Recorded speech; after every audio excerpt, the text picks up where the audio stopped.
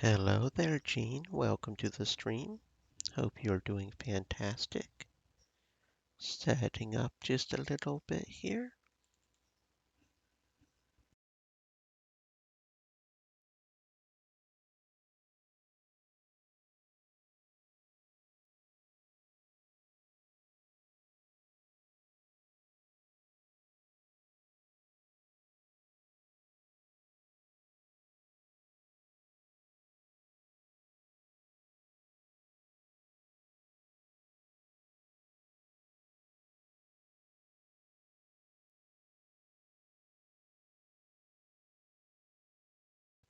It is sort of a combination of visual novel and RPG. You have some very heavy visual novel elements, and then where you sort of tell the story, but then there are also bouts of turn-based combat. So it's a combination of two things. It's about Loren, who originally tries to find her mom. Her mom has disappeared, but we found her. But now we're fighting off demons and stuff. So it's been a pretty cool game so far. A very small game. I think it started on Ichio, actually, but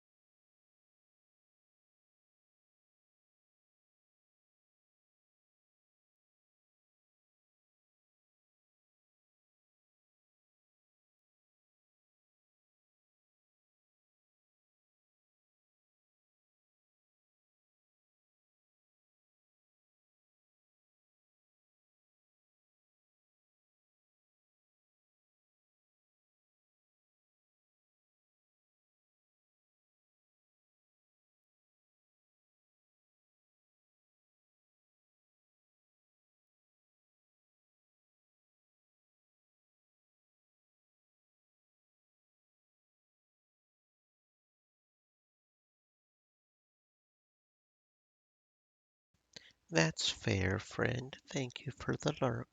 That sounds like a very long book. Even if each chapter is only 1 page long, that's still 2,700 pages.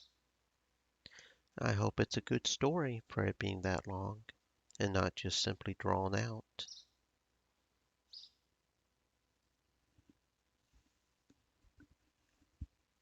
Reverend Insanity. Well, insanity is always a good thing.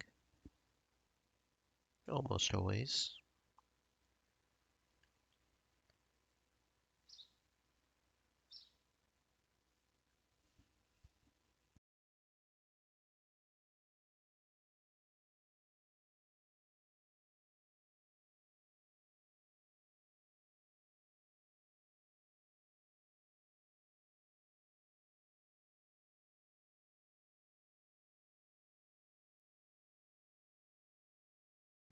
Okay, and transition. Lauren, look at that cutie. See, Lauren's a pretty cute young lady, but she will butcher you if you mess with her, because she is an Amazon princess. I'm fairly certain she's like 7 feet tall too, from some of the story I've been seeing.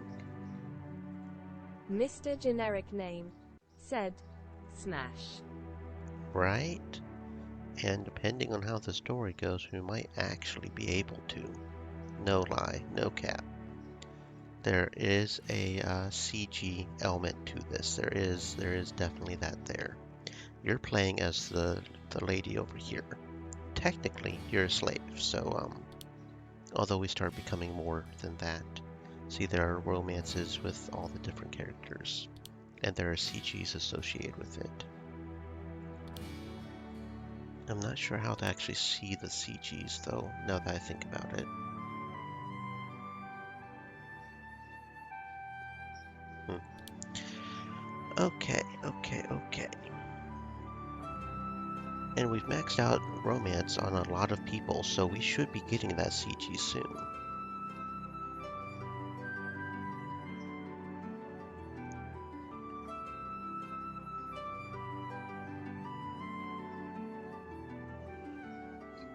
Okie dokie.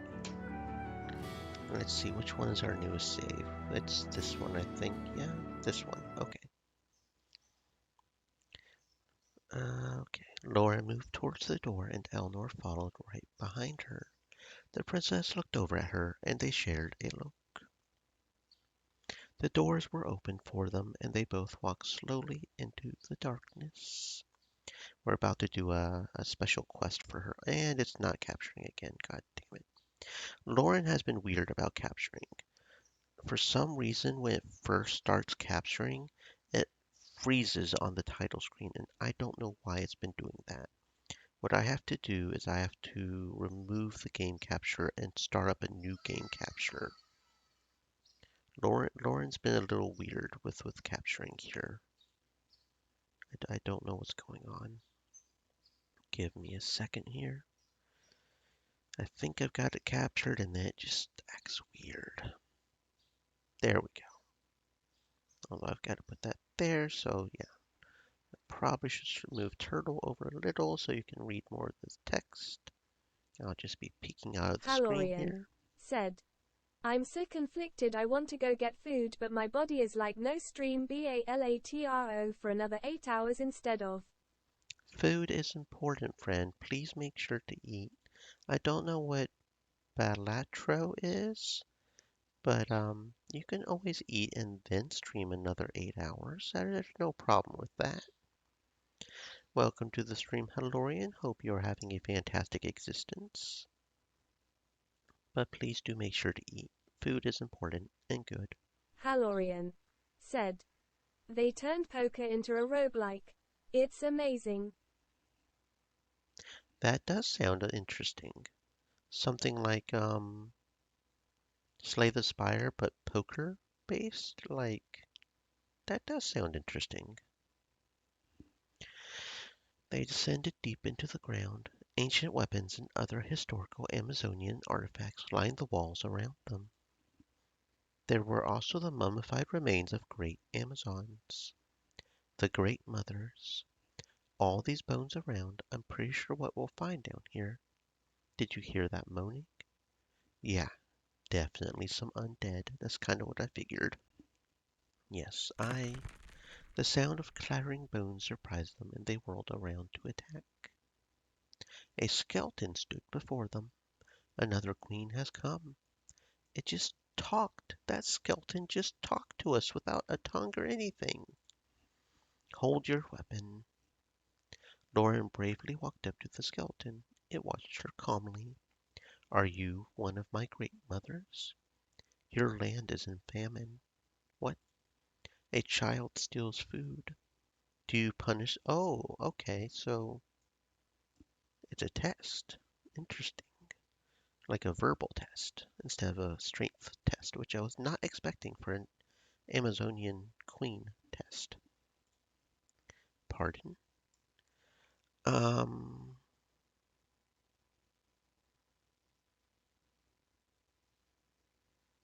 hmm.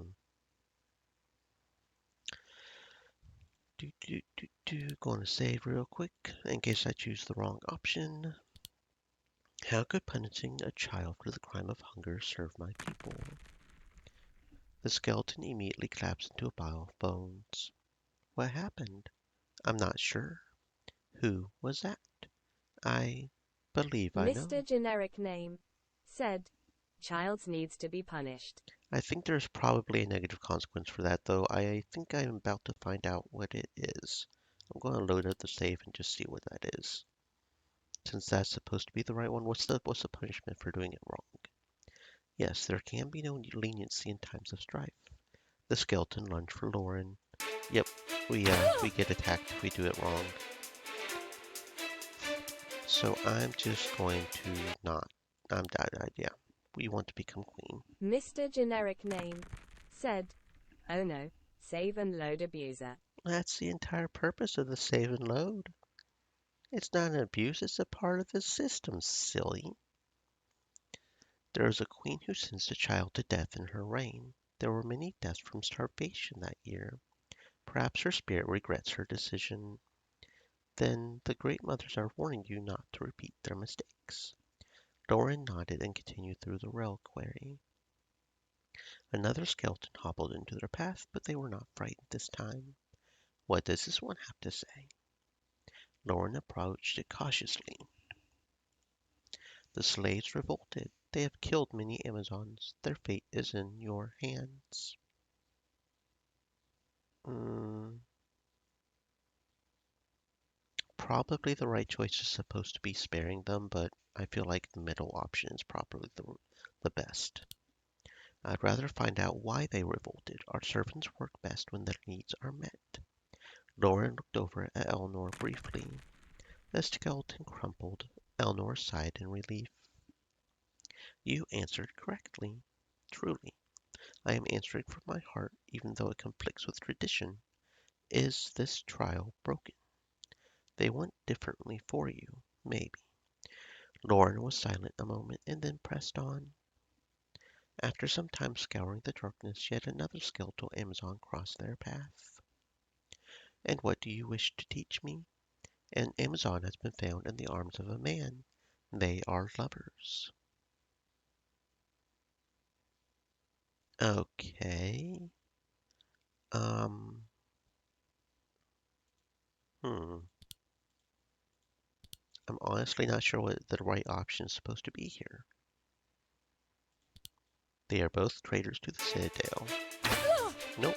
Okay, that is not the right one. I would punish thee. Loren could not think of a faceless Amazon. She could only think of her mother or herself. Loren swallowed and could not continue. And then she was very angry. I would not kill either of them. How can you offer me no other option? Why is such a love forbidden at all?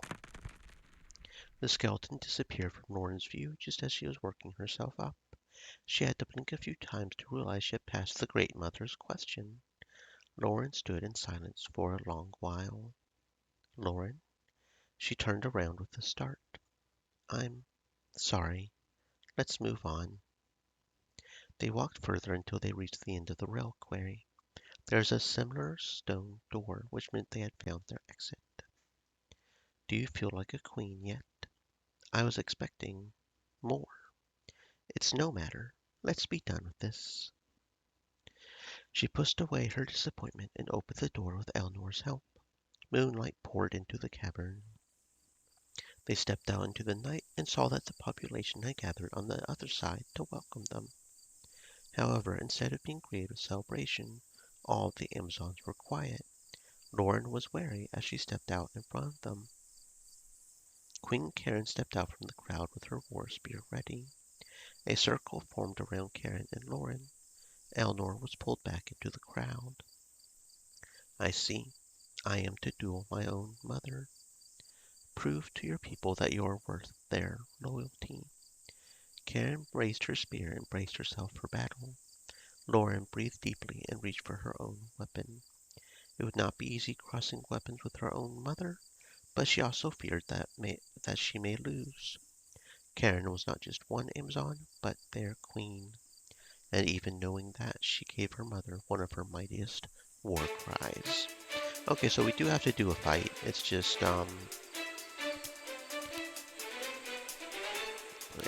we could potentially be weakened before we get to this fight by choosing the wrong options. Okay, I see what's going on.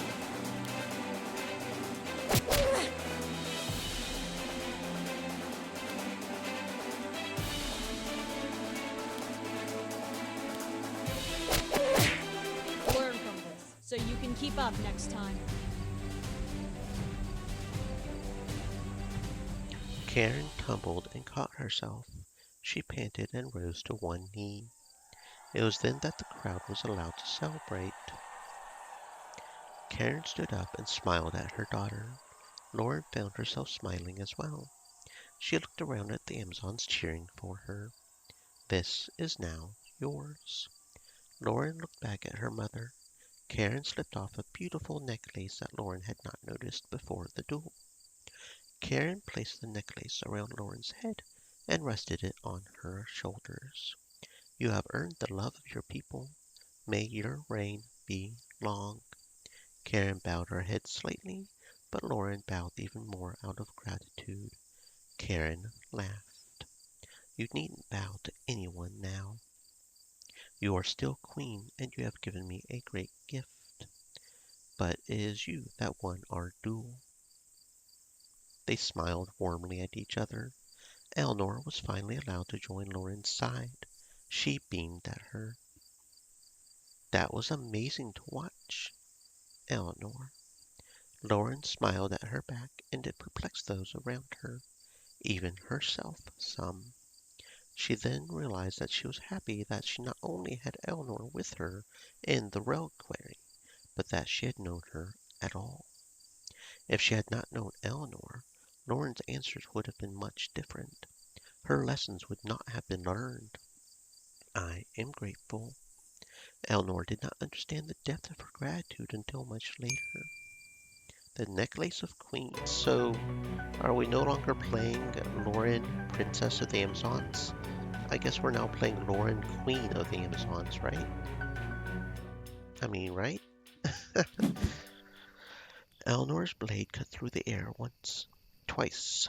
The third time it lanced forwards into the gut of a foe who wasn't there. Eleanor had slain many invisible men already, but if she was going to get any better at combat, she would have to continue practicing. Even after the sun had set, the moon lit up the clearing where she practiced just enough to keep her going. Eleanor was determined to make Loren proud. You will not get better if your enemies are in your mind. Eleanor sucked in a breath, not ready to deal with Amukiki at this time. The last person she wanted watching her practice was him. And how do you train? I fight beasts and spar. That is the only way to improve. Your ways aren't the only ways. Eleanor chose to ignore him and swiped at the air, out of spite. But her sword met metal instead, and Mukiki had crossed blades with her. Eleanor flinched from the audacity. On a suicide mission, big guy? You couldn't harm me. Is that a threat? It is a fact. Eleanor twisted her sword swiftly from Amukiki's and spun around to strike him directly. He parried effortlessly. Eleanor felt compelled to fight him and prove him wrong. Amukiki may have been a hero to the Empire, but he was just a man to her, one that she knew he could take on. So she tried again and unleashed several powerful swings at the gladiator, but he deflected each blow with his shield. Eleanor growled. Is that all you can muster? At least I am not hiding behind a shield.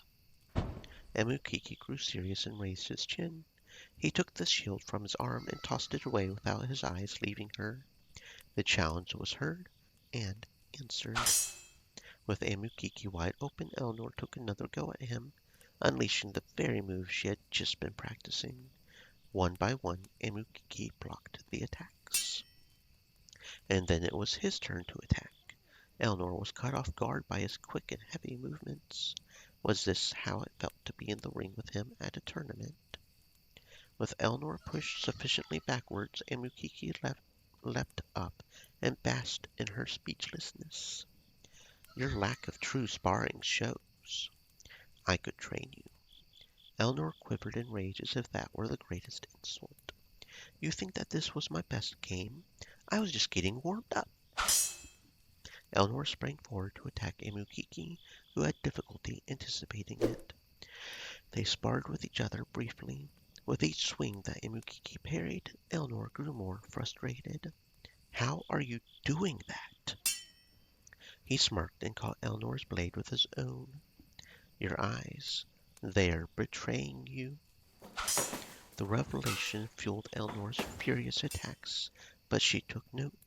From then on, Elnor focused only on Emukiki's face, hopefully masking her next move. The gladiator slammed his weight into the side of Elnor's body, almost knocking her to the ground. Elnor did not want to admit that Emukiki was the better fighter. He was stronger, taller, and had much more experience. But there was one thing that Elnor had on him. With a whirling of her wrist, Elnor tangled Emukiki's weapon in his hand so that he would spontaneously let go of it. It worked, and Emukiki's sword was flung from his hands. Now it was time for the gladiator to be speechless. Elnor smirked with pride. Wasn't expecting that brand of awesome, were you?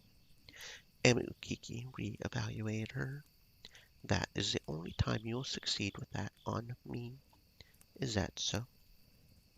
He quickly picked up his sword and was ready to battle again, as if he was used to doing it from his fights in the arena. Elnor felt confident enough to grant Emukiki his rematch.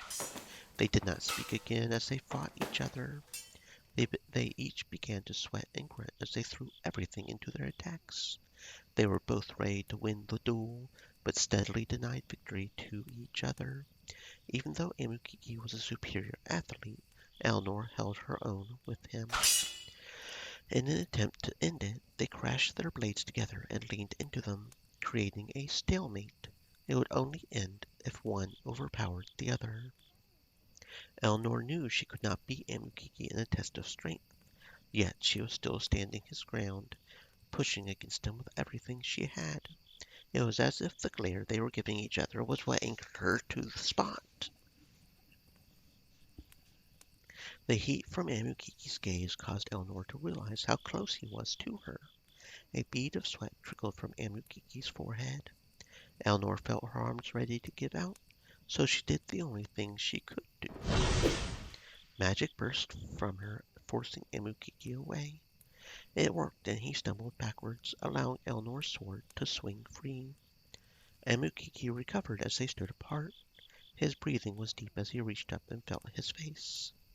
When he pulled his hand back, there was blood on his fingers. Elnor had cut him. The gladiator then locked eyes with Elnor, and his jaw tightened. It immediately felt unfair that she had invoked magic, no matter how good of an idea it was at the time. Without a word, Elnor walked right up to him and placed a hand over the cut on his face. Emukiki stiffened from being touched. Healing magic undid the damage that her offensive magic had just caused. Elnor could feel the gladiator staring at her, but she could not meet his eyes. Sorry. It was all she could say. Elnor turned around and sped away from the moonlit clearing, completely unsatisfied with how the sparring had ended.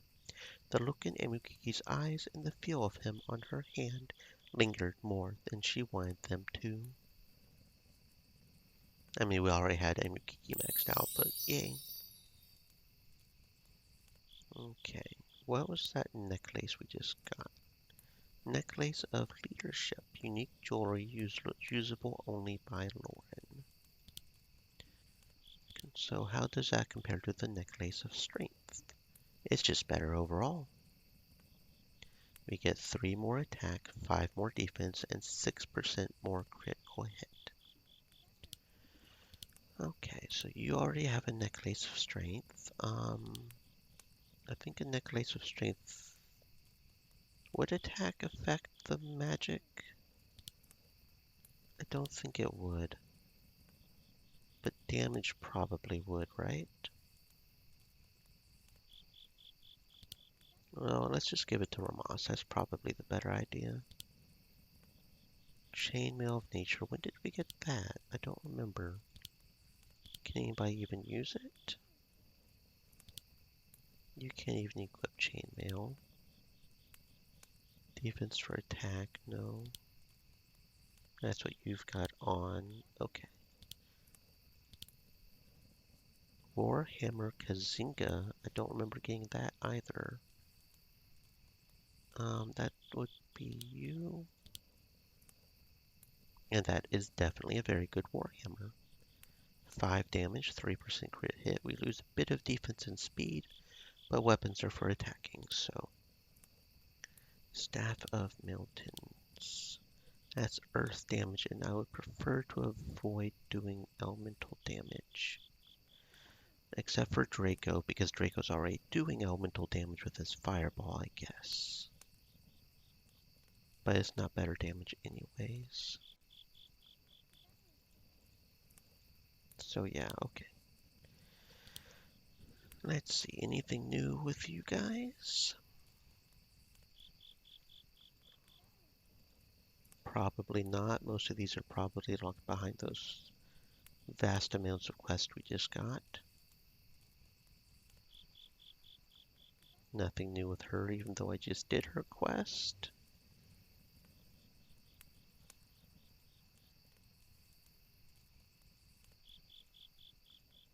Okay, so let's do another personal quest. We'll just keep going in order, I think. Ramas's quest. Okay, party limit is 2, and we have to have Ramas and Elnor. This could start getting interesting for these characters I don't really have equipped very well, which could be kind of bad. Elnor notified Ramas that she was ready to travel to Hammerhands to speak to his brother for him. When they made it to the dwarven city, Ramas took Elnor to his family's house. He led her up to a marvelous stone structure set into the side of the mountain. It was walled off from the rest of the city, and only a few other buildings could be seen that were similar. What is this place? My home, of course. What are you? Royalty? Something like that. Really? Ramas pounded through the estate and right up to the front door. The dwarves in the yard gasped as they saw Ramas. Hey, is that blasted cadre in today? The dwarves nodded but kept silent. Good. Come on. No one stopped Ramas or Elnor as they explored the inside of the mountain mansion. Ramas called out his brother's name repeatedly until he stumbled upon him in a sparse room. Cadre, what have you done with this room? The trophies are missing from the walls. Oh, wonderful. The lout's checked himself in. What are you doing here? This is a coup, brother. Ain't that right, elf? Ramas gestured to Elnor. She quickly nodded. Sure, whatever he wants. That again. You're practically obsessed over those rocks. Rocks. Rocks. Rocks. I'll show you rocks. Ramas growled and advancing toward his brother, grabbed his axe. No, help, help! A large nomad squeezed in through the dwarf-sized door and stood protectively next to Cadre. Ramas stopped and scowled. You can afford a meathead but can't pay your debts? Don't start. You're the one who quit trading to join some misfits adventures. If we're at a loss for coins, we know whose fault it is. How dare you? If I was the only one keeping this family afloat, then you never had any right to be head of the family in the first place. Don't blame me. Blame your mother for marrying outside of her caste. Only a dwarf of my caliber could be trusted with. Ramas readied his axe with a howl. All right, you rotten barbarian. Let's see how tough you are. Now I'm mad!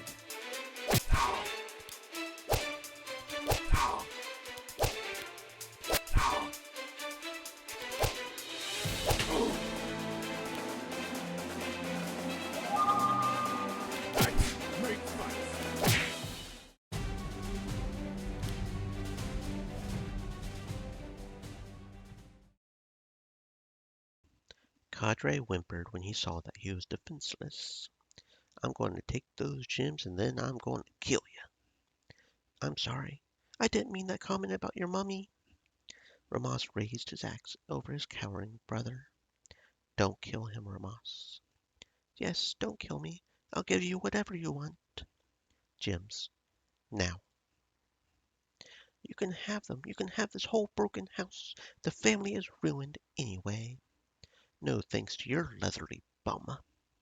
Okay, but I don't have them. Ramas went deadly silent. I sold them. What?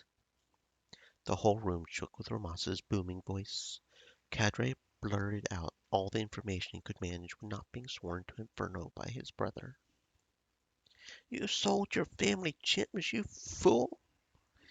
Cadre had sold the gems to pay some debts to underground dwarves. Ramas was fuming, thinking about his family's honor in their hands, as underground dwarves were crime lords. Ramas wasted little time storming out of his estate and into the mines. There was a bad part of the underground system where brigands dwelled out of the sight of any authority. The underground system, one could say. Keep close to me, but not too close, 'cause I'll be on a murdering spree. Sounds like fun, but is that okay? I think it's still a crime to murder criminals. I see you're not familiar with the way dwarves handle justice. Ramas flipped his axe in his hand. So, does that mean it is legal to kill criminals? 'Cause that could be kind of fun. I mean, hmm. Anyway. Oh, hello, Minerva. Welcome to the stream. Thank you for the meteor shower. I hope you had fun. Welcome in, Miniorites. Oh, I like that. Puns. Puns are good. Now, I know you are on Twitch, so I'm going to go ahead, even though it's a meteor shower, not a raid, and do this thingy right here. If I can spell it right. If I can spell it right.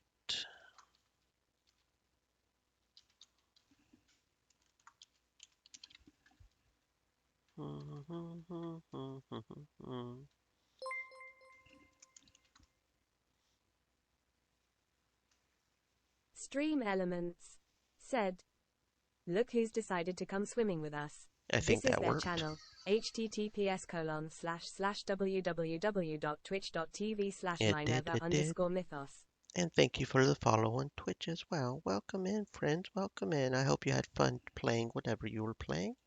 I hope you guys are doing fantastic. We're just in here playing some Loren, Queen of the Amazons. Shit, it's Queen of the Amazons now, not Princess. The original title was Princess, but she's now Queen, so I'm just playing along here.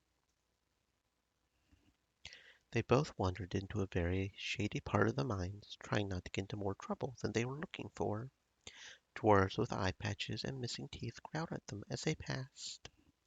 Finally, they were stopped by particularly surly dwarves. You got reason to be in these parts? I've come for my family stones. The dwarfs laughed at Ramas. Oh, you're the sad sap who pawned off those rocks. That's fine, that's fine. I completely understand. I hope you stay safe doing whatever it is you're doing. It's nice to meet you as well. Who's got 'em? Boss has all the good stuff, of course. I don't think he'll miss a few blasted hirelings. And we're about to go on the murdering spree. As you guys can see, this is a combination of visual novel and RPG turn-based, so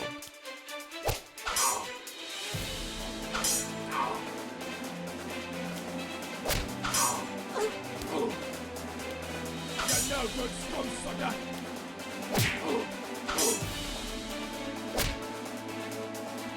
Now on that!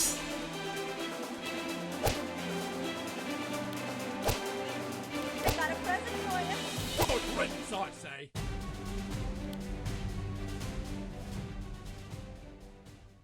whoa, they went down hard, and man, do they stink. What's that racket, you scum? A dirt-covered dwarf with a peg leg hobbled out of a nearby tunnel. He froze when he saw the bodies on the ground. Alls I'm wanting are my family gems. You hand 'em over, I go. The boss glowered and pulled out an axe even larger than Ramas's. You think I'm some weak-necked elf gonna hand over whatever you ask? Hey, my neck is very strong, thank you, and very red. I mean, what? The crime lord grinned and showed he had dirt on his teeth, too. I like that armor you got. I think I'll be taking it. Ramas went berserk. Oh shit. Sora, I'm alright.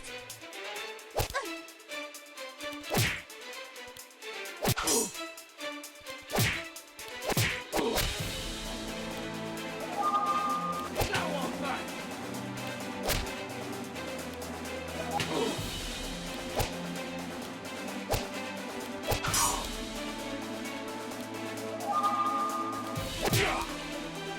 Oh, did we just fight a battle?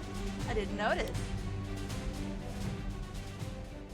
Blast on your blasting family. The boss dwarf gurgled his last words and then was silent. What are they? Where are they? Ramas rummaged through every bag and box in the area. A glint from the boss dwarf's fawn axe caught Eleanor's eye. Ramas. Eleanor picked up the axe. Large jewels were fastened into the hilt. Are these anything important? Ramas paused and then charged towards the axe. He yanked it from Eleanor and inspected them with a scowl. My gems. He used them for himself. The rat. He could have at least pointed the symbol's face out. Dirty filth. Ramas beat on the axe to get the gems to come out, but none dislodged. Settle down there, boy. Let's not do anything rash. Or more rash than you already have been. Ramas looked at the weapon in his hand, realizing that it was not just a trophy, but now the home of his family's gems. He stared at it for a while until slipping it on his back. It's a big axe. It'll do for now. But I'll shake those stones out of it soon. Eleanor helped Ramas make it back to the surface alive. Back at his estate, they found Cadre had fled. Ramas was now the rightful head dwarf to his house, even without the gems. Ramas assured Eleanor that they were important to his family honor, and that they did the right thing in getting them back, and perhaps all of Hammerhands for ridding the city of some notorious criminals. The gemstone axe. The family gemstone axe, specifically. You're very slow at this. Eleanor squealed shortly after feeling herself slip on the branch she was so desperately clinging to. Yes, well, you're dumb or something, so it bounces out. Ray had climbed several branches higher than her repeatedly as she just barely learned to navigate a tree for the first time. I know you can climb faster than that. I've seen you. Are you speaking of the perfectly flat rafters of that building? This is completely different. Not really. Don't step on that one, it's dead wood. Eleanor quickly retracted, remaining helplessly swinging. Stepped on that and you would have plummeted straight down. He laughed, but Eleanor took it completely seriously. They were not in a short tree by any means. She managed to pull herself up on a rather large, sturdy branch and sat down. Can we stop for a while? We have been climbing for the better part of the evening. She sighed and Ray dropped down a few tears from his lofty endeavor. But it is fun, right? Ray suddenly swung upside down beside her, and she squealed, afraid he had fallen. What? Her heartbeat returned to normal when she saw him hanging from the branch above, by his knees. You're just showing off now. You said that before, but have you considered the possibility that I'm just naturally this amazing? She stared him down with a cocked head and raised eyebrows. He finally chuckled and slipped off to match her level in the right side up position, but the branch rocked from his weight. Careful. You need to stop worrying. How can you be so comfortable this high up? How could I not be? It's just me and the trees. No one can see me up here. It's like my private utopia. I thought you said all elves tree run. Oh, yes, right. They do. All of them. All the time. You should, too. You're lying to me. But who's to correct me? You? He made a sudden movement that caused the whole tree to shake. Eleanor gasped and held on tighter. Stop worrying. It won't break. See? He shook the branch and she grew more terrified. You monster, stop shaking it. He stopped and then pretended to lean too far to one side. fall. See if I care." He laughed and leaned too far to the other side as if he was about to fall off. He disappeared. Her heart stopped. She could hear him tumble below. She whispered several curses and prayers as she quickly wound down the branches to find him. On the bottom branch, she finally saw Ray lying on the ground, completely still. She shouted his name and rushed to his side, but his eyes did not open. She picked up his head and brushed the hair out of his eyes. "Now is not the time to be joking with me. I swear on the 7 stars if you are." "And if I am what?" He opened his eyes to spy on her. She knew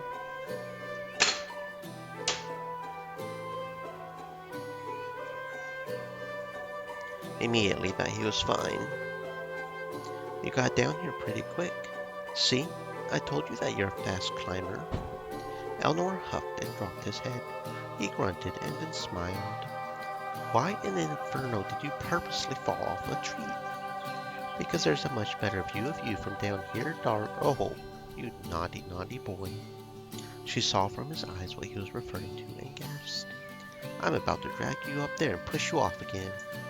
Elnor slapped at his chest several times while he laughed, defending himself. Eventually the absurdity got to her, and she joined him in laughter. It wasn't until their laughter died down that Elnor felt the intimacy of leaning over him, their arms pulling them close together. It was hard to keep a smile feeling such intense heat in her cheeks. She pulled away and sat straight up. Ray peeled himself off of the ground as well. "We should stop climbing for today. Will you try again with me tomorrow?" She managed to look at him again and felt instantly struck by his untamed eyes. The swirling in the pit of her stomach told her more than she wanted to know about how Ray achieved so many lovers. "Perhaps, if you promise to stop showing off." "I could promise you that, but no." Elnor tossed some leaves at him and smiled against all reasoning. She knew that she would spend more time with him, too much time, but she would enjoy it unlike anything else in that dark era. Ha ha ha, yep. So we got a new axe for Ramos, maybe? Where is Ramos? That is a big looking axe. Unique war axe usable only by Ramos.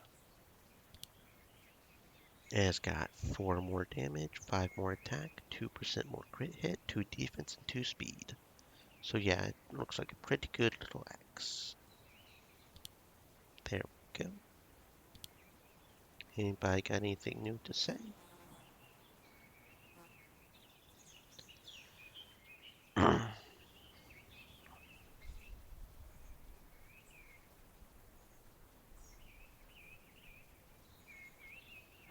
Hey, come here. Again? Is this about Dora, too? What? How did you know? Have you asked her if she likes you yet? You keep saying that like it's so easy to do. You must think me some dwarven god. It's not my place. Don't burst a vein. Say what you wanted to say. You got me. I need your help with her. I want her to know that I like her, but, well, I just can't go out and say it. I get sweaty and my voice stops working, and then she says something all pearly like, well, blast it. I got her something, and I want you to get it to her for me. Ramas pulled out a large, bright sapphire from his pockets. It glimmered seductively in the light, and Eleanor knew that this was something that Dora would fall head over heels for. "Is that your family gemstone? Did you finally get it out of the axe?" "You bet I did. And I want Dora to have it. It's your family's crest. Are you sure you want to part with it?" "For Dora? Of course. Is this a dwarven mating ritual that I don't know about?" "Mating ritual? What kind of person do you think I am? It's just a gift." "If you say so." "Well, yeah, I do. If it's too big a deal, I'll ask someone else to give it to her. And you definitely won't give it to her yourself?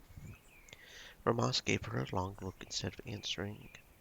Are you going to help me or not? I feel like I should make him do it. That's the stereotype here, right? I didn't sign up for this. She's right over there. Just give it to her. Ask a friend for a favor, and this is what I get. Just because you don't help me doesn't mean I'm going to reconsider you. You're still not my type. Fine, be that way. Maybe not. Am I getting paid? Just joking. All right. Really? For a moment I thought you wouldn't, since, you know, you're sweet on me. But thanks for being. Well, no, I shouldn't because you're supposed to have the stones to do it yourself. But, yeah. I've learned my lesson. Here, take it. Wait, let me wrap it up first. I want to see her surprise when she opens it up. Ramas surrounded the gem in a leather wrapping and handed it off to Eleanor. Take it to her now? What should I say? Don't, don't tell her I gave it to her. Unless she likes it. If she really likes it, tell her it was from her Rammy. Rammy. You're not making this easy for me. I'm going. Hello, Dora. What's up? I have something for you. For me? A gift. Her eyes lit up and she inspected the wrapped present in Eleanor's hands. Yes, actually. Really? Yes, I think you'll really like it. Eleanor held out the present and Dora looked at it with an odd hesitation. Why are you giving me a gift? Do I need a reason to give my favorite girl something special? Dora raised her eyebrows and tentatively reached out for the present. She picked it up and brought it towards her. She looked at it forlorn for a moment while Eleanor leaned down to watch her expression. Dora then sighed and thrust the present back at her. I'm sorry. I can't take this. Take it back, please. Why not? I don't deserve this. I already have stuff of yours that I need to return, so I don't feel like right taking more from you. Hold on. What do you have of mine? Nothing. Actually, I'll give them back once I find them again. Have you been stealing from me? No, silly. Dora hurried away without having opened the gift. Oh, Dora, Dora, Dora. Exploring those pockets of mine.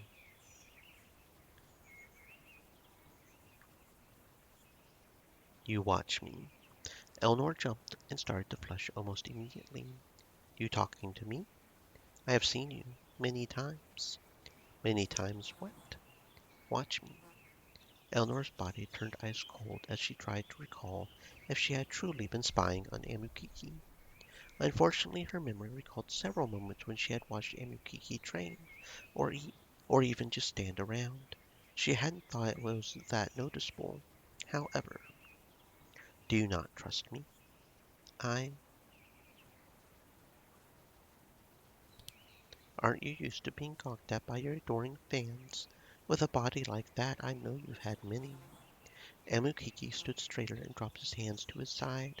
His lack of reply made Eleanor feel suddenly awkward. Was that inappropriate to say? I am not certain if my culture does not. The gladiator was not expecting such an answer and was no longer confident in his speech, as was Eleanor. Yeah, that was inappropriate. Oops. Excuse me. Eleanor turned away to leave. She stopped, feeling a shiver go down her spine, but she was too humiliated to face Amukiki, so Eleanor ignored him and briskly walked away.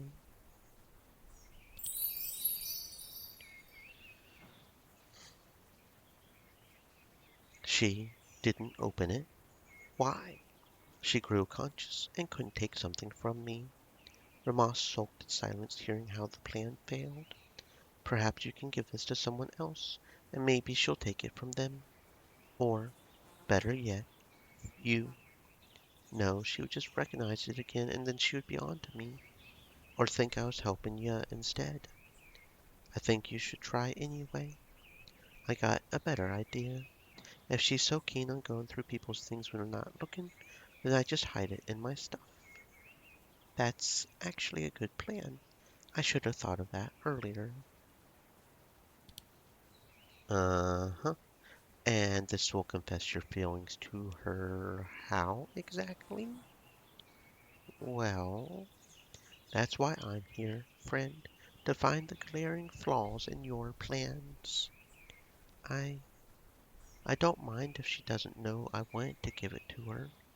I think it's just enough she has it. A soft smile formed on his face as he thought of Dora with his family crest. If it means that much to you, I won't stop you. Maybe after she has it, I could maybe tell her the truth.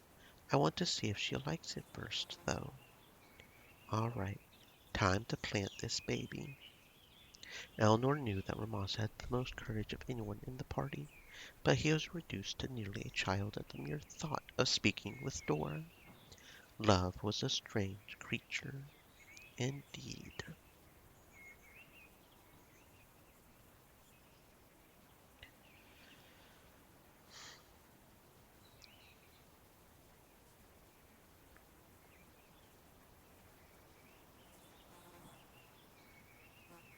Okay, is that all for right now? I think that may be all for right now.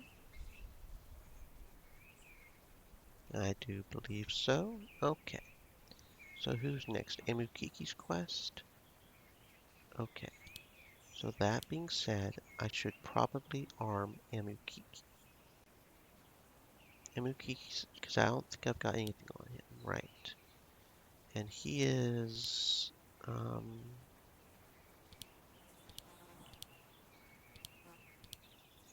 he probably can use heavy armor, so what I'll do is I'll unequip Loren and give the stuff on Loren to him. And I don't know what weapons he can equip. Maybe he can do the... Because Ember is not specific to her. We'll see. Maybe he can do the dual blade thing. Okay, the next lace of leadership, though, is we can't do him. Amu Kiki. Okay. Yeah, because he can do the heavy armor.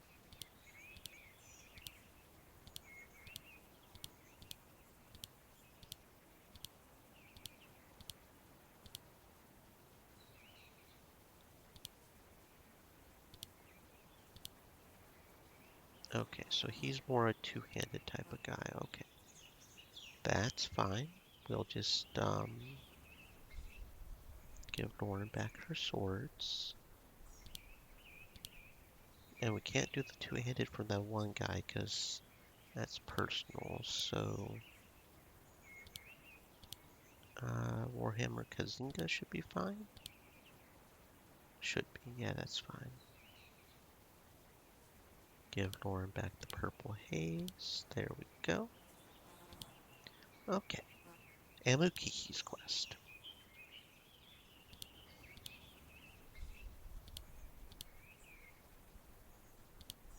Eleanor prepared to search for Amukiki's clan with him.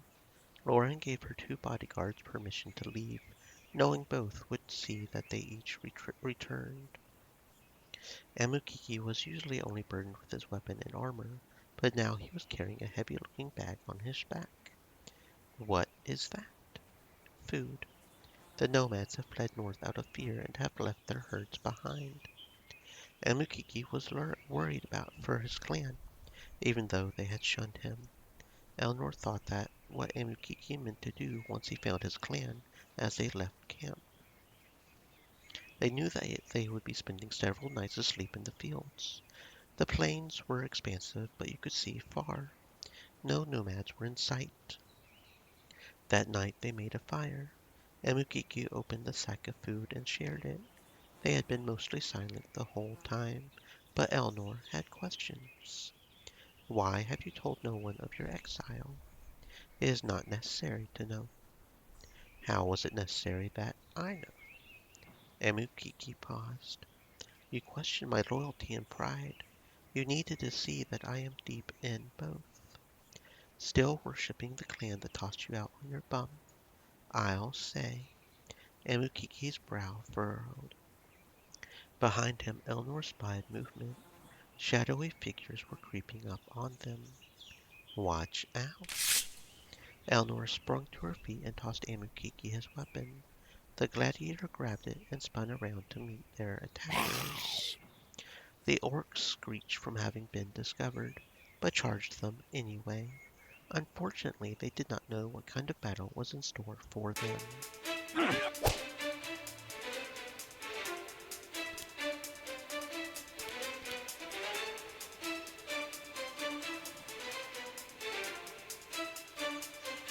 And this is your end.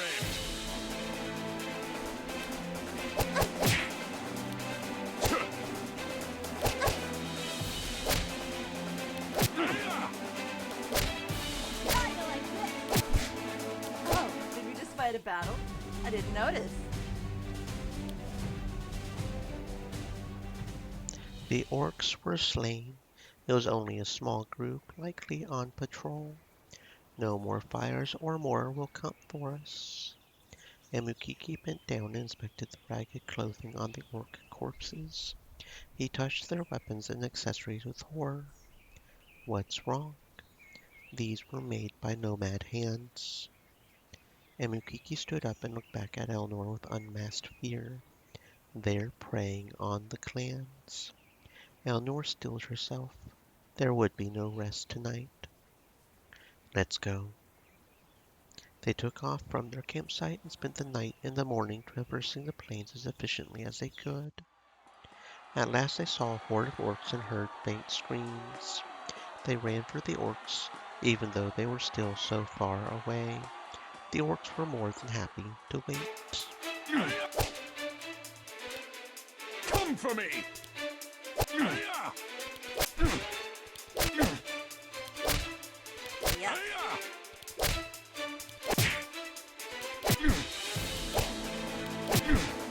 I feel like I'm gonna need a bath after that. When the orcs were cleared, they saw all that remained. People of a barbaric culture were strewn across the field. This nomad clan did not survive. Amukiki was speechless. They desperately searched for each person, but found not a single survivor. The gladiator could not contain his despair any longer and fell to his knees.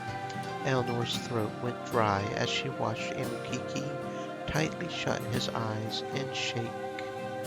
Elnor felt a stabbing pain in her chest, just above her heart. The sight was not comfortable to watch by any means. The silence was filled by the sound of an army coming over the hill. But it was not an army. It was another group of nomads. They were shocked to see the bloody field and then enraged. Amukiki rose to greet them, but the nomads assumed that they were responsible for this slaughter. The nomads attacked for vengeance.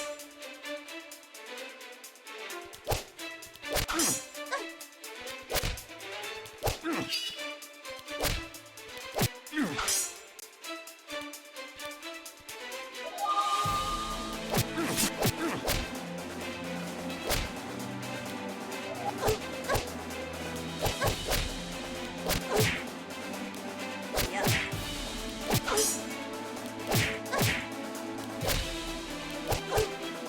This is your end.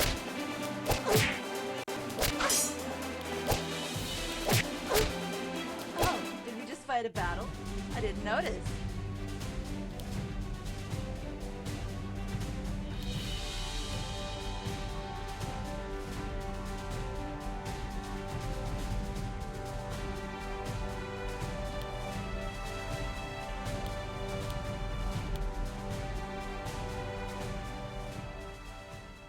Loud and repetitive grunting slowed the attacks of the nomads, and they started pulling back as even more nomads came over the hill. Amukiki acted as a shield to Elnor. protecting her from the great mass. The grunts were coming from the largest man in the group. He stopped and the warriors returned to the top of the hill. They stared at Amukiki and Elnor for a very long time. Amukiki finally understood. We must leave.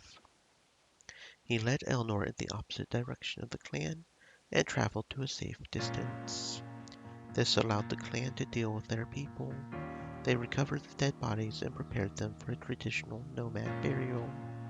Elnor and Amukiki watched for many hours as the clan gathered stone to cover the bodies. Even though Elnor had seen enough, Amukiki was not moved. He stood on the hill and watched the nomads ever intently. In the valley, she could see that they were being watched as well. Some warriors kept a close eye on them, but so did a few children and an older woman. While Amukiki watched, Elnor retrieved the sack of food that Amukiki had dropped a short while back. Do we give them this now? Amukiki took in a long breath. Yes, all of it, but I cannot go. Amukiki gently took Elnor's hands and opened them so that her palms faced outwards. Approach like this. Elnor could hear the frailty in the gladiator's voice. I will. Elnor slipped the food onto her back and walked slowly down the hill towards the nomads. Those of them that were watching grew defensive, and some children ran away. About halfway there, the older woman that was watching started to grunt and panic, stepping backwards. The largest man in the clan was quick to find his way in front of her. He protected her in a similar fashion that Amukiki had just protected Elnor. She was sure to hold her hands open to show that she was weaponless. Hi. Hello. They did not attack. Elnor was afraid to move again. Instead, Elnor retrieved the sack of food and opened it. The small group of nomads slowly advanced to see what she had brought. By now the entire clan had stopped to stare at her. Inside of the sack was fruit and dried meat. The nomads' eyes lit up at seeing food, as if they had not had any for a long time. Elnor noticed that the older woman and her mate were still glancing at Amukiki upon the hill. A small boy clinging to the woman's leg, however, was still looking right at Elnor. Elnor looked over his shoulder to see Amukiki waiting upon the hill, but his forlorn look was clear even from this distance. Elnor looked back at the nomads. He misses you very much. Their eyes grew sad. The warriors took the sack of food, and the entire clan gathered around it. The largest nomad still stood silently next to the woman. Elnor felt that her time was up, and that they had done what they came for, so she turned to leave. You.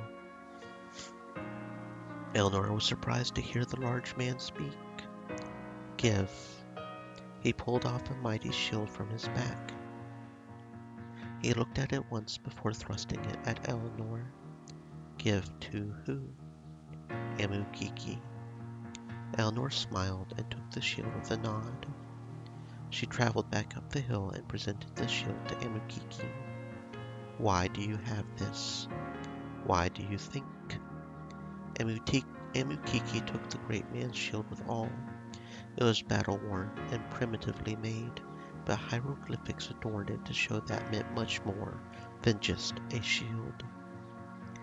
Amukiki finally took his last glance at the nomads as he put the shield on his back. The large man and the woman turned away to share in the food. Amukiki started walking away with much effort. Elnor walked beside him. And you have a brother.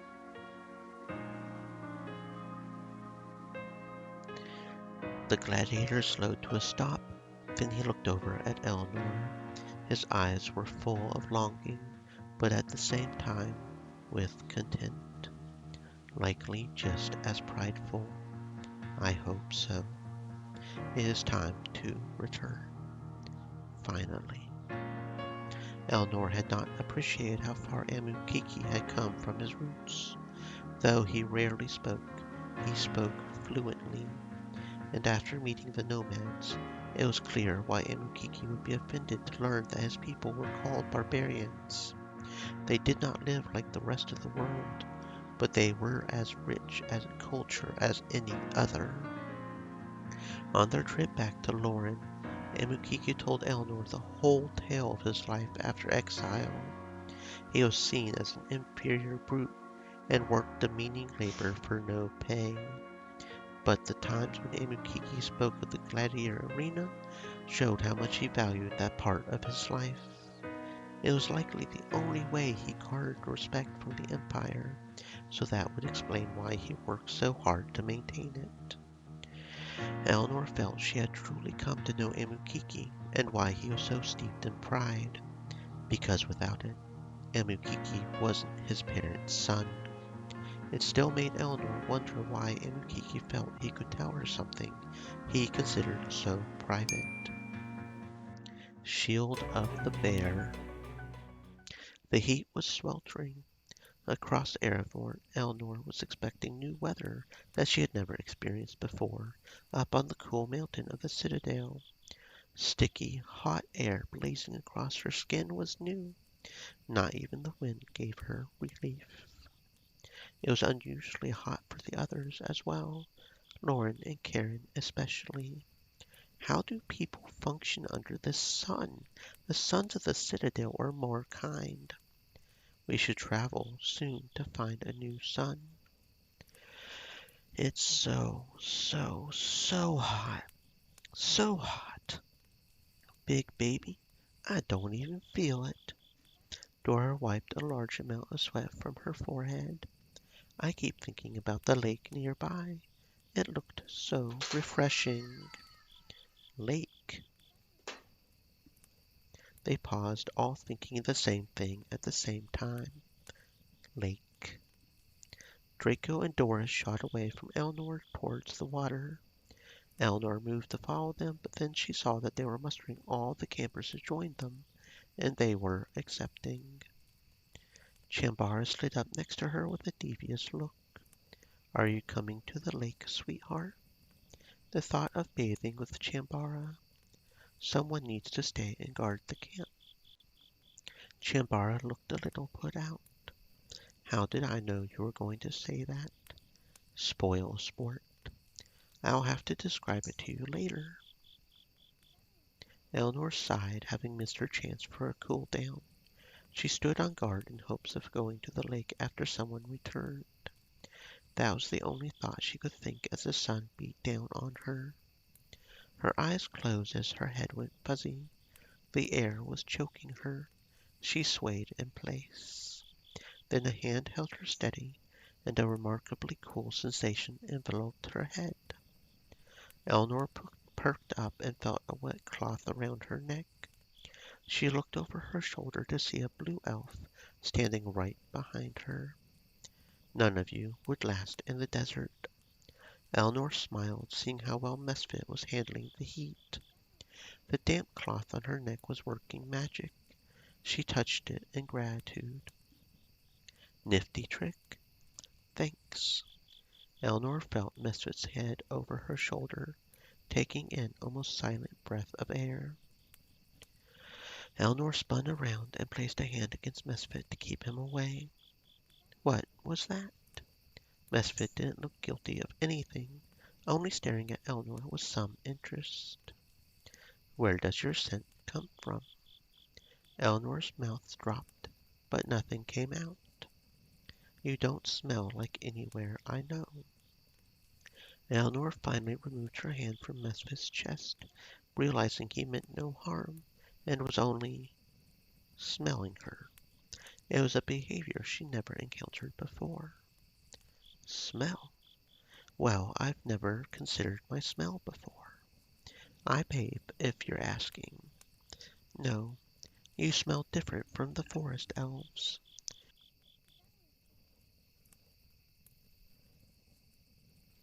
I don't come from a forest.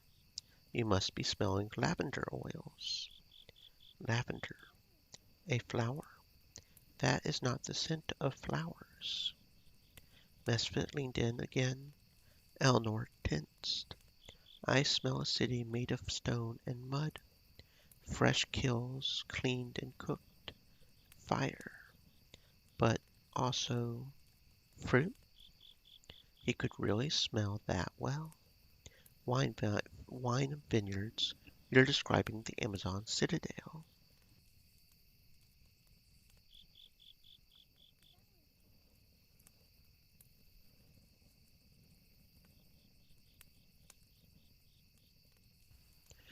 Your home. Eleanor was about to answer yes, but her mind hung on the word. The citadel was where she lived and grew up. But home? I am a slave there. Mesfit took Eleanor in for a second time. Are there many slaves like you? Mesfit listened without any emotion as Eleanor explained Amazon culture to him in as best detail as she could. She described the slavery of men, no matter their birth, and how they were used for procreation and labor. Eleanor tried to explain how she willingly put herself in their service, and that she was sure that she would have died had she not indentured herself. I would have chosen death at any time, but I didn't. I chose this. I hold on to that fact and I get through each day. Mesfit studied Eleanor even further until he finally raised his chin. Injustice plagues all lands, I see, not just with the dark elves. Eleanor's eyes lowered. Mesfit saw her life as an injustice. She had never considered her life that way. Looks like. Will you return to the lake after everyone else? It was an odd question, but that had been exactly her plans. If I'm allowed. Mesfit stepped closer.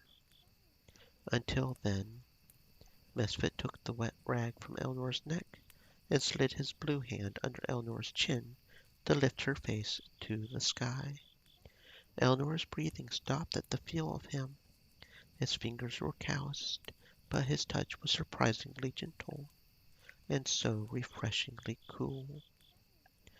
She closed her eyes from the sensation. Droplets of water struck Eleanor's face as Mesfit squeezed the cloth above her head. Eleanor gasped, but soon it felt wonderful how the droplets fall back into her hair and trailed down her face. She had almost forgotten that Mesfit was there until his touch disappeared. Eleanor's eyes fluttered open and found Mesfit staring down at her intently. Stay in the shade. The wet cloth kept Eleanor cool long after Mesfit had gone, but the prospect of the lake was still too enticing. When all the others had returned from their excursion, Eleanor excused herself to the lake to enjoy it privately, but the water never felt as refreshing as Mesfit's hand to her skin.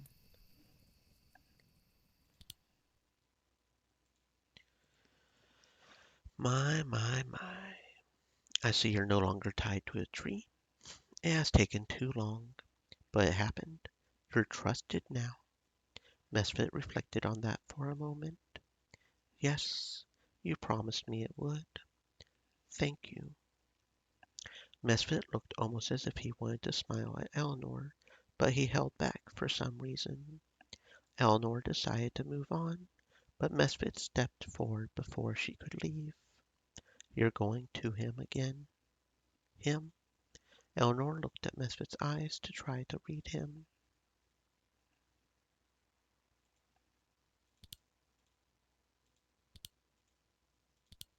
I can stay with you longer if you like.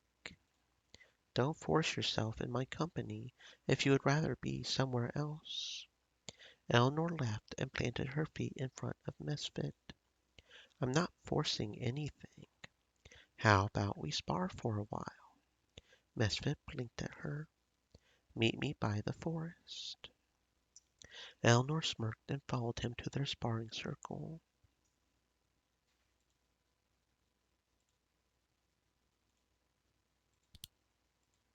Just double checking here.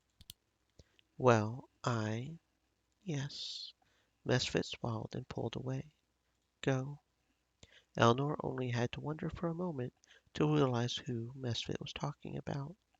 Was it so obvious to him where she was headed next?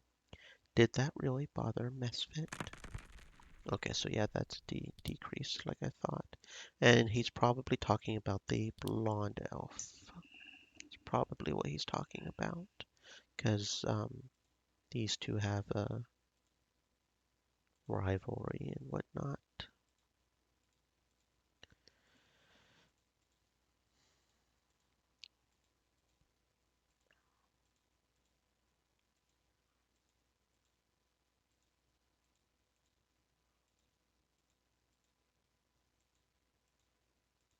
Okay, and that's that for right now. So we'll undress Amukiki, get started on our next quest. Let's see.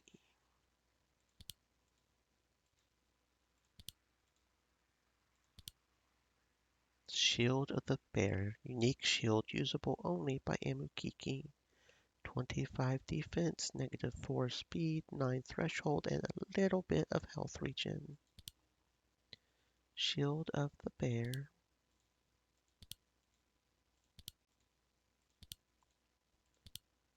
Okay, so who's next? Karen. I don't think I've got Karen equipped. I do not. She does have her spear.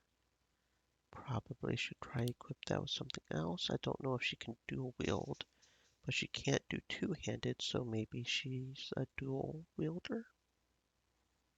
Maybe she's just a spear user, period. Okay. Doop, doop.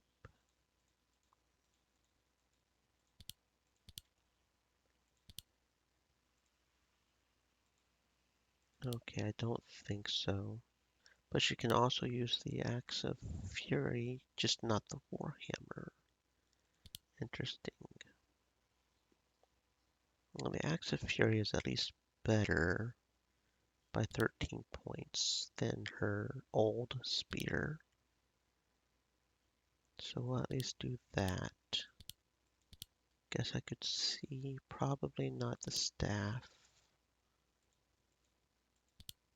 Is there any other weapon we might want to? Maybe she can use the steel mace, maybe? Maybe the shield.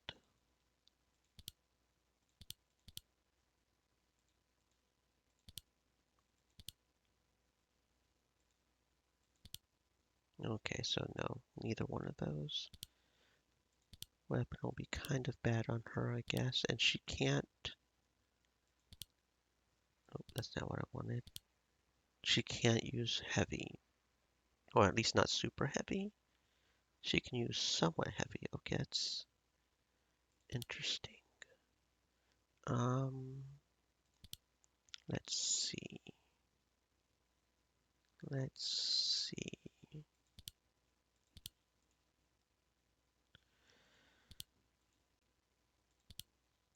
Okay, well, no, they're... Yeah, because no, probably, maybe. Hmm. Where did Karen go? Karen. Okay. Okay, so you can do the chain gloves and the chainmail of nature, but you can't do the scale armor is what you can't do. Okay, and you can do the death fist, just not the heavy armor. You can do the chain armor, just not the heavy armor. Okay.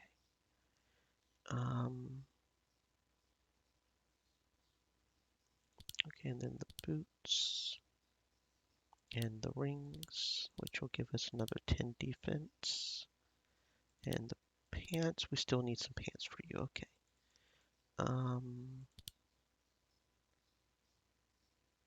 Let's see. Go ahead and give you back your weapon, your fine steel mace, and your shield. Karen's the main one that's naked right now. You don't even have any pants. I didn't even realize he didn't have pants. Interesting. Okay, so probably the chain leggings should be fine. I didn't even realize this guy didn't have any pants. So most of the stuff we've got to remember to put back is on Dora, right? I think that's the one we stripped. Dora and Loren. Yeah, Doran and Loren. Okay. Yeah. Okay. There's the pants. That's considered chain armor. I don't think we have a belt that's better, but that's fine. Karen's mostly equipped now, so that should be fine. Okay. Onwards to Karen's quest then. And Kiki go back over here, and then Karen comes over here. Eleanor and Karen left the camp under false motives, so that Loren would not suspect her mother's gift too soon. They traveled far across the lands until reaching the unforgiving swamps. I had never wanted to return to these parts. Eleanor watched Karen closely, only daring to go as far as she would. What are we looking for? The ruins where you found me. They are the remains of a people that once ruled here, the Chizulu. Are the lizard men their descendants? Karen chuckled under her breath. No, I believe they are just fond of the swamp. It is like all civilizations. When one dies, another will quickly take its place. You consider the lizard men a civilization. Karen slowed but did not stop. I have been in their company. They are not simple creatures. They're not. Before Karen could answer, the mighty ruins of Chizulu appeared before them. Most structures were crumbling into the swamp, but they remained a marvel. In the distances, they could see smoke from a campfire. Do you think? Yes, lizard men. We will have to avoid them as we make our way into the ruins. Any relic from wars of old would be preserved underground. Eleanor nodded and followed Karen as she crouched and silently sped across the mud.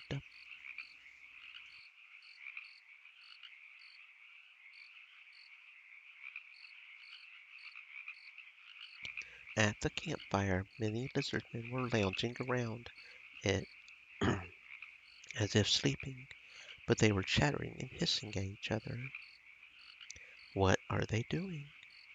That is how they speak. Then they are not sleeping. They are like moths in front of flames. Karen had learned much about their culture from her imprisonment. Over there, that doorway. Karen pointed at their goal. Now they had to reach it without being caught. A lizard man was patrolling the perimeter of the campfire circle. He had just finished his round on the side closest to them. Oh dear.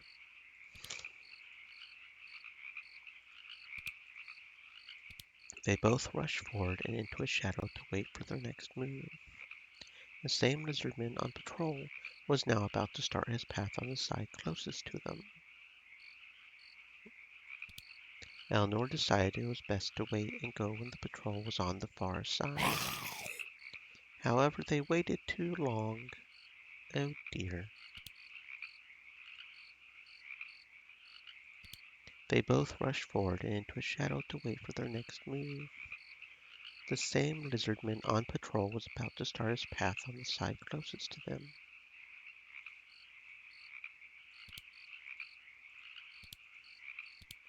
They needed to move right then. Eleanor took point and rushed inside of the ruins for cover. Karen was right behind her. They went undetected. Eleanor almost couldn't believe it, but the lizardmen were too preoccupied in the warmth of the fire. Now inside of a ruined building, they softly stepped down a dark hallway until they heard more hiss talk. Karen peered around the corner and saw several lizardmen. They both pressed against the wall and calculated a plan.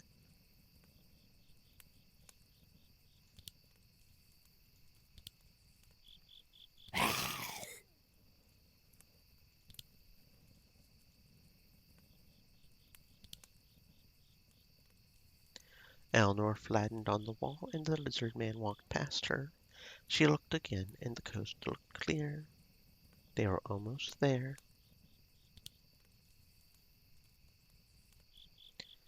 Eleanor was hesitant in case there was another patrol of lizardmen. A few seconds passed and no more revealed themselves, so Eleanor slipped around the corner. Eleanor nodded at Karen, and they both wheeled around the corner and dashed into the darkness ahead. They cleared the second group of lizardmen unscathed. They wasted no time in searching the hallways for a way deeper into the ruins. They found a door that led down deep into the ground. They descended into the belly of the ruins, relying on lights that the lizardmen had furnished along the walls. At the bottom they came into a dusty chamber. There were piles of rusting metal and rotting wood. Yuck. Is this where they dump their garbage? It is trash to them, but in these piles lies historical artifacts. Where do we start searching?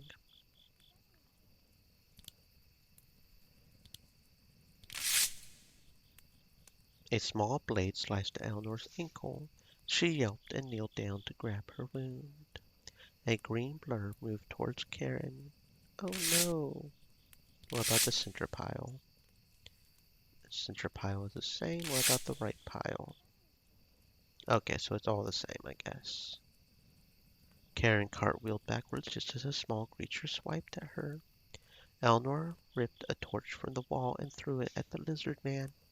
It landed at its feet and showed that was a young lizard woman. A child. Don't attack. Trespassers. Both Eleanor and Karen were startled by the talking juvenile, and then they noticed that this child may be green and covered with scales, but her head was similar to theirs. What is she? A new race? Oh. A language they understood was followed by hissing that they did not. An elf woman and a lizard man ran into the room with glares. The elf hissed and clicked at the juvenile, but the girl didn't move. What is an elf doing with the lizard men? Thieves, you disgrace our home. The lizard man snapped his jaws and wielded a weapon. Whoa now, put that thing back down. We're here to retrieve a relic and then we will leave peacefully. Thieves must die. The child tried to attack Karen, but Eleanor drove down to protect her. The elf mother did what any mother would do.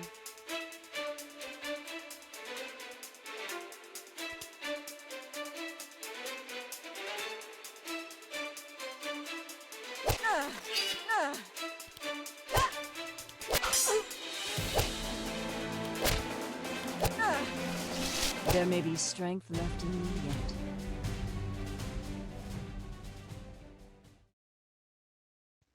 The lizard man and the elf woman ran out of breath and crouched down in defeat. Stay your weapon.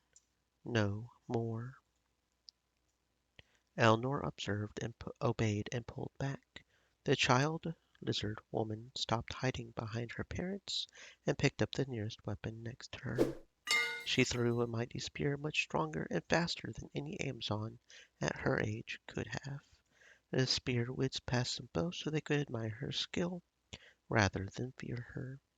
You are a superior child. Stop coming. Leave us alone.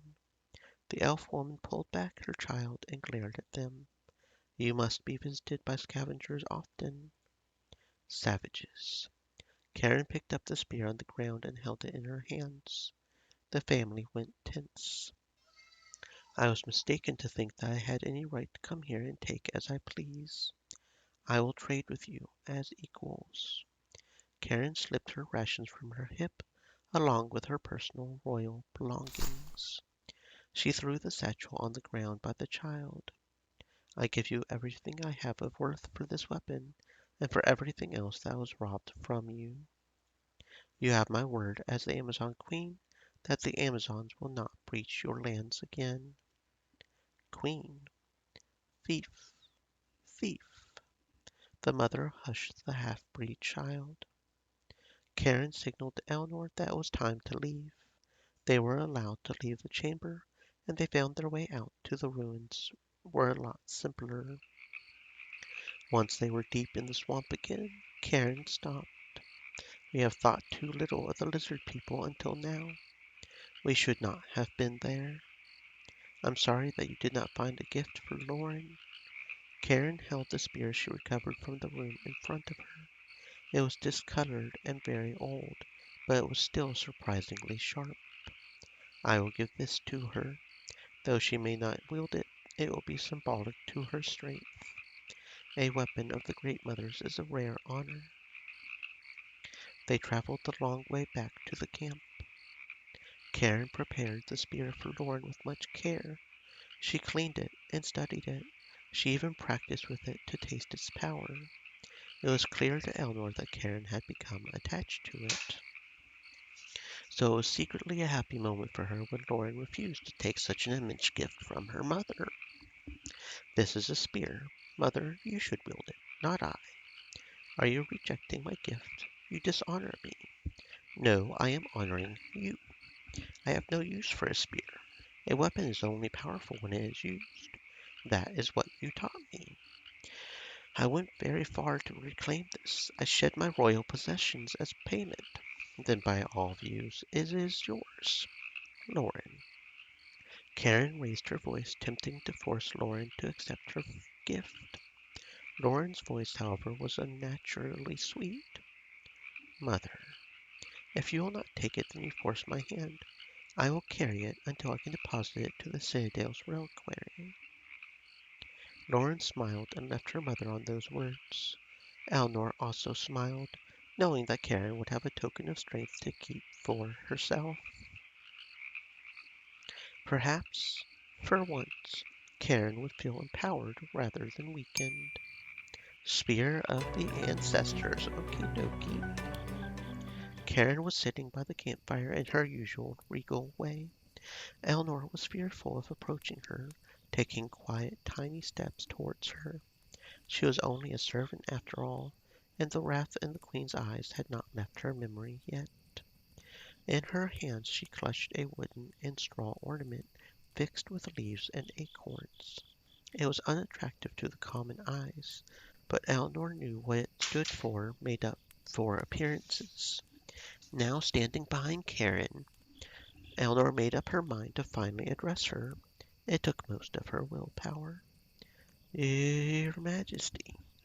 Karen straightened but did not turn around. What is it? Humbly, Eleanor shuffled from behind Karen and stood in front of her.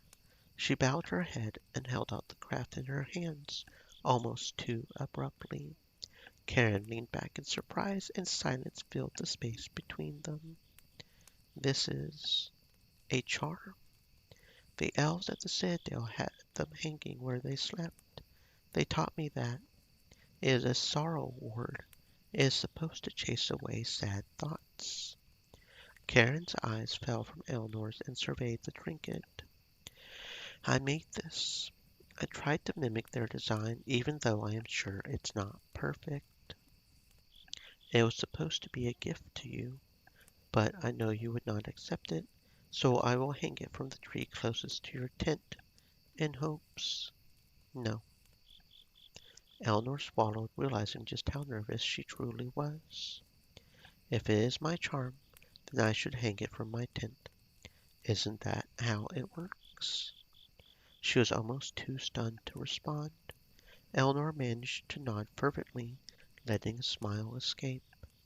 Karen took the sorrow catcher from her hands and turned it over curiously. I had seen these around the Citadel, and I have always wondered what they were. The elves made them, you say? Yes, mistress. They are an ancient custom of the forest elves. And you made this one? Eleanor stood straight with pride, smiling widely now. Yes. Then I am sure that it works. The generosity of the statement was nothing that Eleanor had expected, and she felt her face flush almost immediately. I think I'm blushing. The Amazons have a custom as well. It is said, If you see a black moon beetle, you'll have good luck in battle. She held up the sorrel ward and smirked. This looks just like a black moon beetle. I thought it was just a frightening looking, as if to scare the sad thoughts away. They stared at each other for a moment and then burst out into laughter. They laughed deep from the pit of their bellies. Karen's laugh was refined but oddly melodic. When their laughter died down, their smiles could not be moved from their faces. It is already working. Karen stood, and Eleanor almost lost her breath from her height. Thank you. It was nothing, really. Karen gave her a look over the shoulder before retiring to her tent, where Eleanor was safe in the knowledge that the ward was being hung. The thought made her happy, giddy even. She smiled all the way to bed. Aww, isn't that nice? Okay, we'll go ahead and unequip Loren, Karen, and we can go ahead and give her the Spear of the Ancestors because it's the unique spear for Karen. The damage is a little less than the axe, but it's got a lot of other bonus stats, so I guess that's pretty cool.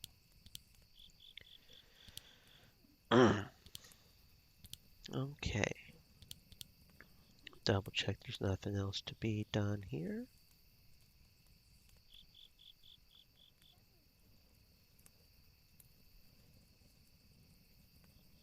No, I didn't click on you. I want Karen, thank you. You are close to the forest elf. We're friends. You're also close to the nomad. Eleanor tensed and Stream took in a deep Elements breath. said, "Stay moist, my friends. Hydrate." It is okay. You are young and your future is open. You are allowed to follow the whims of your heart. It's not like that. Karen blinked. Or maybe it is. I don't know what is going on inside of me. I've never had any opportunity to feel this way about anyone. But now, I am learning what I truly want. Okay, this looks like it's one of those jealousy moments where we essentially choose or we get locked into one or the other. I'm actually think I'm going to save this on slot 2, and that'll be the start of this, because that could decide if decide, because apparently this game kind of railroads you into not being poly. We have to stick to one person, so. I want you, Karen. Ooh woo. I want to stand by the side of a caring soul with a gentle touch. So far, I have found only one woman who I would stand with until the end of time. They traded deep gazes. With words like that, it would be easy for one to find they could not live without you. You are unique in many ways, Eleanor. I would like to discover them all. I don't know if that is actually how that worked or not, but I'll keep that as a separate save just in case. If that locked us into the Karen route somehow.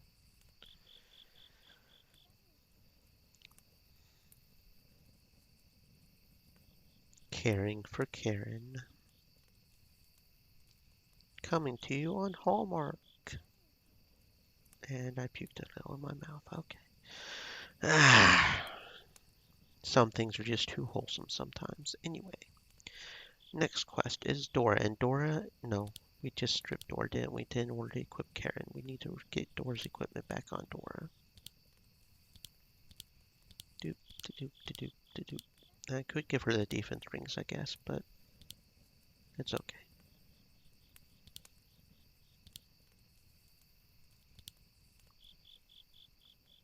Okay. Dora's quest.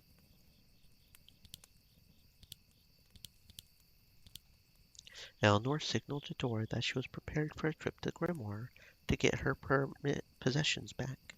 They excused themselves from camp on a lie, as per Dora's instructions. When they were in Grimoire, they went from guard station to station until Dora realized that the thing she wanted back wouldn't be in any of them. They're carrying it around. I just know it. Carrying what around? Shh. They entered a tavern, searching for off-duty guards. Oh, there's some. A group of relaxing guards were huddled around a table, covered in trinkets and baubles. Nothing of much value. There in plain sight. I hate Grimoire's grimy guards. Is that stolen stuff they have? Yep. They would call it contraband, but they're corrupt to their core. They just keep whatever they want. Is what you want on that table? I gotta get closer. Stay here and I'll go see. Eleanor was shocked to hear that Dora was going to go right up to them, but she had disappeared into the shadows. She looked around the room trying to find Dora again, but she only caught a quick glance of her darting under tables. Dora eventually slid under the guard's table and stepped directly around their feet. She slowly poked her head around the edge of the table and looked over the contents strewn around it. The dwarf woman's hand began to rise to the table as if she had found what she wanted. Her fingers were on the table. They were inching closer to something, a scroll of paper. And then all the talk at the table abruptly stopped. All the guards were staring right at Dora. She smiled and waved at them. Then she snatched the scroll from the table and bolted towards Eleanor. Run! What? Thief! Catch her! Eleanor didn't argue and ran. They shot out of the tavern and into the streets, quickly finding an alleyway to disappear into. They bobbed through the buildings to flee the city, but the guards were on full alert by then. Did we just steal that? Dora! Eleanor panted heavily while trying to catch up with the spry dwarf. No, it's mine. I was just stealing it back. And who did you steal it from before then? Dora didn't answer. They pressed themselves against a wall as guards ran past the adjacent street. This is it. I'm going to jail. Loren's going to kill me. We're going to get out. Don't fuss. You there. Halt. Dora squeaked as a band of guards blocked their path. They were now trapped against the wall. They matched the description. Get them. Dora shot a look at Eleanor. Oh no. No.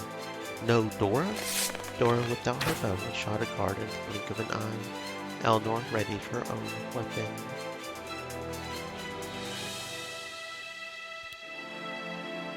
Shoot you!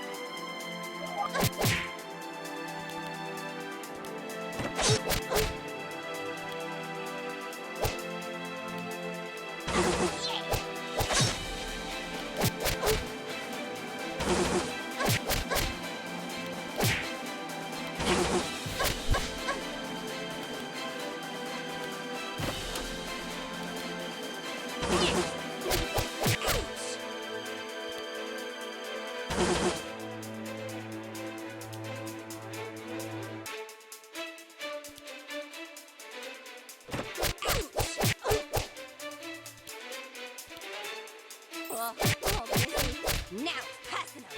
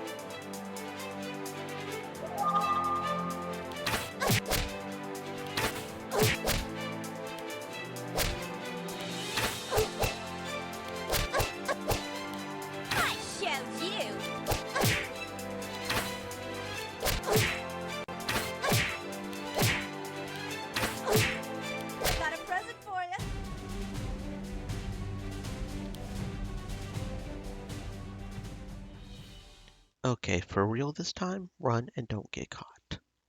Dora sprinted away before Eleanor could recover from the fight.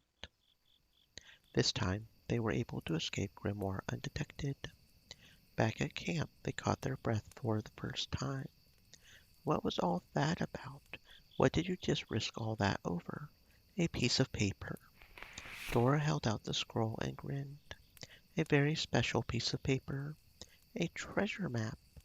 So half that treasure is mine. Half? You said you would split it with me. Well, yeah. Not half and half, though. Fine. Half if you help me get it. Deal. Lead the way. Dora trekked across the plains with her nose glued to the map. They wandered into the orcish wastes. Are you sure it's this way? Whose treasure is this anyway? Some bandit leader's rubbish. Should be heaps of it, though. Dora stopped and looked around. Do you suppose it's buried? Are you saying the treasure is right here? Yeah, the map ends here. Clever. An animal den. Dora tried over to a large hole in the ground and stuck her head inside of it without looking first. A giant scorpion crawled out and she shrieked. Who buries their stuff in an occupied den? Then let's clean it out.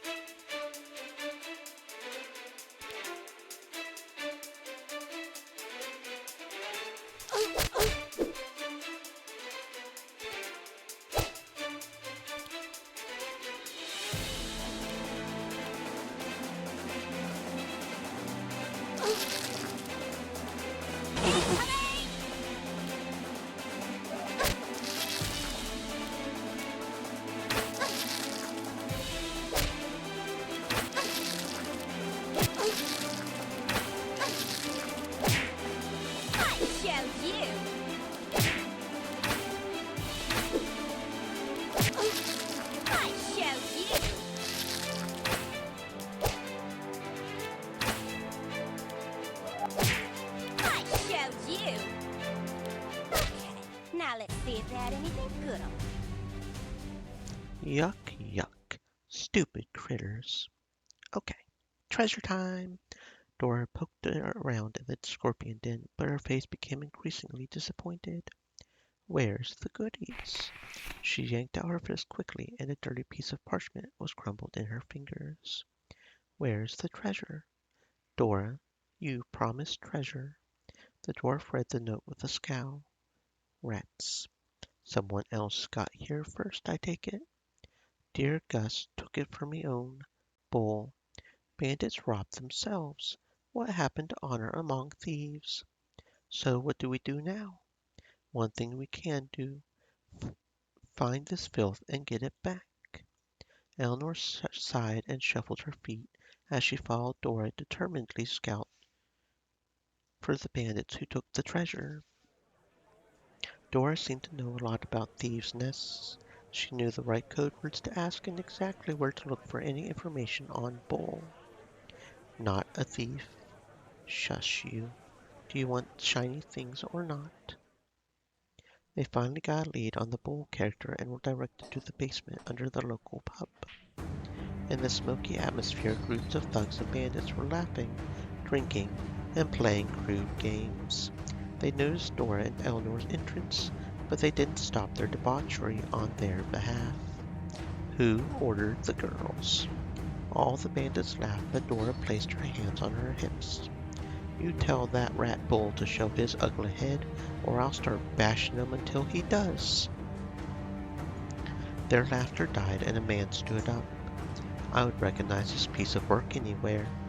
You arse. This is a dwarf that ripped off old Gus and tried to run off with all our plunder. This made the bandits angry.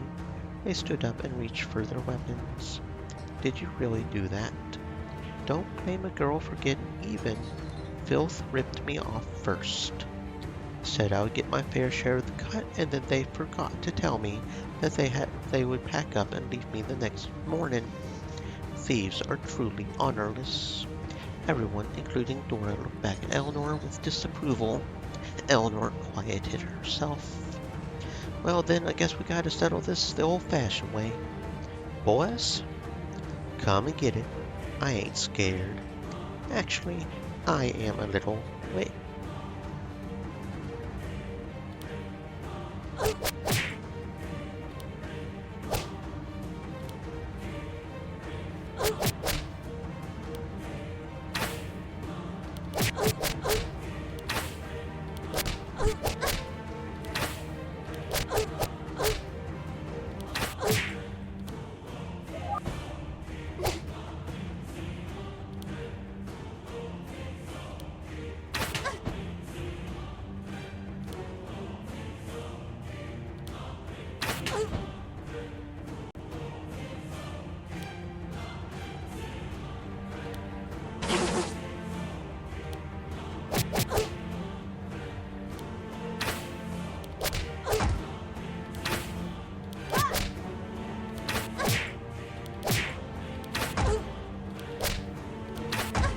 You're too easy.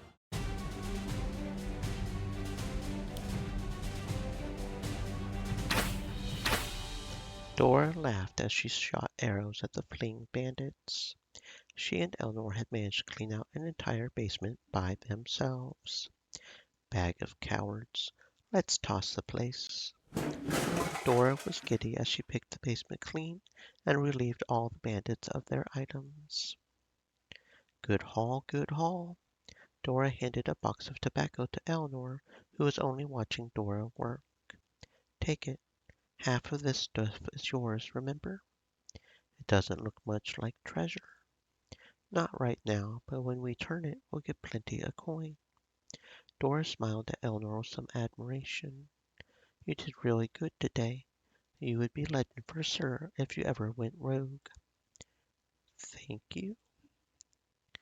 As Dora said, when they sold the items they pilfered around town, the gold started to pile up.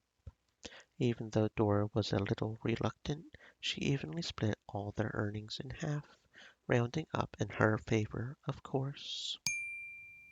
2,000 gold coins. Okie dokie, so Dora doesn't get a unique weapon, it's just 2,000 coins. That's interesting. Mesfit was practicing his archery in the nearby woods. Eleanor walked in on him alone, silently wondering if Ray had finally learned to trust Mesfit as much as she did. Do you practice often? Mesfit stopped aiming and looked over at her. I used to. He let another arrow fly. It landed in a cozy spot next to several other arrows. That's some arm you have there. I'm sure I could do better. Mesfit smirked and lowered his bow. I'd like to see you try. He handed his weapon to Eleanor, and she felt a little nervous, having to back up her claim. However, she held her chin up, planted her feet for a show of confidence. Aim for the tree. Eleanor raised the bow, loaded it carefully. She looked down the length of the arrow to the target spot on the tree beyond. You should raise your arm like this. Let the arrow rest on your hand. Mesfit gently touched her bent arm. His other hand covered the one gripping the bow. A light-headed feeling began to flood her as she felt the heat of his body against her. What is going on? Eleanor retracted the bowstring, looked over to see Ray. What are you doing to her? He was only showing me how to improve my technique. Bow technique from him. I am right here. I am a better source for help than someone like him. Someone like me? Mesfit growled. I'm sorry. Did I offend all your half-demon friends? You meant how I am a dark elf. Ray didn't respond immediately.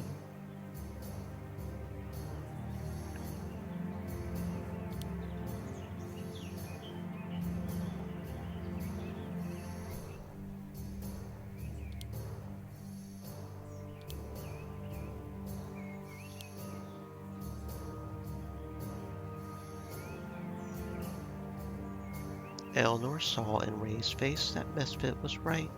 All this time Ray was still prejudiced against dark elves for no reason. How could you say something like that? Don't, don't say that like it's true. She sees through your lies. Excuse me?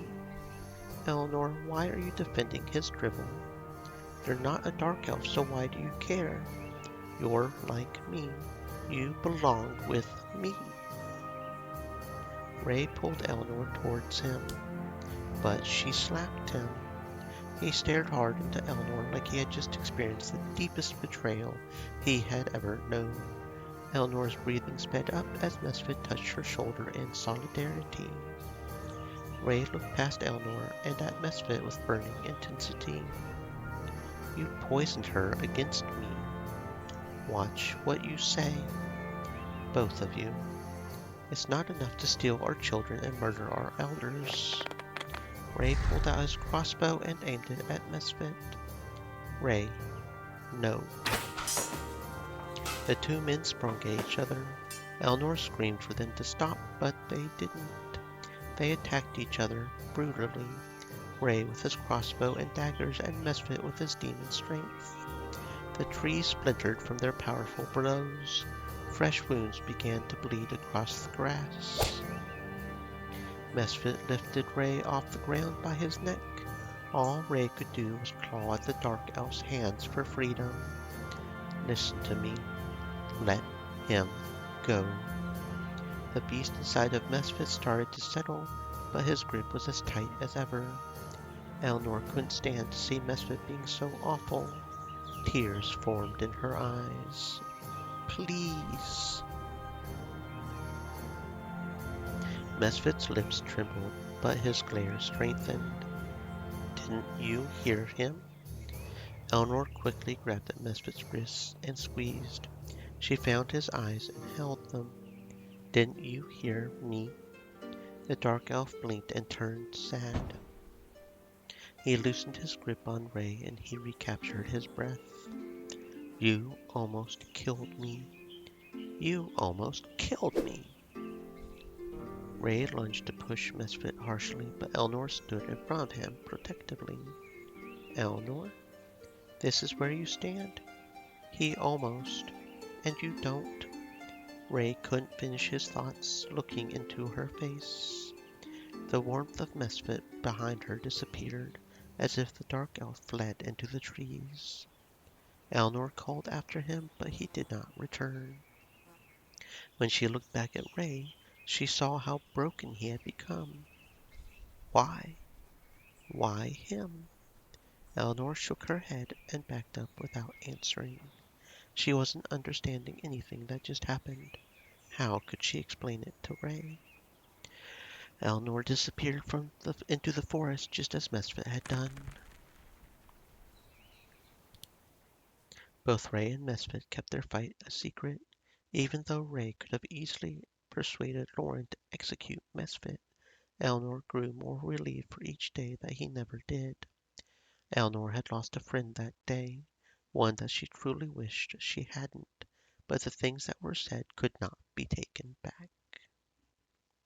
I have a feeling if we did the other, that we would lose all Misfits. Okay, let's just see what happens if we defend Ray.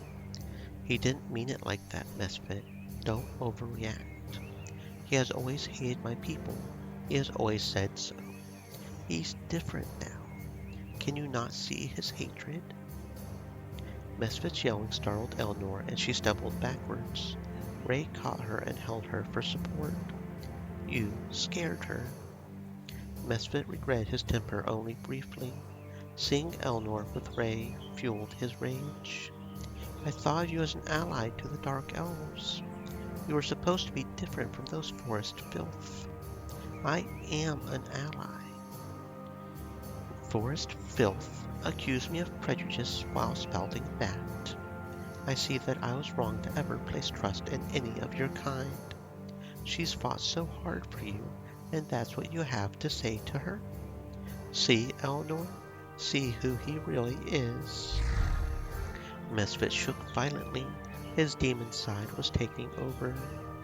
Misfit, no. And then they still fight. Eleanor whimpered as she pulled on Misfit, tears streaming down her eyes from how helpless Ray was in his grasp. Please. Misfit released Ray almost instantly. Eleanor did not have time to relax as Ray tackled Misfit to the ground. Ray kneeled on Misfit's chest and held a dagger to his throat. Your freedoms are over. You've been left alive far too many times. Don't. Ray, don't. Ray's expression slipped and his dagger shook from hearing Eleanor's voice. How can you protect him even now? Even after this? Eleanor quickly moved to Ray's side and put her arms around his shoulders. You'll regret this. Don't make this mistake. Ray looked torn as he froze for a long moment. He then threw his dagger to the side and sprung away. He escaped from the woods, leaving Eleanor alone with Misfit. Misfit looked up at her lazily. Eleanor could tell he was trying to make sense of her. Before she could rise to leave, Misfit sat up, and they stared at each other. What I said before. I'm not sure how many times I can convince people not to kill you. Don't waste this one because I don't know if I have more left in me. Eleanor closed her eyes and turned away. Eventually she abandoned Misfit just as Ray had. Yeah, so it's eventually we're forced to choose between Misfit and Ray. They're just two different people, just too different. Yeah, and it's still a secret, but yeah, so essentially we end up having to choose between them. We completely lose one of their affections. I still don't know who we're missing. We've got Amukiki here. I'm kind of surprised he's not been showing up. I would feel like he would be one, but he said he was gay, right? So maybe this is like the Cursed Lands and he's only a character if we're, a guy, like the pirate guy, which would mean that probably Karen and Loren. No, Karen showed that she likes guys too, so maybe Loren is the female only, and Karen's willing to switch either way, because she had the servant when we first found her, so I really, really hope Dora is the other one right there, but who else could it possibly be? I mean, he said he's not interested, period.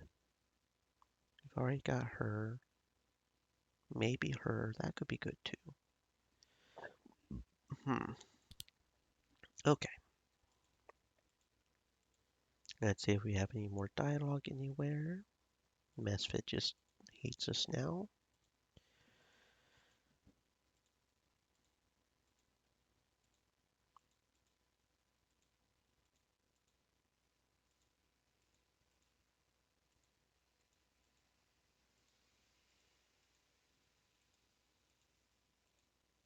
Okay.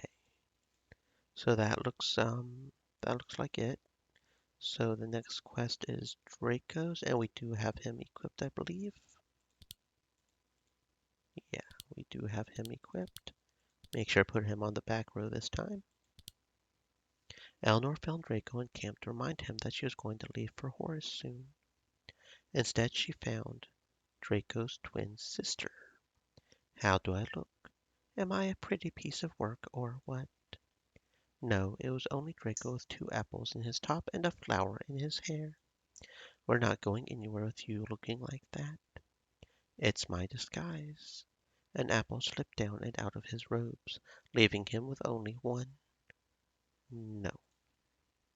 Well, what else can I do?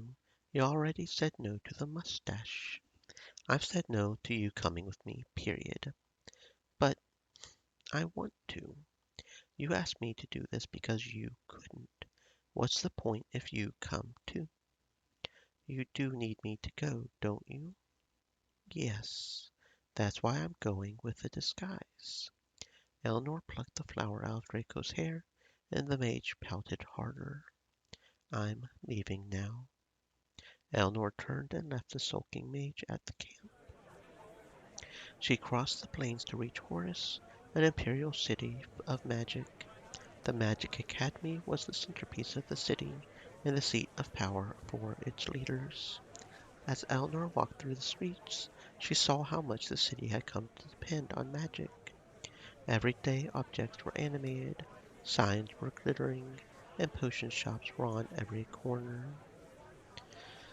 Eleanor pushed through the city and into the grand halls of the Magic Academy.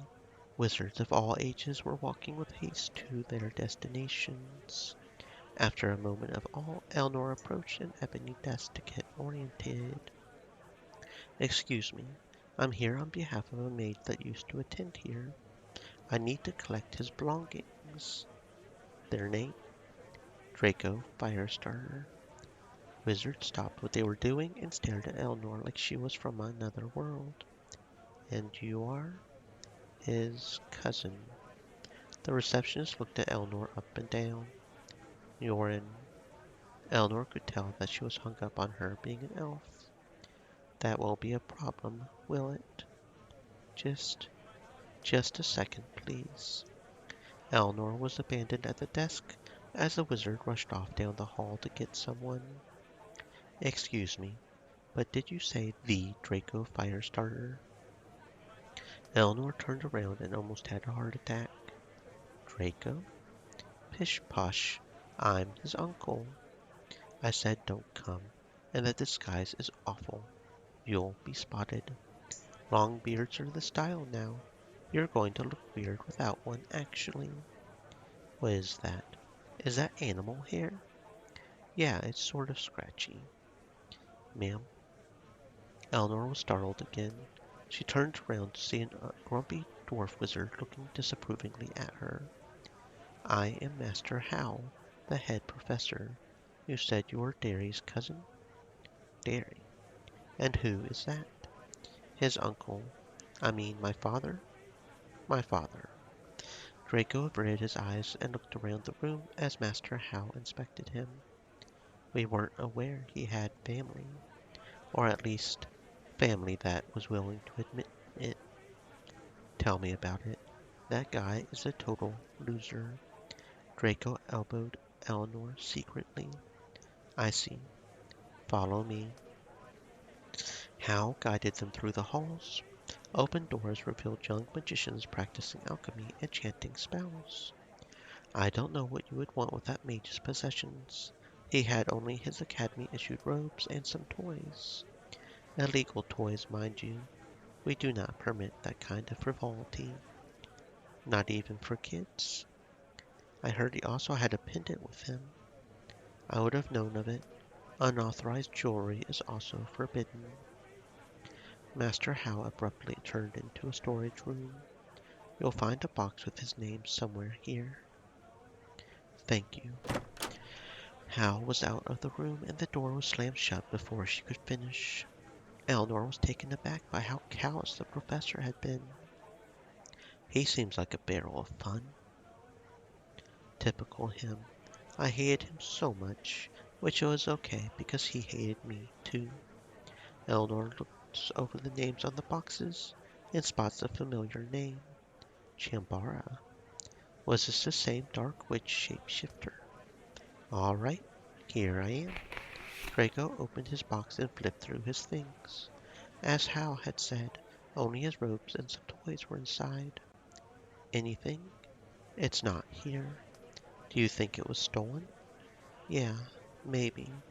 Maybe some wart-faced Mr. Hal." "I meant by a student.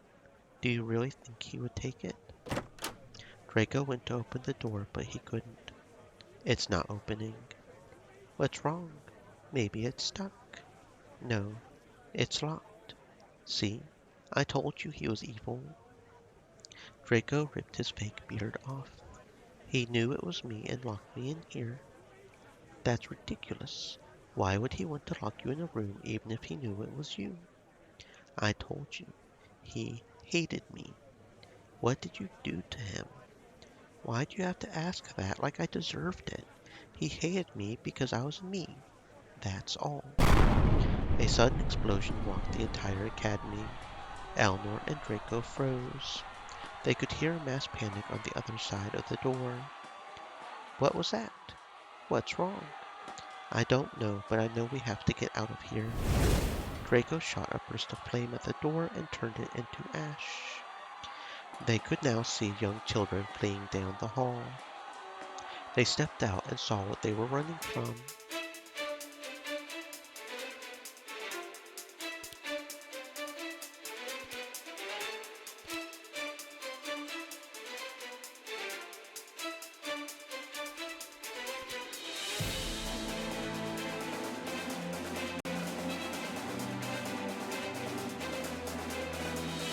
I don't like you.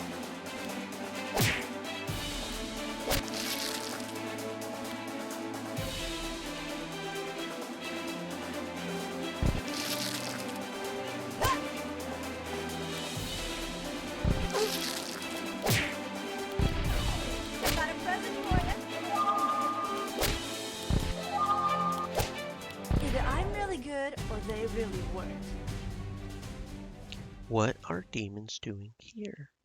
So these accidents didn't stop happening after I left? Figured. You call this an accident? Screams for help kept them from conversing. They rushed to aid of some mage children.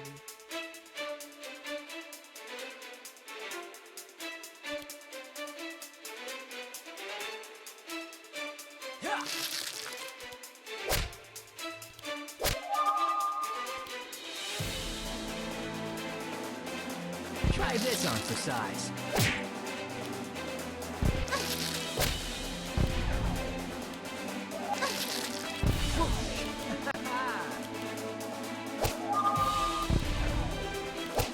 I feel like I'm gonna need a bath after that. Thank you. Thank Draco? Hello? The teacher gathered the children silently and ushered them away with a sideways look. Everyone seems to remember you fondly. I don't care. I'm happy I got to leave. More screams. Where are the demons coming from? We need to stop them. A team of black-robed wizards rushed through the hall with great purpose. Who are they? They're the people that get called when stuff like this happens. And it happens. A lot. Really?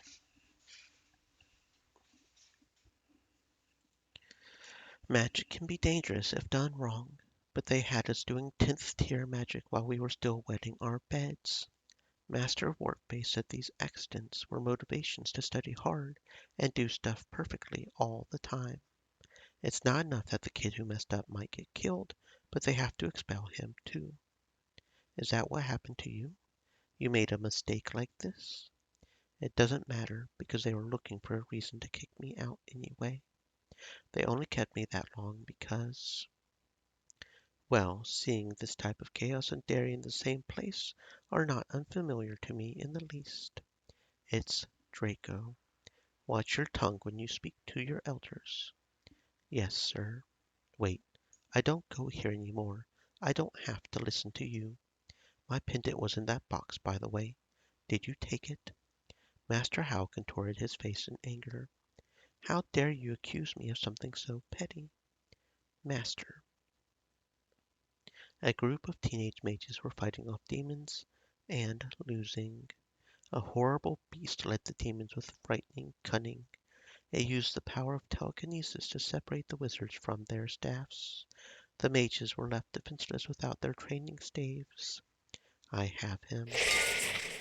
The dwarf wizard charged forward and unleashed a mighty slew of spells, but the telekinetic demon was still standing. Master Howe's staff was also flung away. The children whimpered in fear. The professors formed a human shield around them. Come and get me. Draco ran forward and distracted the demons. They took the bait, so Eleanor haphazardly did the same, even though she was unsure if they could handle so many demons by themselves.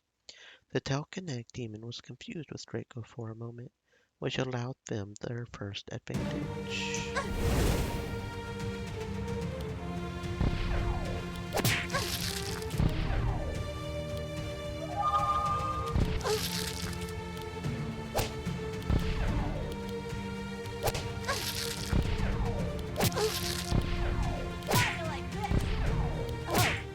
quite a battle. I didn't notice. The battle was fierce, but all the demons were slain. The students started whispering to each other about Draco and how amazing he was. He saved us.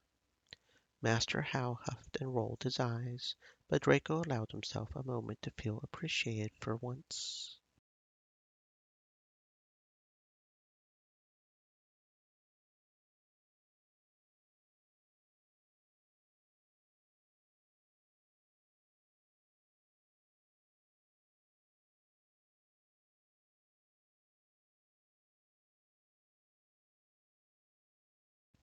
You're welcome. You're welcome. He made fire from his hands. How does he do that? This man is one of the few blessed with superior magical talent. He does not need a staff or scepter to bend magic to his will. The children's jaws dropped in unison. I had no idea. Is that true? If they say so, I've always been this way. It looks like we should be showing you our gratitude instead of our scorn. Looks like. Don't get cocky, young man. That was all the Master Wizard said before leaving to take care of the mess that had been made. Perhaps we should leave. Without my lucky charm, now is not the best time.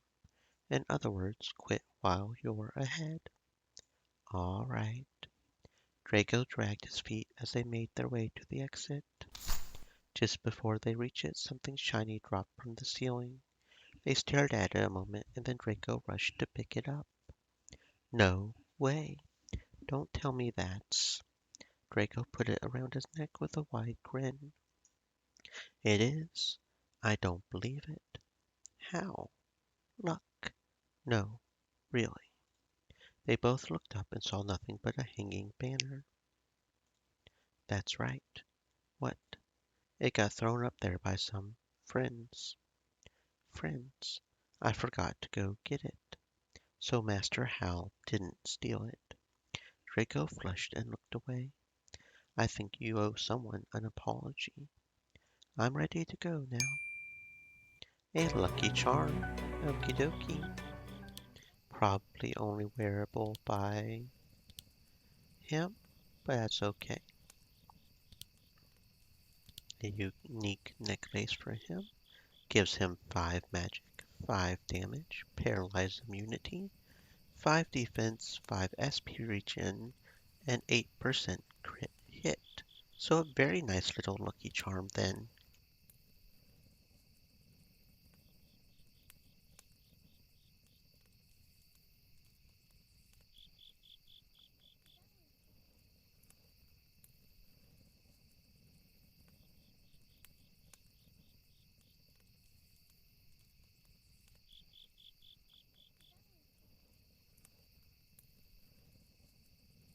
Okie dokie, that's what's up.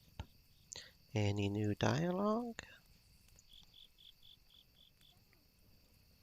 I saw a box marked with your name in the Magic Academy. Did you attend there once? Unfortunately. Really? Why did you never mention that? Because then I'd lose all my mysterious mystery. Why did you leave for the swamp if you lived in Horace before? Because I broke the rules and studied dark magic, of course. That's apparently really bad. I see. You practiced forbidden magic. Why are you not dead yet? Because I used said forbidden magic to make sure I'm not. Once they realized their quiet little girl was more than just a troubled child in need of a hug, I was an evil abomination up for execution. Dark magic changed them more than it changed me, but I'm the evil one. You were going to be executed? Just a little. I was a child after all. Chambara laughed. Not very clever either. Poisoned or locked up for my entire life. I guess you came up with something more clever for an escape plan. Did it kill many folk? For some reason I think you mean deadly when you say clever. I don't kill for fun. I just think death is wonderful. So, no, I used teleportation to escape. Apparently that's pure evil. It let you escape. Evil is in the eye of the beholder. That's why I don't live in someone else's rules. That is somewhat true. There are some rules that you just have to sit there and be like, why is this a rule? I mean, some rules do exist for a reason, but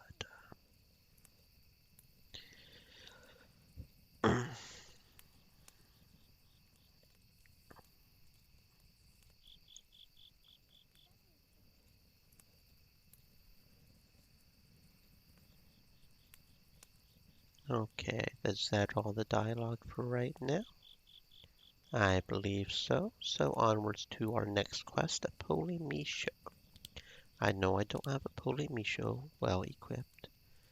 He probably can only wear cloth armor, so we'll just strip Draco. That sounds fine.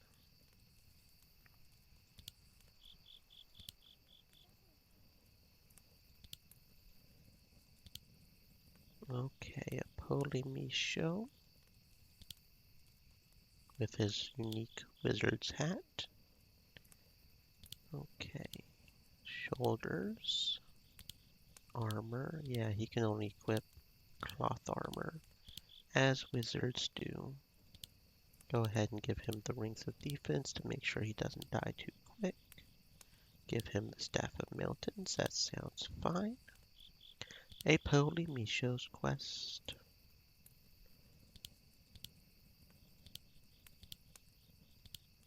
A Polymisho was quiet when Elnor approached him at dawn. He scowled once before leading her from camp and into the wilderness. Their journey was more of the same. Long stretches of walking with absolutely no words in between. They traveled into Mount Kronos. Elnor was not looking forward to the climb or the cold. After some time, Elnor dared to speak up as they approached the side of the cliff. Where are we going? Never you mind. You are here to assist me, not to ask questions. I've been quiet so far. The least you owe me is some explanations. No, I do not. Someone's grumpy. A Polymisho grumbled. We are almost there. We will search the tomb of the fallen. Elnor had heard of it. It was a massive tomb full of war heroes. They were buried with nothing but the clothes on their backs. What do you plan to find there? A Polymisho said nothing and continued to hike. You're not looking for something, but someone. A Polymisho stopped and turned around. He gave Elnor a long look. We must be hastier. Before the old wizard could press on, however, their way was blocked by unfriendly company.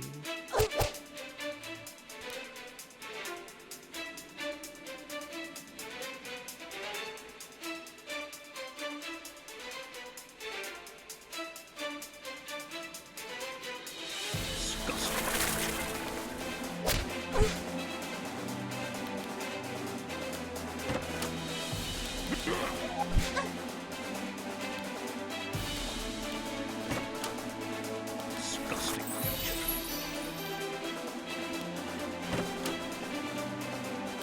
Back to inferno. Oh, did you just fight a battle? I didn't notice. The orcs were slain.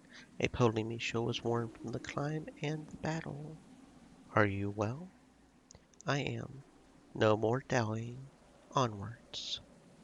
The old man did not stop to recover, even though Elnor knew he needed to.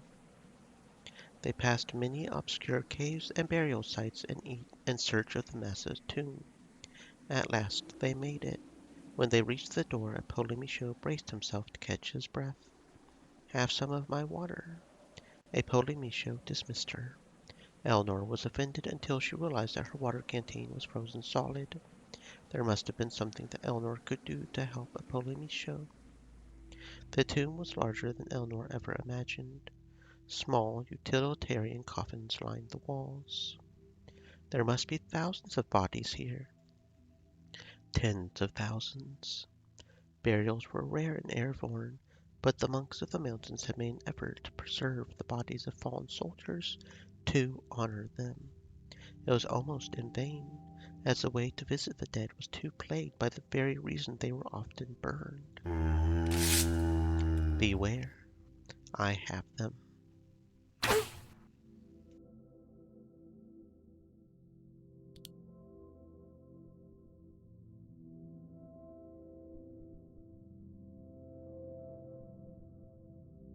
We have no time for this.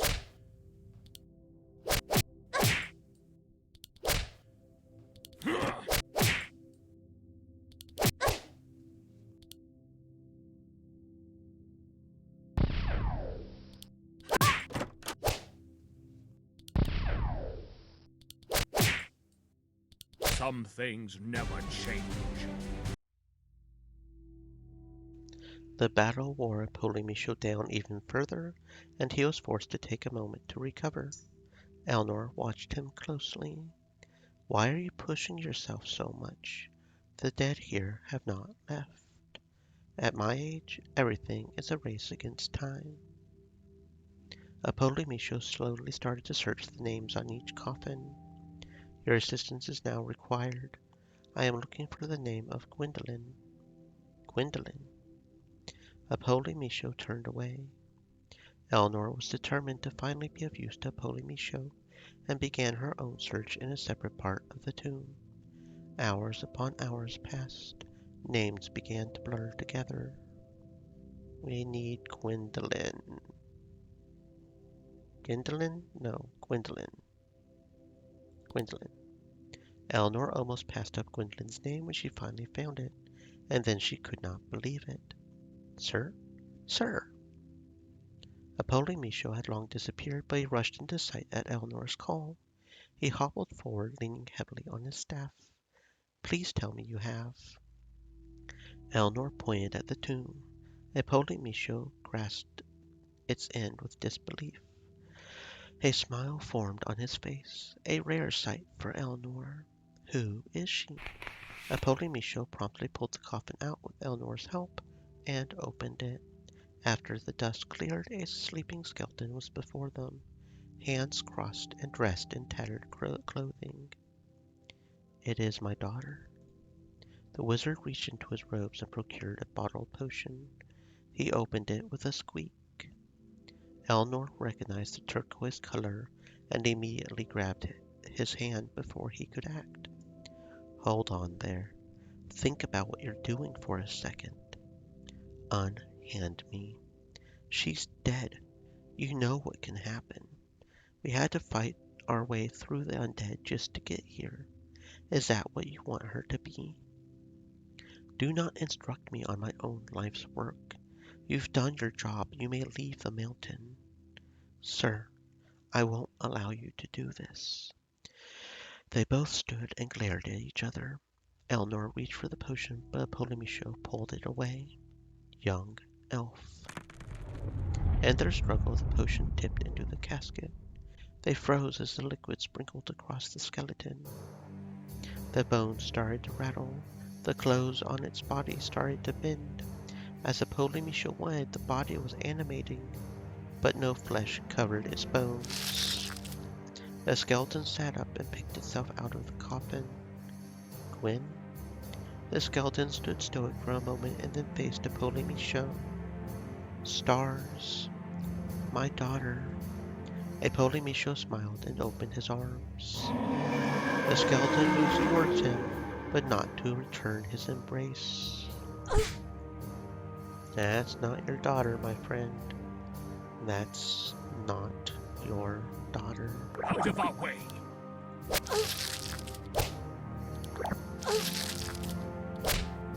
Back to Inferno. Gwen was destroyed, but so became Polymisho. He kneeled by the remains of his daughter and wept. Why? Why did you give your life when I was so willing? You had so much potential. Eleanor gave Polymisho the time he needed to truly make peace with his daughter's death. He had spent so much time with the idea that she should come back that it was clear he had never allowed himself closure. Eleanor started to restore Quinlan to her coffin. A Polymecia was still on the floor, refusing to let go of Gwen's embroidered cloak. Her mother gave this to her. It was the day she was admitted into the Magic Academy. She insisted on fighting alongside me in the war. Her mother forbid it, but I took her anyway. The day I came home without her. He squeezed the fabric. How did she die? A Polymecia slowly stood with much effort. Eleanor finished replacing the tomb. She sacrificed herself in my place. Sacrificed. Our foe was too strong. She knew what had to be done, and she did it before I could stop her. I'm sorry.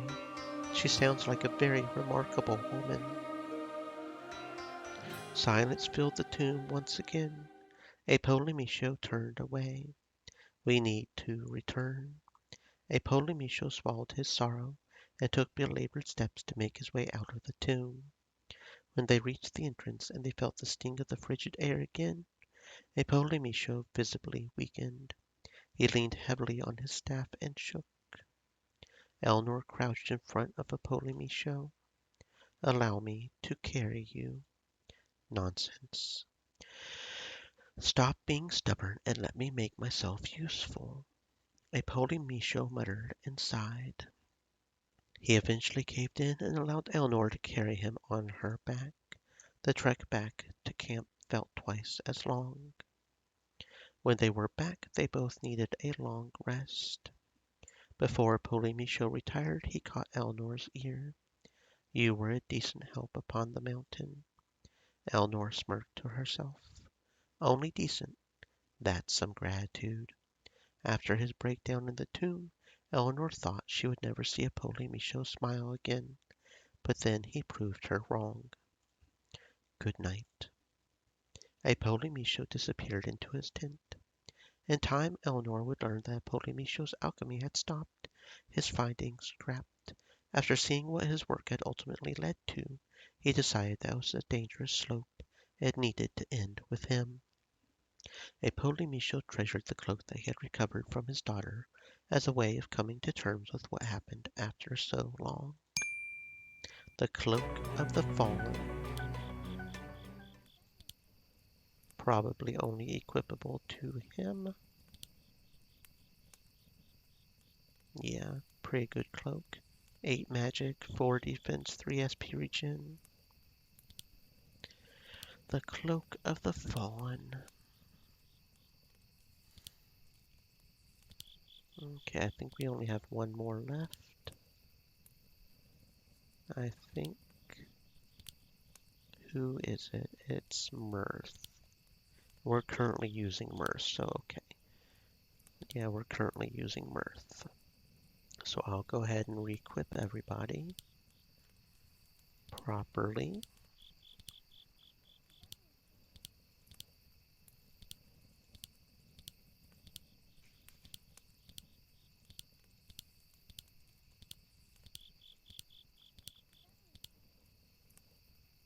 It was Purple Haze and Ember, right? I do believe. Okay.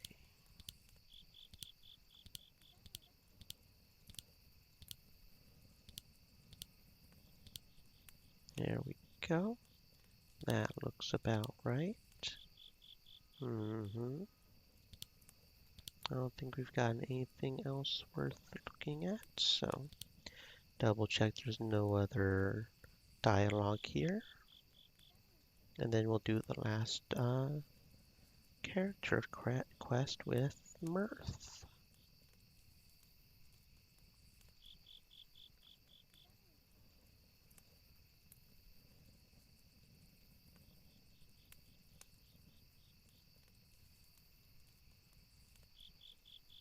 Okay, nobody has anything new to say, so onwards to Mirth's quest.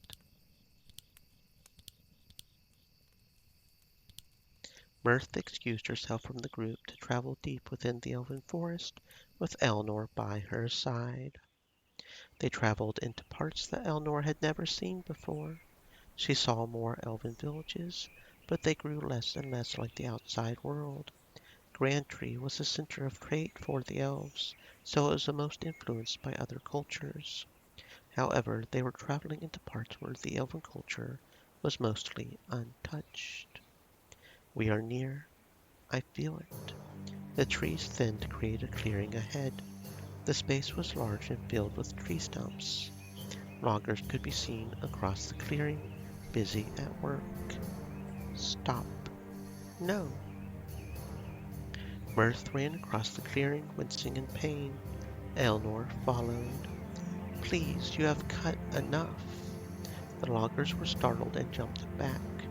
Elder Druid, why have you cut so much? Can't you see that's more than your share? The loggers looked towards each other.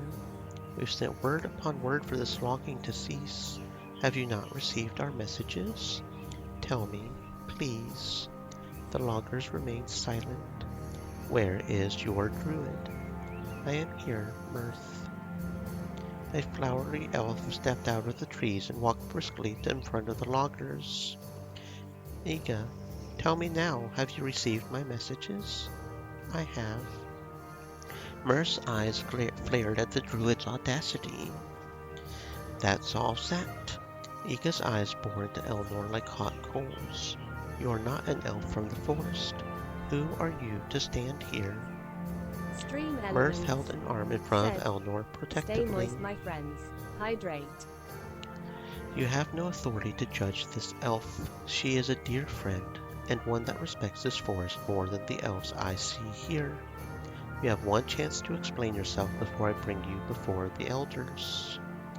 For my punishment, I should be rewarded. As much as you try, you cannot make me feel a fool for seeing what you refuse to see. What does that mean? Iga stepped out of the way and the loggers pounced forward on her command.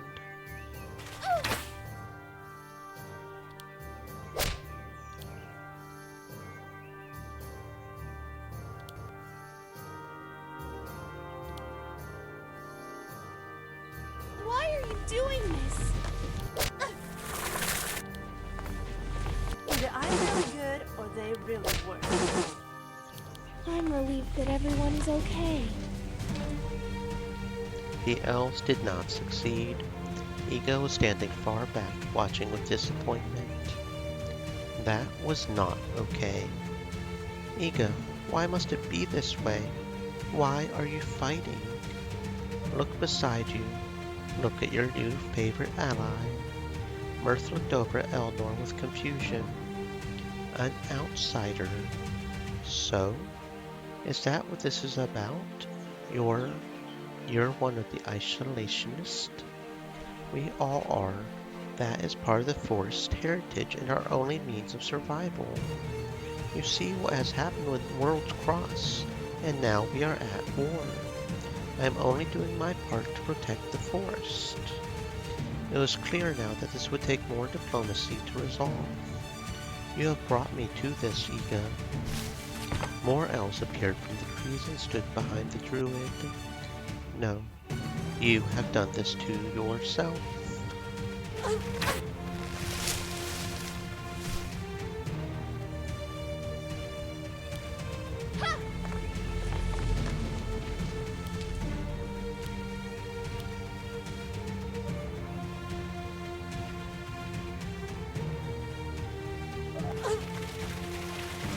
Everybody, get down!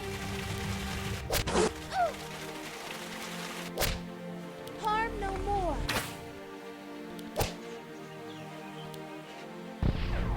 I feel like I'm gonna need a bath after that.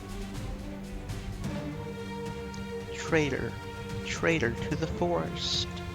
Iga was wounded, but still standing. Surrender, please. Instead, Iga summoned vines to cover her escape. The tendrils wove a thick wall between her and them. Even though Mirth was able to ward the vines away almost immediately, the druid had made her escape. Time to run. Mirth and Eleanor bolted after her, whipping through the trees at breakneck speeds. Mirth continued to shout for Iga to stop, but she did not listen.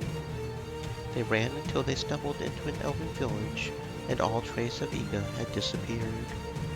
The local elves were startled to see the elder druid, especially with an outsider.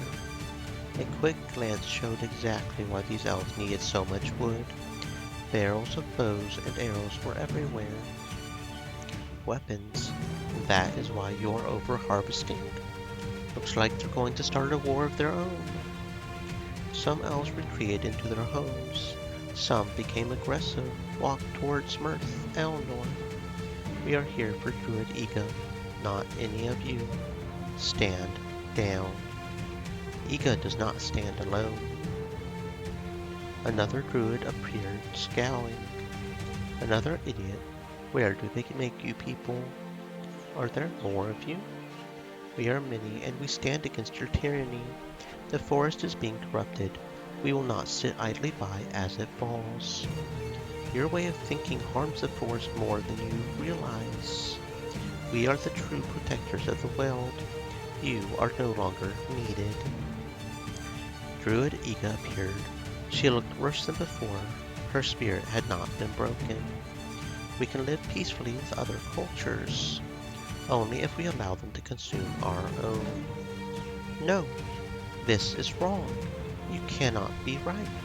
Learning from each other will help our society to grow. This is our land. All others must find their own way. If the forest becomes as you want, where will our history go? Our traditions? What will being an elf even mean? You are simply afraid of change. When it is evil, yes. Iga made sure the word evil cut through Elnor as sharply as it could. As the Elder Druid, I hereby declare Druid Iga and Druid Ivisad as threats to the forest. Declare what you will, the people will not let you get away with this, and therefore must be eliminated on sight. The rogue druids glowered in anticipation. So says the forest.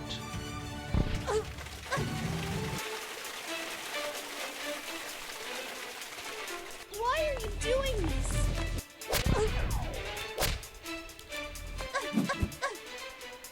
Yuck. Either I'm really good or they really weren't.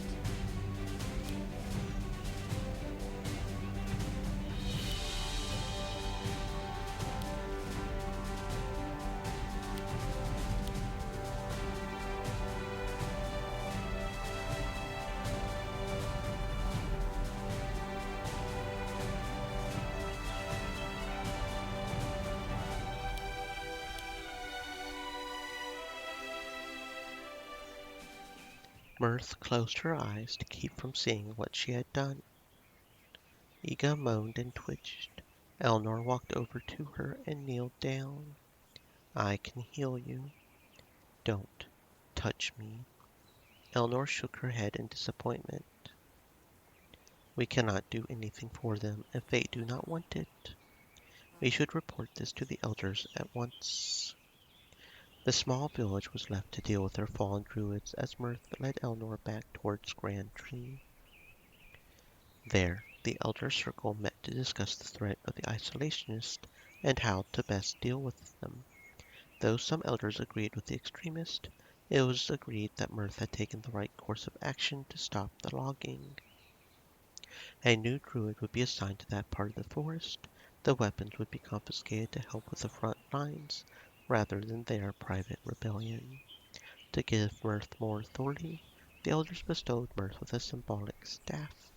Now all the forest would know who really was its protector. The Staff of Piety. Very good. I was kind of hoping to find her another staff anyways. It is earth type damage. I kind of don't like that, but I'm starting to unlock more of her elemental spells, so maybe it won't be a problem. Maybe. Maybe we just won't run into people who are not who are strong against earth. But yeah, I mean it's her unique staff, so it'd be kind of silly not to put it on her. It would be. Okay. Any other dialogue? to be had.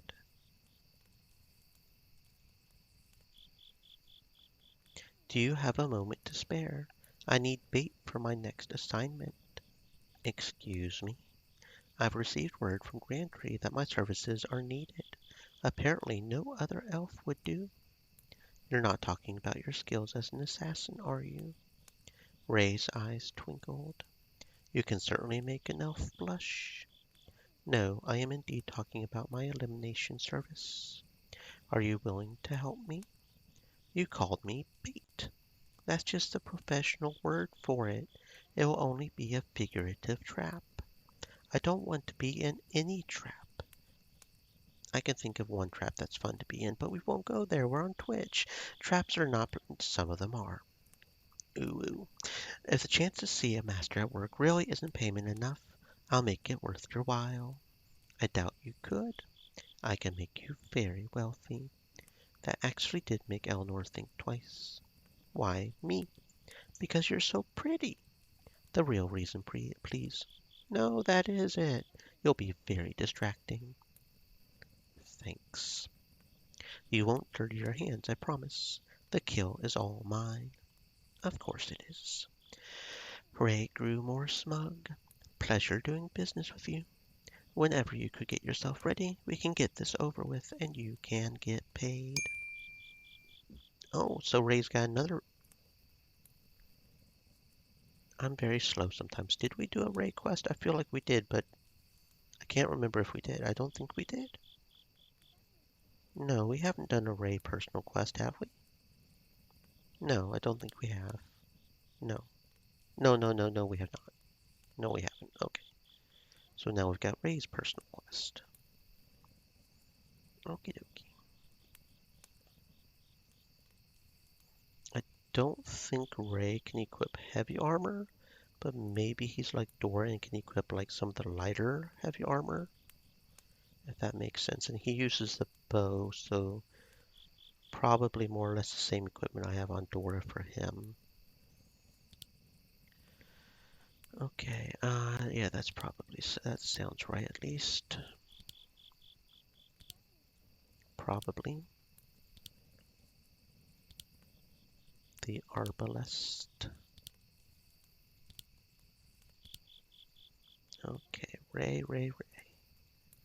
There you are.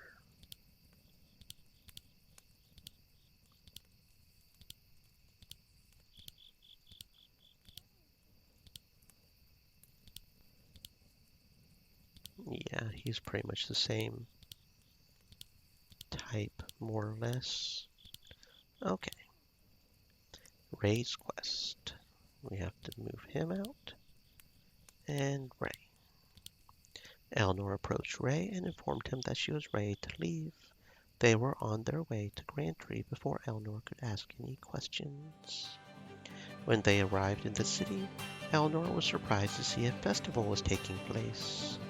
Acrobats, dancers, and musicians filled the forest, along with gawking spectators, opportunistic vendors.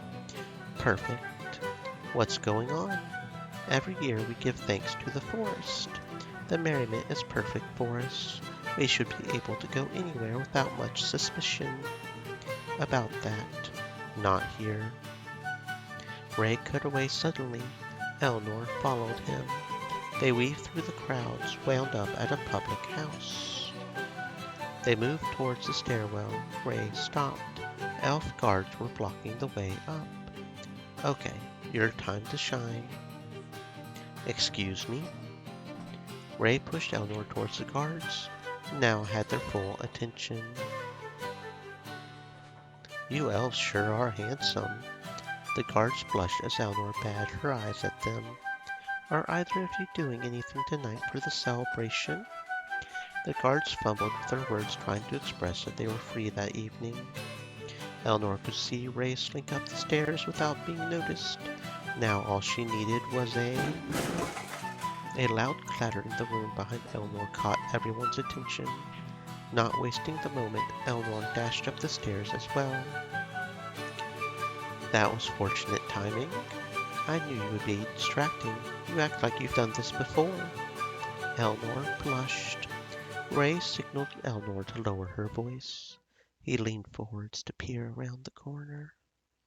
He straightened, walked around the corner without reserve.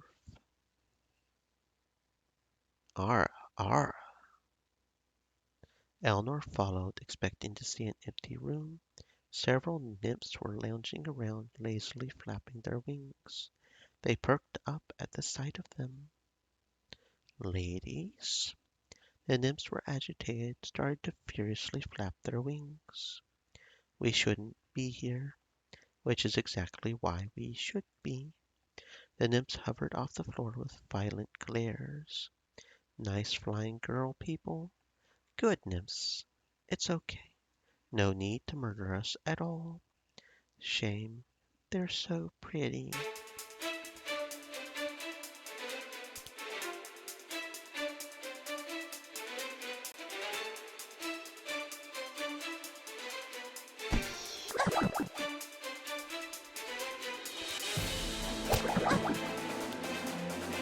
Boom!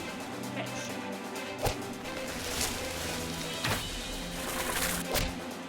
I feel like I'm gonna need a bath after that.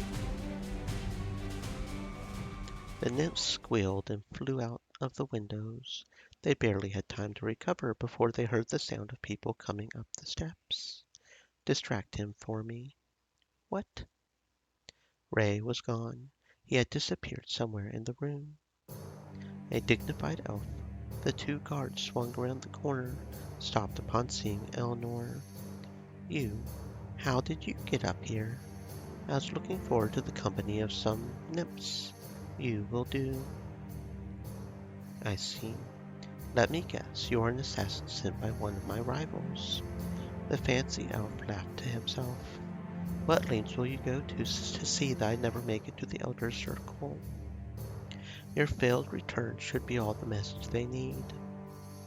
The guards prepared to attack Eleanor. Ray dropped from the ceiling. Both guards were knocked face first into the floor. The assassin's crossbow clicked beside the politician's head.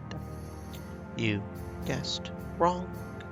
The politician glowered, slowly turned to meet the deadly end of Ray's weapon. Now it truly makes sense. I was meant to see your face before I died. Much more cruel. Ray was confused for a moment, which prevented him from firing his bolt. My face? You're the young copperleaf child, aren't you? I must say it isn't working. I feel nothing and regret nothing. Would you mind making some sense? Were those your poetic last words? You don't even know. The politician laughed. The confusion angered Ray. What don't I know? I knew your parents. The same fool who sent you here to me knew them too. The elf laughed deliriously. Ray kicked him to the floor. Did she really not expect that I might tell you? Did she plan that I would die before I got a chance? Ray glared at the crackling elf on the floor. His crossbow was starting to tremble. Dark elves. No. You? Ray's voice was low, harsh. Her. They were in our way. Ray's bolt flew from his crossbow. The laughter ceased. He didn't move for a long while.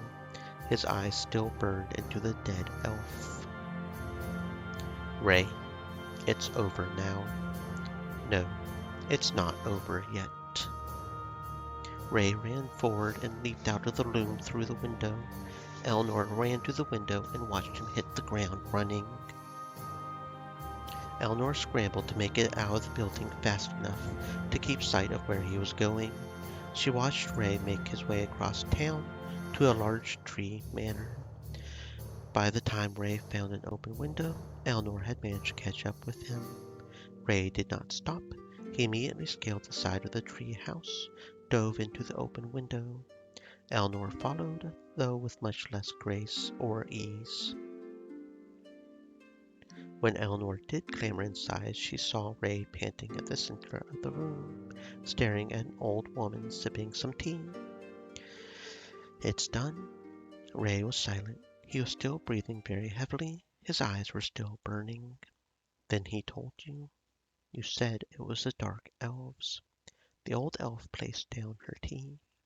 Of course, I couldn't tell you it was me. Ray readied his crossbow. Haven't you killed enough for today? Listen to your friend. Killing me will not bring back your parents. It will avenge them. Revenge holds no reward. Everything about it is hollow. There's nothing you can say that won't end with you upon my arrows.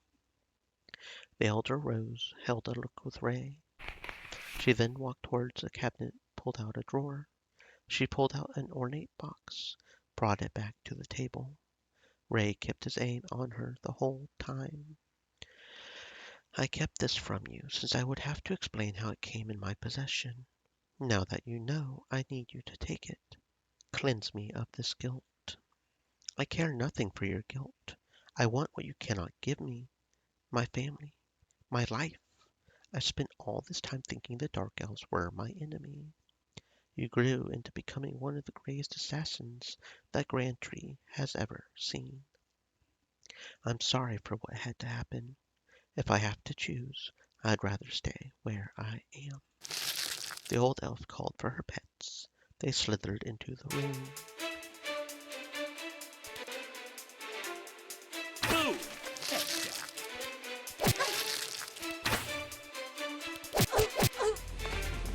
They're all mine. Boom! Headshot.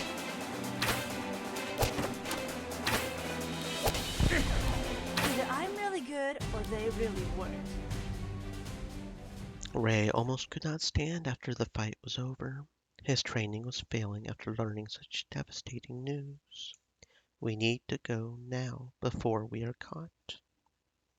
Eventually Ray stood, recomposed himself. He looked over at the box on the table. He approached the box, opened it. Inside was a crossbow embellished with a copper leaf insignia. Ray reached out, lifted it gently. Did that belong to your parents? It seems one thing about my past has not been a lie. My father was also a marksman. Then it is in your blood. Ray zoned out once more.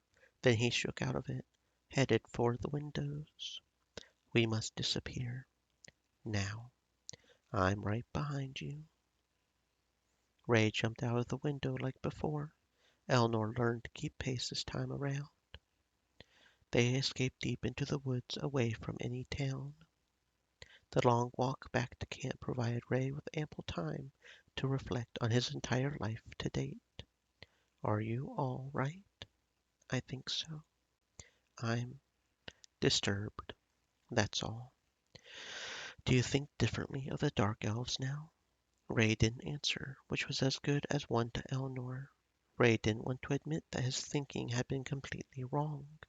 Although it was not clear if his new knowledge would change his views on certain things, it was clear that his father's crossbow became his new favorite weapon. The Copperleaf Crossbow. Achievement unlocked. Complete all characters' quests. Well, alright then, there we go. That's what's up. We have completed all the character quests, apparently. So how does that compare to the Arbalist? 1 more damage, 4 more attacks, so 5 more damage overall. That's pretty good. 3 more crit hit. Okay. So there we go. Apparently that was the last character quest. Now we have completed them all.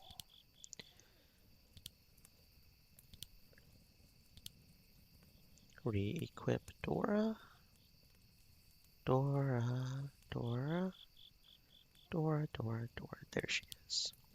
Re-equip Dora.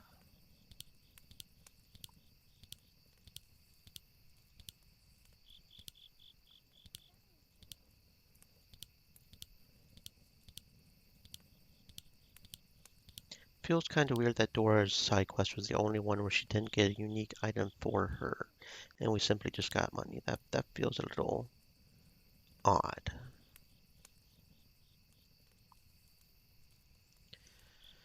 Not sure what's up with that, but it is what it is, I suppose.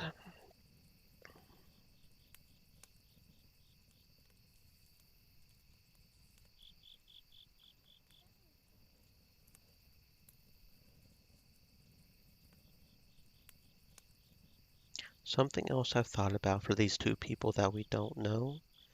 At the very beginning of the game, one of the choices was to go either to jail or to the elf tower, and I don't know how that would have changed things. That feels like a very important choice to me because we wouldn't, we probably wouldn't even have a police show if we did that, right? So that could be where some of these come from, but okay, so that is all the characters. What is our quest right now? Yeah, it's been a minute. It's just to go to Everburn, right? That's our current quest. Stop the barbarian. Oh, right. There were some demons that we have found that we had to stop. Okay. We have to stop the barbarian, the succubus, and the scouts. The castle of Namar.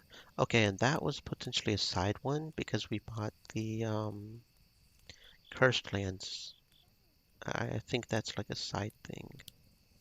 And then it's a succubus and Grantry and the barbarian and Horus. Okay. Right. Let's go to the Choose Zulu ruins and see if maybe there's some special equipment now that we've got all the money. And we probably should have switched our party out. I forgot that it doesn't do that. That was my This is bad. how it's done.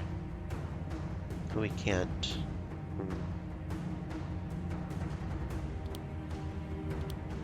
Do we have an autosave? Please tell me we have an autosave. Autosave seems to have been broken at some point though. Let's see, that's February 26th. That looks right. That was immediately after that. Okay, good. And I should go to camp and switch up the party. Wait, no, I don't go to camp. I have to go to a store to switch up the party. Nope, skip the random encounter this time. I don't like that you can't, either you can't or I just don't know how to. The fact that you can't change up the party in camp, it doesn't feel right. Especially if they're going to try to ambush us like that. That's inappropriate. Anyway, okay, here we go. Now, do you have anything good for the shop? I'll also sell all the stuff we don't currently need.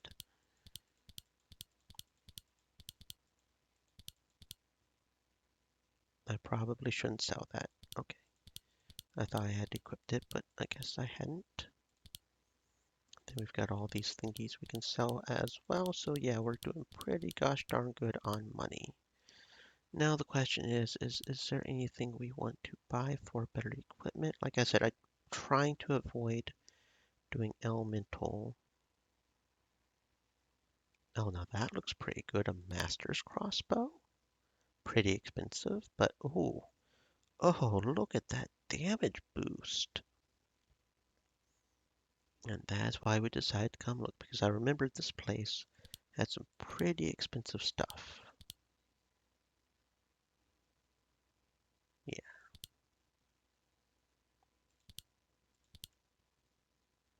Okay, so we can't sell the copper leaf crossbow. Cool. Okay, we did re-equip Dora, didn't we? We didn't? Did I just sell all the stuff I was supposed to equip to Dora? Because I had loaded the save and... Okay. No, I didn't because I hadn't unequipped them here. Derp. That's what happens when you load the save and forget what you did. That's okay, though. I'm still certain that that bow is better because that looked like a very nice bow. Maybe not as nice as I originally thought, but we'll see here in a second. As I re-equip Dora. Yeah, okay, so it's not quite as good. It's still 5 more damage, though, which is pretty good. And we do lose 3 speed there, but that's okay. There we go. And then sell the arbalist. Okay. So that's dark, and like I said, I'm trying to prevent, especially dark, because I feel like dark damage is something that demons would love. Fire, water, water, normal, standard longsword, no. Okay, so that might be about it there. Padded armor, low bar, no. We are on her, okay. Leggings of endurance would be a little bit better on speed and SP regen, but we lose attack and trade off with health regen, and we lose damage, so no. Demon Lord's necklace, necklace of the Guardian. Ooh, boots of the Angel, that looks nice. Defense, we lose 2 speed, but that looks nice. Let's just get the boots of the Angel. That looks good.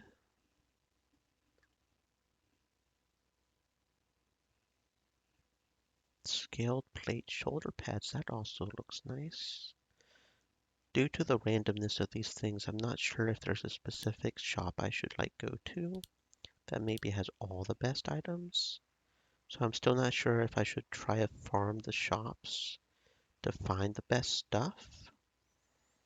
But part of me wants to mainly focus on the Chizulu Temple ruins. They feel like they have the best items maybe.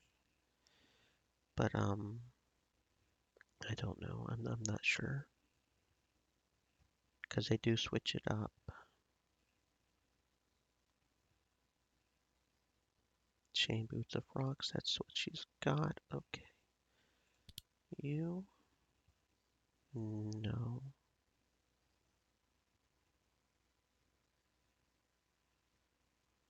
I could buy some more rings for these guys because no, I would prefer rings of defense, but if they're not going to have any rings whatsoever, we could go ahead and equip them with some other rings, I suppose. Or necklaces. I think I was going for necklace of strength for a lot of them. Don't remember what we currently have on. You have a necklace of strength, ring of magic and defense. Yeah, because you need the magic a little bit. So maybe rings of magic on the mages, but have the necklace be the strength and the rings be the defense. Could be good.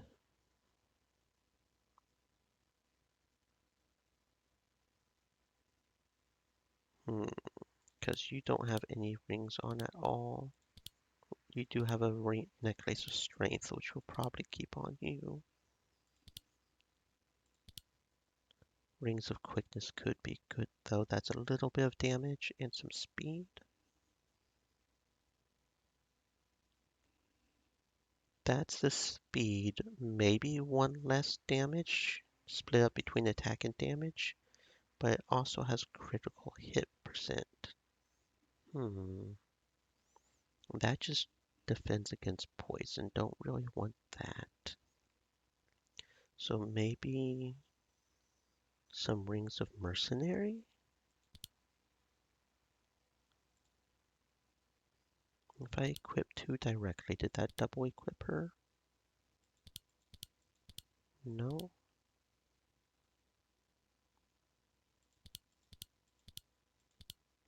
Hmm.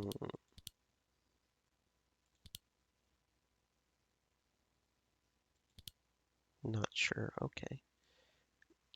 Anyway. Okay, what about you? Okay, leggings of endurance are very good, so we'll go ahead and give you those.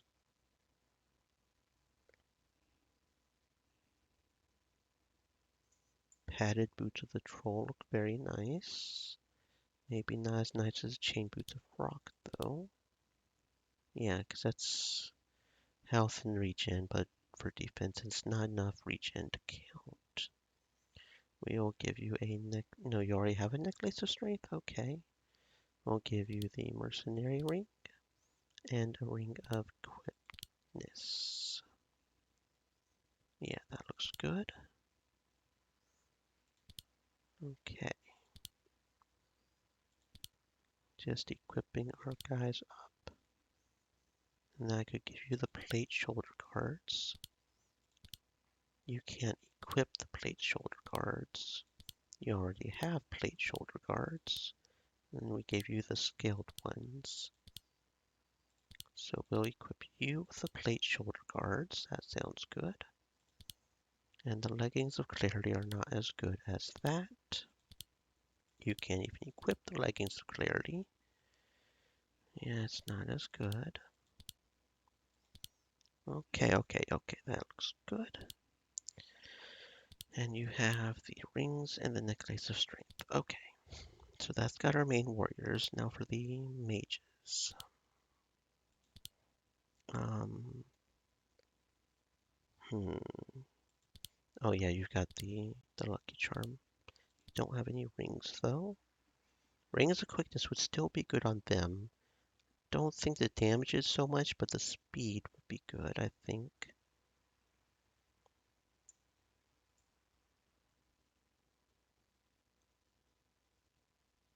Yeah, that sounds fine. We have plenty of money, so it's not like that's a problem. And then mirth. Let's see. 5 defense and 2 crit hit, barring something of magic value that could be good. Go ahead and equip the necklace of the guardian. Go ahead and give you a ring of quickness. It looks like the cloak of the magi is good for her. Yeah. As opposed to the cloth shawl. Okay, yeah, that looks good. That looks good. And we'll just sell this. Like I said, I don't know if I should go look at what the other shops have. I don't know. I don't know what the odds of them having better items are. But that looks pretty good for right now, I suppose. Probably.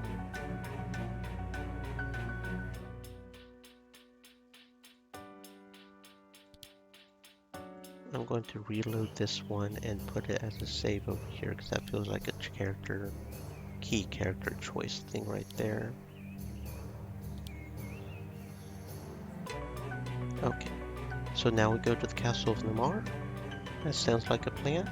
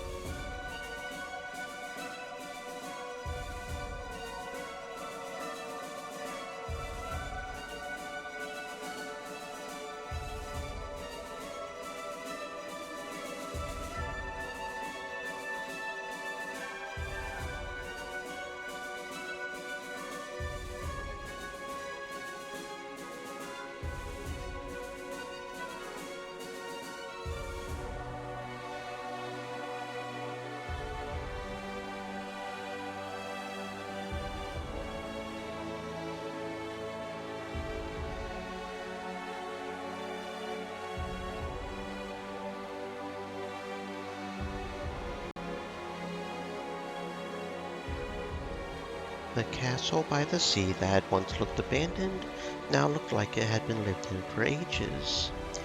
Windows were alight, the grounds were well kept, and the architecture had been repaired. The infamous castle of Namar has been reoccupied. I don't understand. There aren't supposed to be any lords here. Why not? The people of this land were once massacred and, in their death, their bitterness cursed this land. No crops will grow, no good animal will tread it, and caravans that pass through are never seen again. Every attempt to live in the castle has ended with the untimely death of the inhabitants. It's haunted. It's plagued with vampires. This isn't the first time the Amazons have had to get rid of them. They just love you too much. May peace finally come to those who lost their lives here. They're already at peace. You're just being a party crasher now. Let's hurry. They have our Amazon sisters.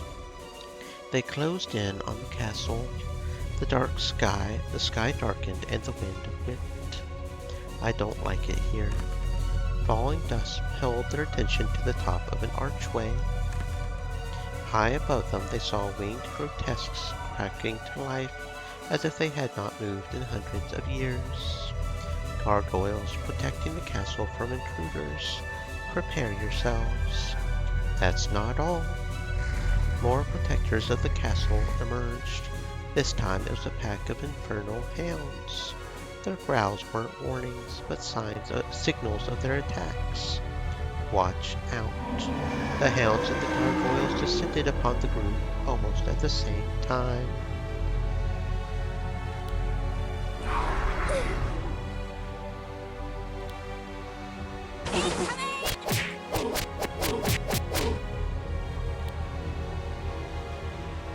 I don't like you.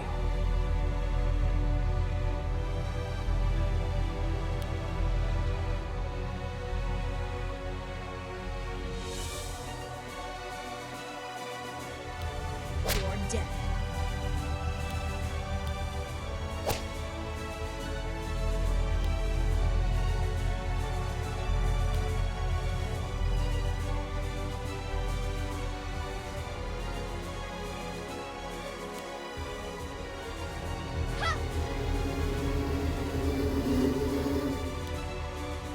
Good riddance, I say.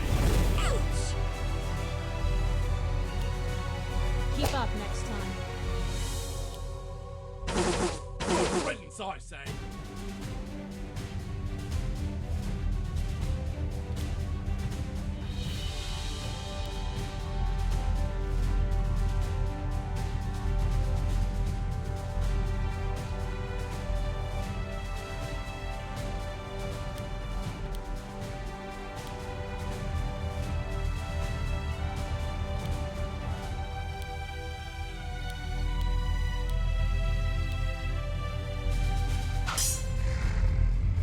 The gargoyles crumbled into lifeless rubble. Loren swiped her blade masterfully at the final hound in her way. Why won't you die? The hound was still standing on its ground against all odds. I know those eyes. That beast is fighting for someone besides itself. Karen had to close her eyes suddenly to keep from seeing Loren's blade make its final strike. It's dead now. Some looked down on the hound as if they regretted that it had to die after fighting so valiantly. Others, such as Loren, thought nothing of it. In the silence, they all heard the whimpering of a hound. They froze and turned back around. An infernal hound that they had all thought long dead whimpered louder and stood up. It clawed its way over to the resisting hound that Loren had just skewered.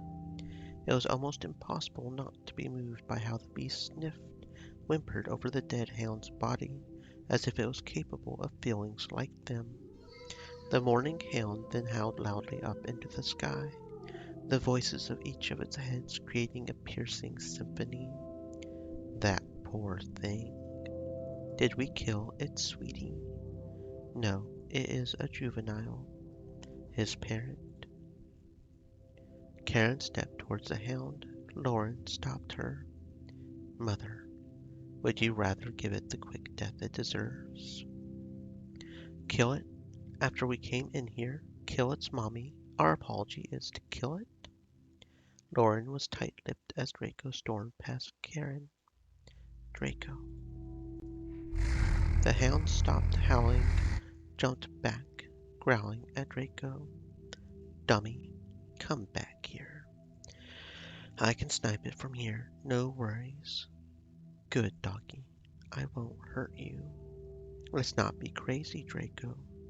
Draco pulled out meat from inside of his robes, tossed it at the growling hound. It stopped, sniffed it suspiciously, then it licked it once, twice. See? No harm done. I'm a nice one. The infernal hound ripped at the meat with all three of its heads, sharing it equally amongst the mouths. When it was done, it pounced Draco. Everyone gasped. Eleanor ran up with her blade drawn, with Loren not far behind.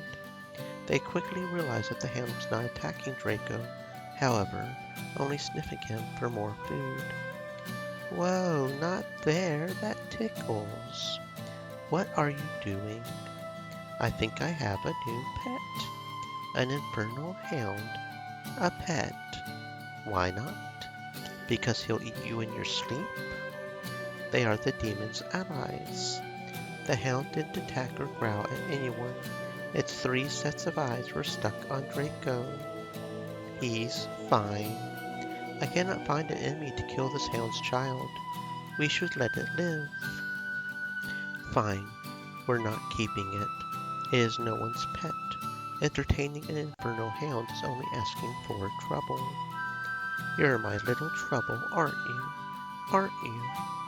Loren crinkled her nose. Eleanor, you tell him to get rid of it. What are you talking about? We're keeping the hound. We are keeping the hound.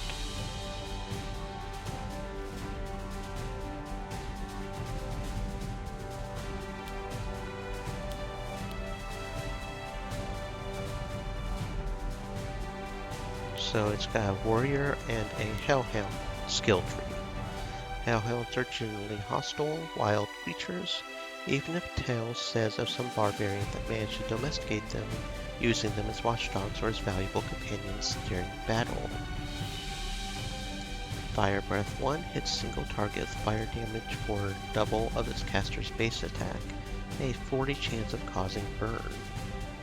Poison Fang, target needs to be staggered, hits twice for a single target, has a chance of poisoning. Armor Skin, tough as an armor, giving 25% bonus.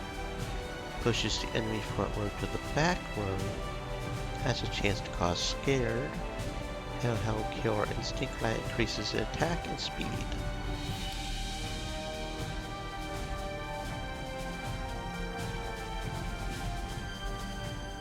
No, I like it. It's cute with its 3 waggly tongues. What? Wonderful. Another creature saved from the darkness. We adopted Trouble. Mirth approached the dog and pet its middle head. Its tail began to wag, and the other heads pushed the middle out of the way, fighting for Mirth's attention. We don't need dead weight. If that mutt's recognized Draco as its new owner, you won't have to worry about that. It'll fight alongside us. We are its new pack. I'll kill it if it gets out of line. The same as you, Draco. Draco waited for Loren to leave to bend down to whisper to the hound. Don't worry, Trouble. She's all bark. Draco led the hound inside the castle walls, and it obediently followed. Trouble became a loyal servant for Loren and her friends. It needed a pack to survive. Draco was willing to adopt it. Though it was a wild beast that needed domestication in many aspects, its untamed spirit turned it into a formidable ally on the battlefield. They approached the entrance to the castle, saw that was covered in cobwebs, more dusty gargoyles. The tall windows, however, were lit as if the castle was lived in. Loren took out her sword, moved towards the giant doors.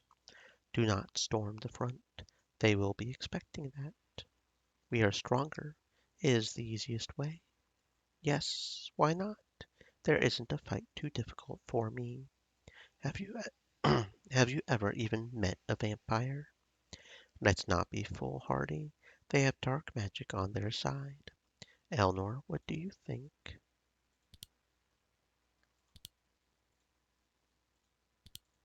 Let's charge the front door. We're not weak. Let's teach those vampires some manners. It's settled. To the gates. Loren pointed her sword at the castle and ran straight for it. Everyone else followed. They bashed through the gates, flung open. As soon as they entered, the gates swung back and locked again. Haunted. I knew it. A feminine crackle drifted across the front yard and sent a chill down their spines. The front doors of the castle opened with an eerie creak, and a wispy, red-haired woman glided out. A vampire. Be careful. Welcome. I am Valerie Namar, the lady of the castle. You are just in time. Skeletons and zombies started to shuffle out of the castle doors as well. Valerie did nothing but smile. The monsters crept past her with a clear hunger for their flesh. It's been a long time since I've truly entertained guests. I hope you'll forgive me if I'm not the best hostess. You've taken Amazons captive. Release them now. Captives? No, we don't do that here in Namar. One of the survivors said she saw you kill one of them. Our sisters are here. You are lying. Lie? Me? How rude of you. The undead monsters were nearly upon them. Mesfit thrashed at the nearby zombies. Valerie perked up. Is that a dark elf? I don't like the way she said that. The vampire's eyes were dreamy as she stared at Mesfit. Enough. All of you die now. Review your party.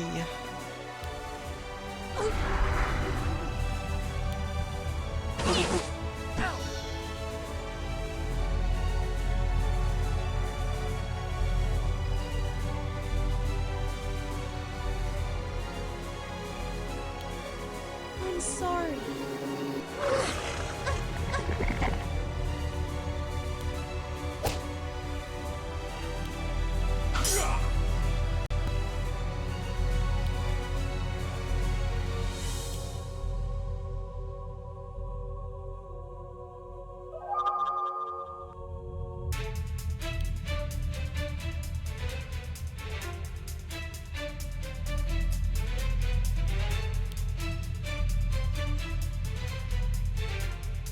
I don't like you.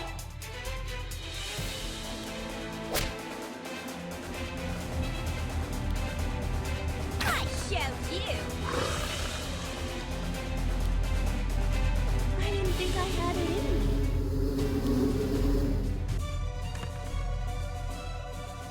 More undead poured out from the castle. Gargoyles swooped down from the walls, all while Valerie watched silently with an unsettling smile on her face. I told you this wasn't going to be easy. There's no end to them. More kills for me. Isn't that right, Gladiator? I have slain more than you can count. That's about to change. Look out.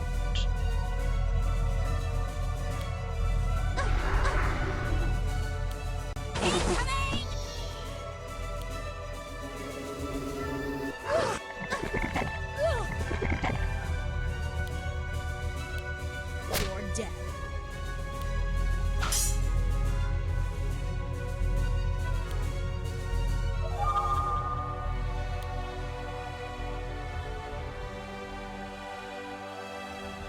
I don't like you.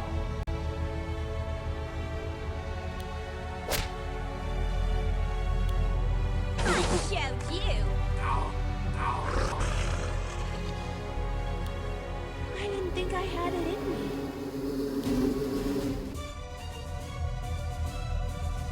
Is that all you got? The vampiress looked frustrated with their persistence now. You have been very rude to my guests. I must ask you to leave now. Farewell. The ground under all their party members quaked. They looked down and saw it to be a false ground. Farewell? Why farewell? Not farewell. The ground collapsed open and they all plummeted straight down into the darkness. Mirth wove vines around them as they fell to break their fall. It was a Polymecia who summoned a force field at the bottom that caught them before they hit the ground. The magic broke everyone's fall, sparing them from all from what would have been an instant death. They sat up, looked around. They had fallen into a stone cellar, would have fallen straight into a bubbling green pool of acid if it wasn't for their quick magic. That lady just tried to kill us. Well, that wouldn't have been pleasant. Is there a way out of here? They each slipped off the magic force field onto the stone flooring around the acid pool. It looked just like a dark dungeon with no way out. There ain't a way that I see. There has to be. This is a well-maintained acid pit from the looks of it. Know much about this, do you? There are loose bricks on the walls. You're right. They must open a secret passage. Do not fall prey to this trickery. There is no need to have more than one trigger.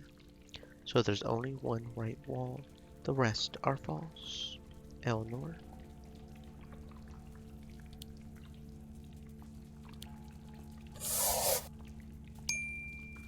A scroll of major haste. Well, that's interesting.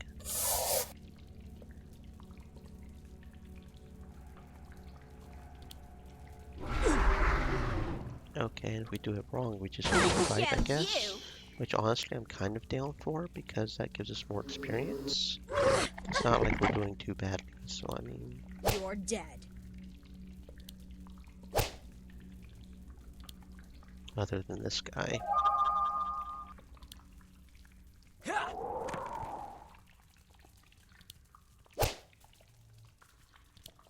Good riddance, I say.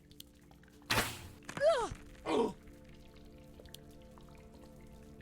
Everybody, get down!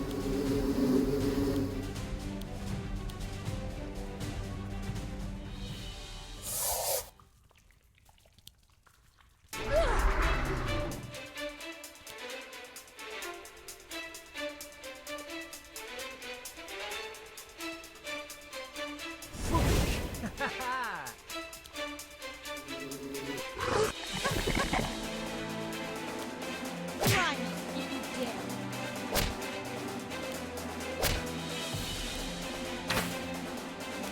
Whoa!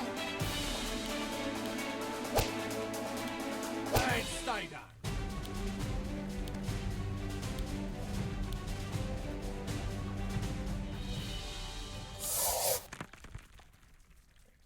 The wall crumbled and creaked straight down the middle. The two halves of the wall glided apart, revealing a cave-like tunnel ahead of them. It's not a passageway directly into the castle. It's better than acid. Told you we should have just found another way in. Let's see where this goes. Loren braved the darkness, led them into the tunnel. They traveled with aid of their magic to light their way. The tunnel expanded, poured out into an eerie room. Bones, the remnants of dark rituals, were scattered around. This evil place. We should have been very near an entrance into the castle. Or very far. Everyone jumped from hearing the eerie voice. They saw no one. Come out, whoever you are. A raven swooped down from the ceiling, landed on a rotting table in front of them. Loren watched the bird with much caution. Another shapeshifter. A raven. How cliché. Are you friend or foe? The raven only sat on the table, looking around the room with no discretion. Loren slowly approached it with her hands on her sword. Kill it while it's in a weak form. I ask that you do not. The same voice from before was now behind them. They turned to see a very old woman leaning against a staff, as if it was the only thing keeping her standing. He is my dearest companion. Who are you? Do you have our Amazon sisters? The old woman smiled, revealing she had no teeth. I am friend, not foe. Those that can speak sometimes call me Mother Mort. I have no Amazons in my collection. They are not with me. They looked around the room and realized that she considered the piles of bones to be hers. So, you're one of those types of reclusive old ladies. The creepy kind? Necromancer. Creepy is an understatement. The old woman laughed a dry laugh, as if dust would billow from her.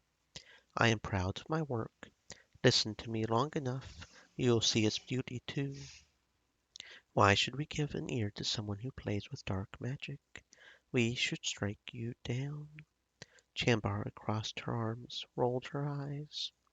Dark. I've heard of the term before. Dark. Yes, they call this dark magic. She has gone senile. Can we kill her now? Your respect for your elders is staggering. She's a bone witch. She's not worth any respect. You may regret slaying me. I predict you'll regret it very much. Everyone looked at each other. Loren stepped forward. Do you know where my people are? Can you get us out of there? I do. I can.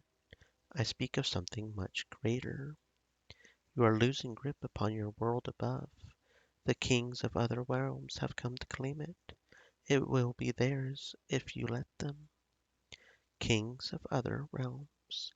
Do you speak of the Death Knights? Mother Mort smiled and wheezed. What names his company tells me is almost as amusing as my own name. Yes, your Death Knights. There is more than you know. More. There are more Death Knights in Erebor? No. They gasped and went silent. One Death Knight was enough to bring their entire world to ruin. Another? How could we how could we have not known? You are mistaken. He is a child king. He is fresh and new, but do not underestimate him. He will take as easily as the king in Stream Everburn. Elements said, stay moist, my friends. Hydrate. You are a monk from the mountain, yes. She wagged her finger at Sauser. You let this happen. I. What?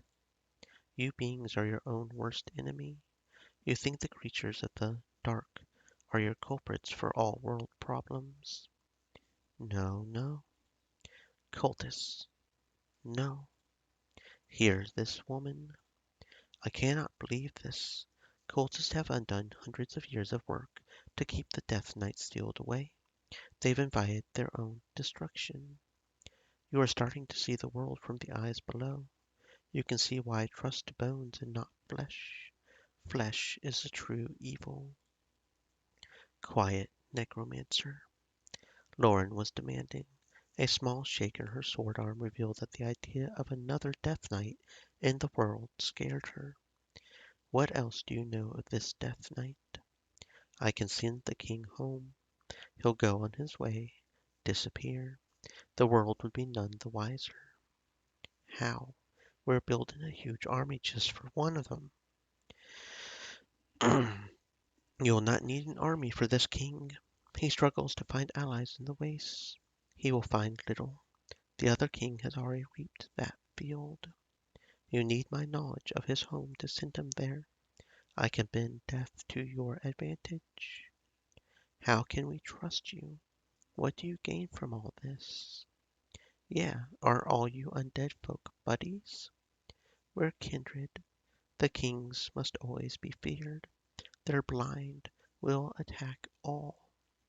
But it is good for me that some can still tell friend from foe. Mother Mort smiled at Loren. We need each other to defeat him, I think. You will not be able to defeat him on your own. What are your terms? Terms. Terms. The death of the king. What other terms are there? What's the catch? You are very peculiar people. You must want something. Tell us, now. Very well, my dear Raven, this company is so taxing. When you have killed the king, he will give you a gift. I will require it. What kind of gift? What if he doesn't give us one?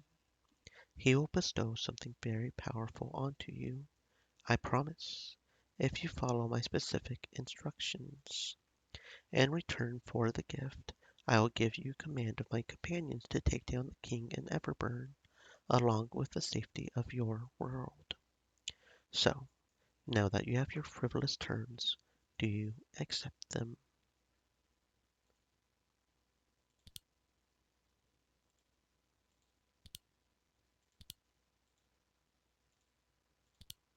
You're what, 200 years old? Don't you think it's time to die? I may look feeble, but you are the ones who are surrounded, and, might I add, outnumbered. The bones all around the room started to shake and slide around to form skeletons. Corpses stood up. The raven on Mother Mort's shoulder called and flew away. Meet my true companions.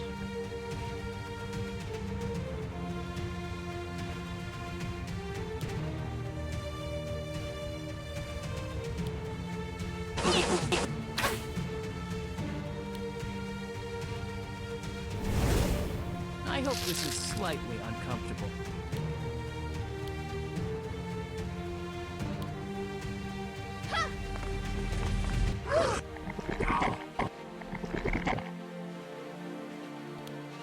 You're dead.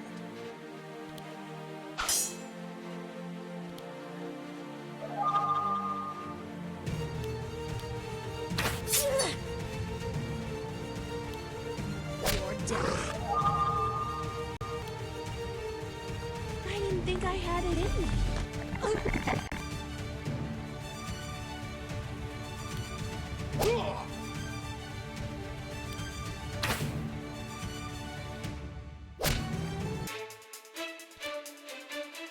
Try this on for size.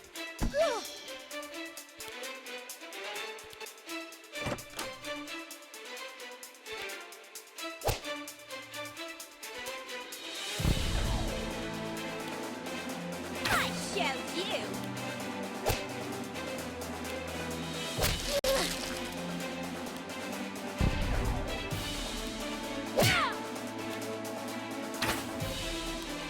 Let's move on.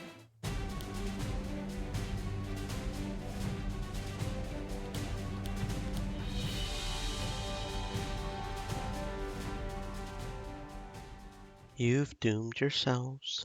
Such foolish company. Bad company defeated Mother Mort. The necromancer fell to the ground and withered away until she became ash, revealing that magic had been hiding her true age. Good. One less bad guy in the world. That was a little fun. It smells so terrible in here. I'm going to lose my breakfast. Hold it, Draco. We have to get out of here first. They searched the room for a way out. They came upon a fancy doorway covered in cobwebs. This must be the way. I will go first. Eleanor stepped into the dusty castle interior. Everything looked as if it hadn't been touched in ages.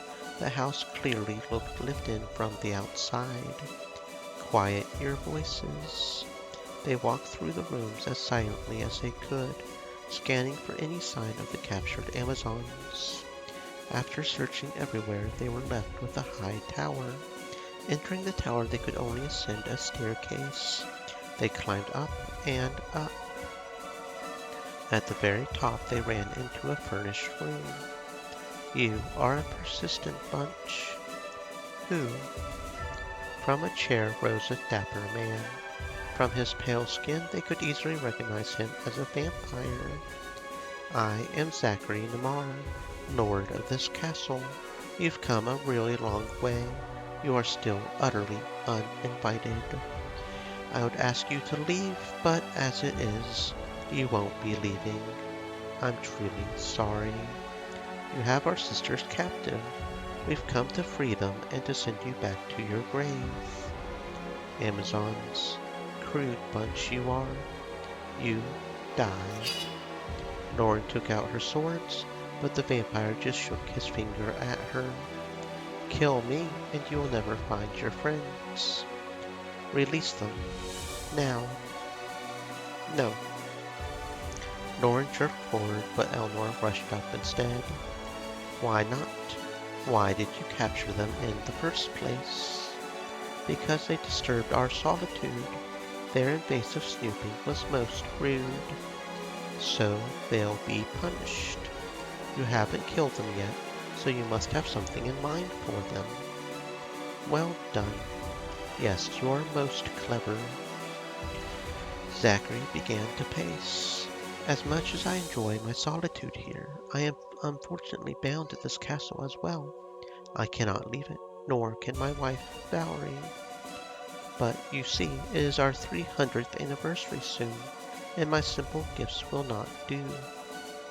You are trying my patience. What is the rush? Our sisters, where are they? They are safe, but hidden.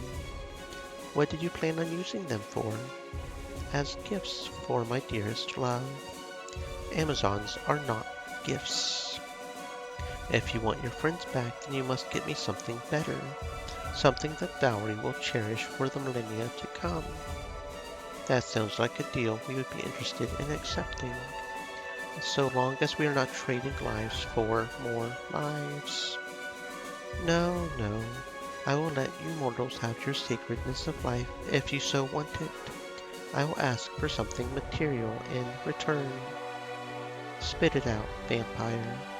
I believe, yes, I believe my love will appreciate a beautiful gem. A diamond, unlike any other. A precious stone.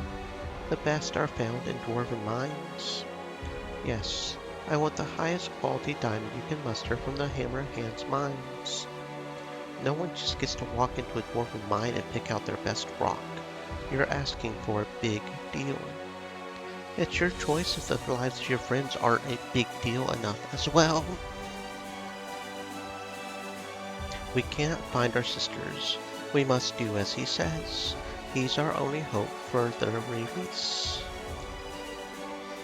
Why can we not just kill him? Loren looked to Eleanor for advice.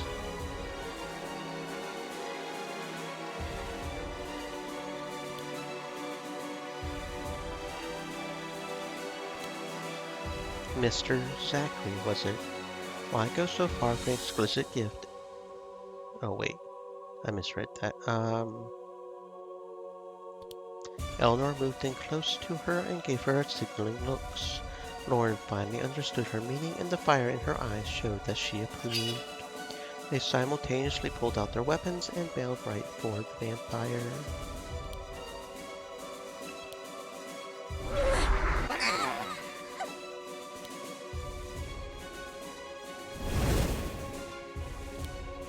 Harm no more.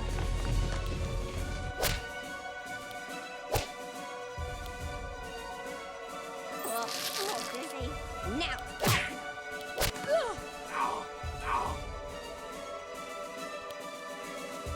Why are you doing this?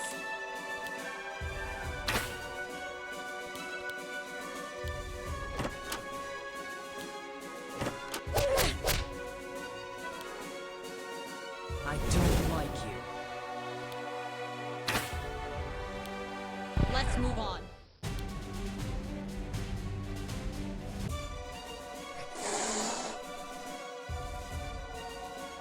Zachary sprang backwards with a hiss. He was wounded, but still fighting. Valerie flew into the room from having heard the commotion. My love, no. She flashed her fangs at the party while helping her husband stand back up. I cannot abide rude guests.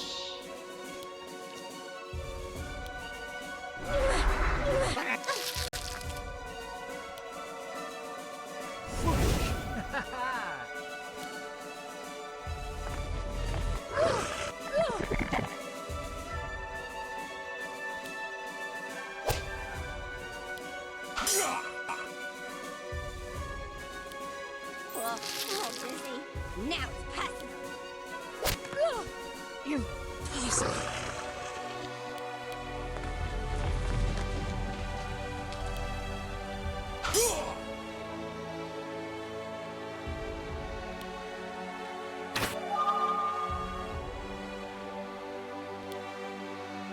I don't like you.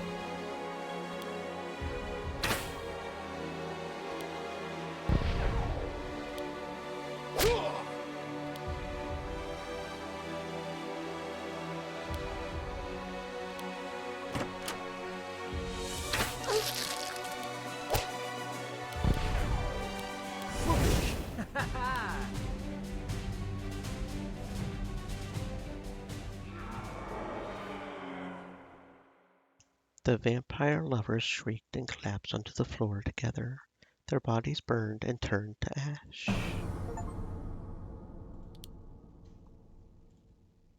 What is it?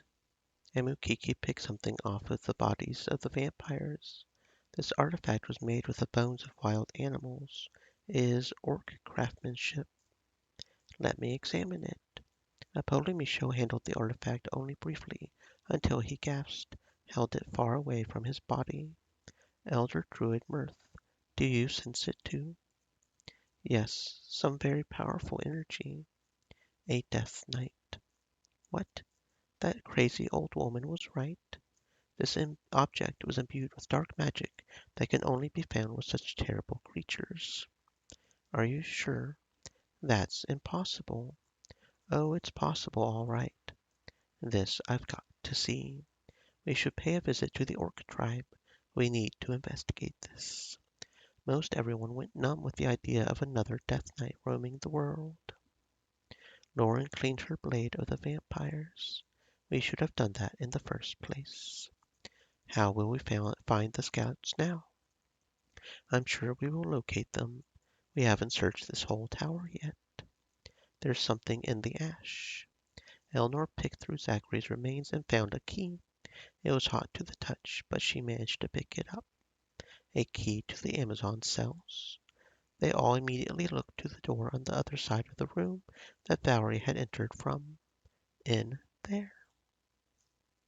Inside of the secret room was exactly what they wanted to find. They were now in a castle dungeon. Sisters. Several Amazons stirred. They blinked several times, not believing their eyes. Majesties. Hurry, open the lock.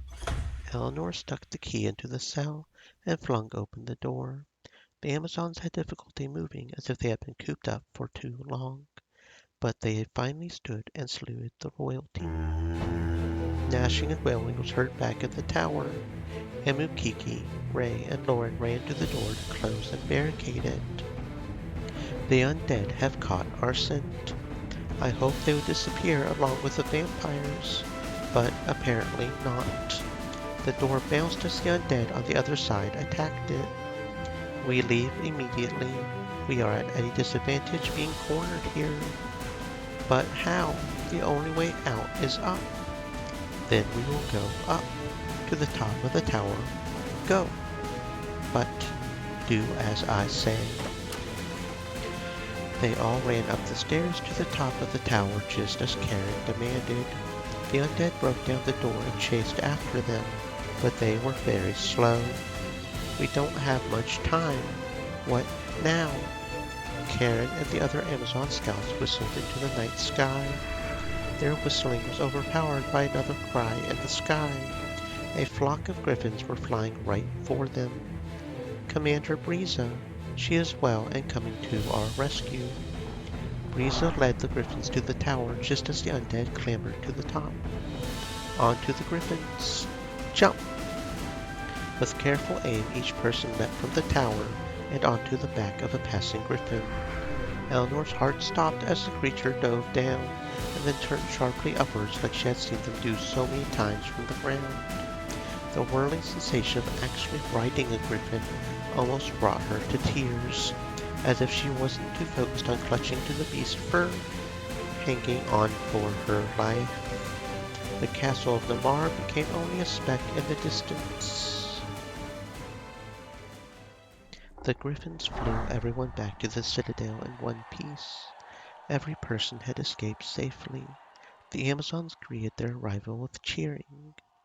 Breeza and the other scouts were taken into care, and their rescuers were celebrated. Very nice.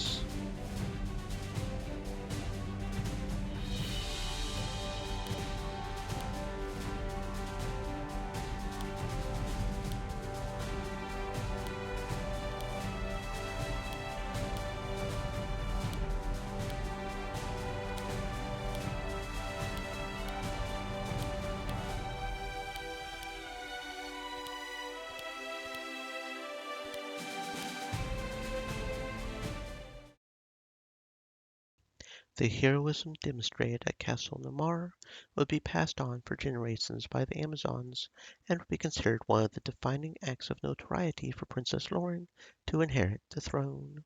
Her actions would help restore the Scouts and give them a chance to fully support the war against evil. Very nice. Any new stories yet?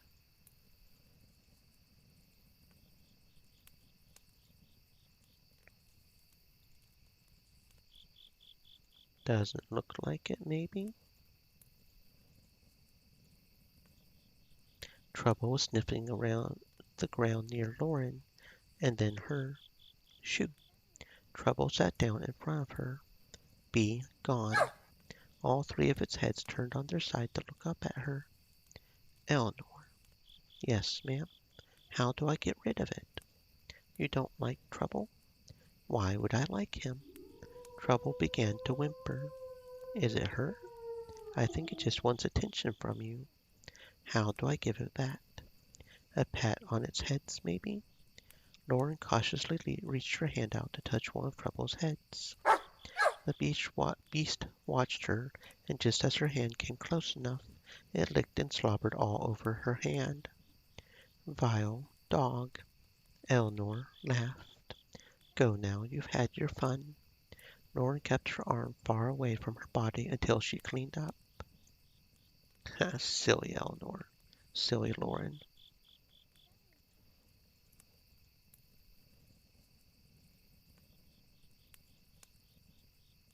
Draco was busy trying to pet all three heads of his new pet.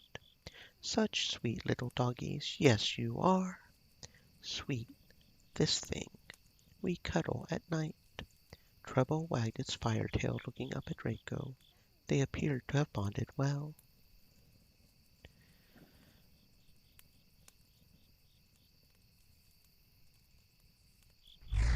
Eleanor watched Dora jump up next to Trouble.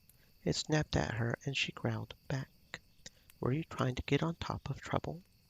I want a mighty steed. It's just my size. Looks like it doesn't want to be your steed. Yeah, well, I don't want it either. Its fire would just ruin my clothes anyway. Dora stuck her nose in the air and left. Trouble looked at her quizzically. Silly Dora. Silly, silly Dora. I think Dora may be my favorite character, honestly. I just like her. I like them silly fillies.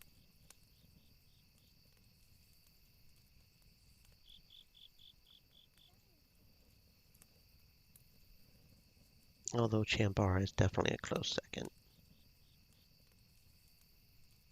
Okay. So didn't we get some items or something? We got, apparently Zachary has 2 wedding rings. That's interesting. And Valerie's necklace. Okay. So let's see how they compare to a ring of... Oh, now that is nice. Okay, we lose the defense. They aren't defensive rings. But we gain 5 attack, 10 damage. That's like 15 damage. With how much damage Loren is doing, I'm tempted not to actually put them on her. She is doing so much damage already, she's putting everybody else to shame. She really is.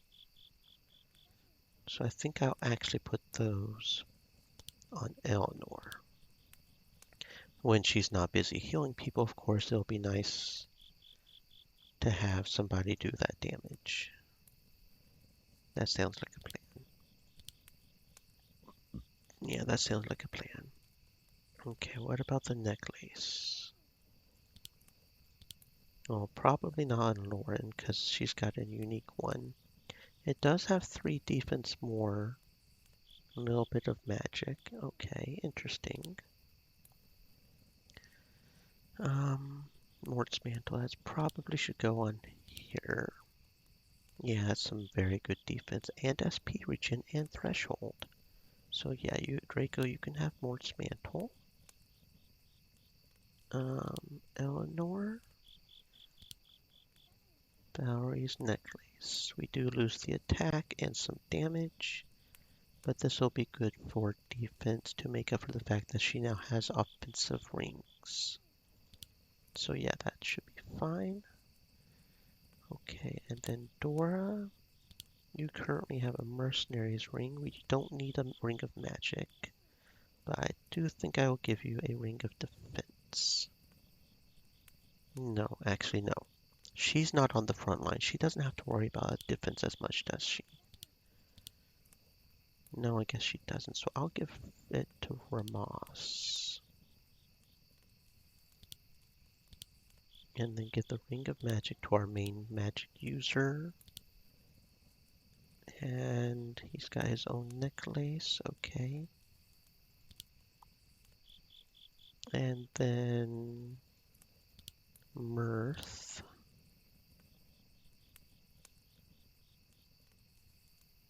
I don't think the Necklace of Strength really helps with her magic, so I don't think I will do that.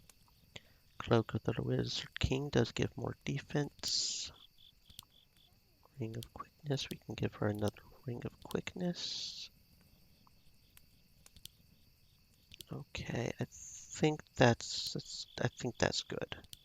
So I'm going to go ahead and go to Chizulu Ruins and sell some of the stuff. Maybe we'll get something better too. I showed you.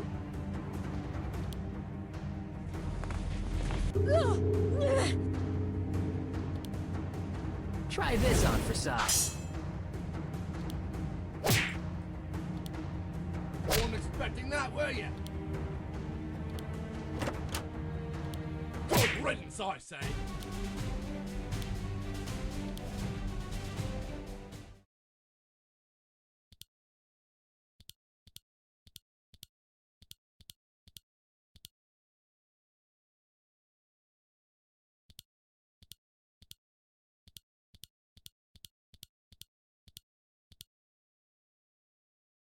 Okay, anything new maybe that we want to look at? Dark, I'm trying to avoid elements. Sword Gladius, I don't think that's good. Pretty sure the sword we've got is better. Air, dark, water. Although, like I said, I'm starting to think maybe on the staffs I don't care about the element. Because we're doing elements with them anyways, and I don't think the damage type affects that, if that makes sense. Not that that staff is worth it. Club, Rapture, no. Fine, Longsword, no. Okay, so nothing there it looks like. Boots, Omicron. We lose 2 SP regen, but we get an attack and a magic. Not that we, well, actually that could be very good for her if it boosts magic as well. We do lose 2 speed, but we even get a defense and threshold. So yeah, we'll get the Boots Omicron for her. Okay, anything else for you? Adamantine Chain Pauldrons, that looks nice. 2 health regen. Actually, no, maybe not. No. 2 health is not that much health. Ring of Dark Resistance, Air Resistance. Okay, so we've got some Rings of Defense and Rings of Offense. I want a Necklace of Defense, honestly. So I think what we're going to do is we're going to stick to Rings of Defense for her with a Necklace for Leadership. She's doing a lot of damage already. And then for me, we've got the rings, Zachary's Redding Wings, which are fine. That's fine. Okay. And then for you, I kind of want another Ring of Magic. And you've got your own thing. We don't really need Rings of Defense for the back line, right? Because it's only the front line we really need Rings of Defense. So maybe a Ring of Defense for Ramas. Since he's on the front line, give him a bit more defense. And then we've got the Necklace of Strength to sort of balance that out. Mercenary's ring is better than Ring of Quickness, I think. We do... Yeah. Yeah, that should be fine.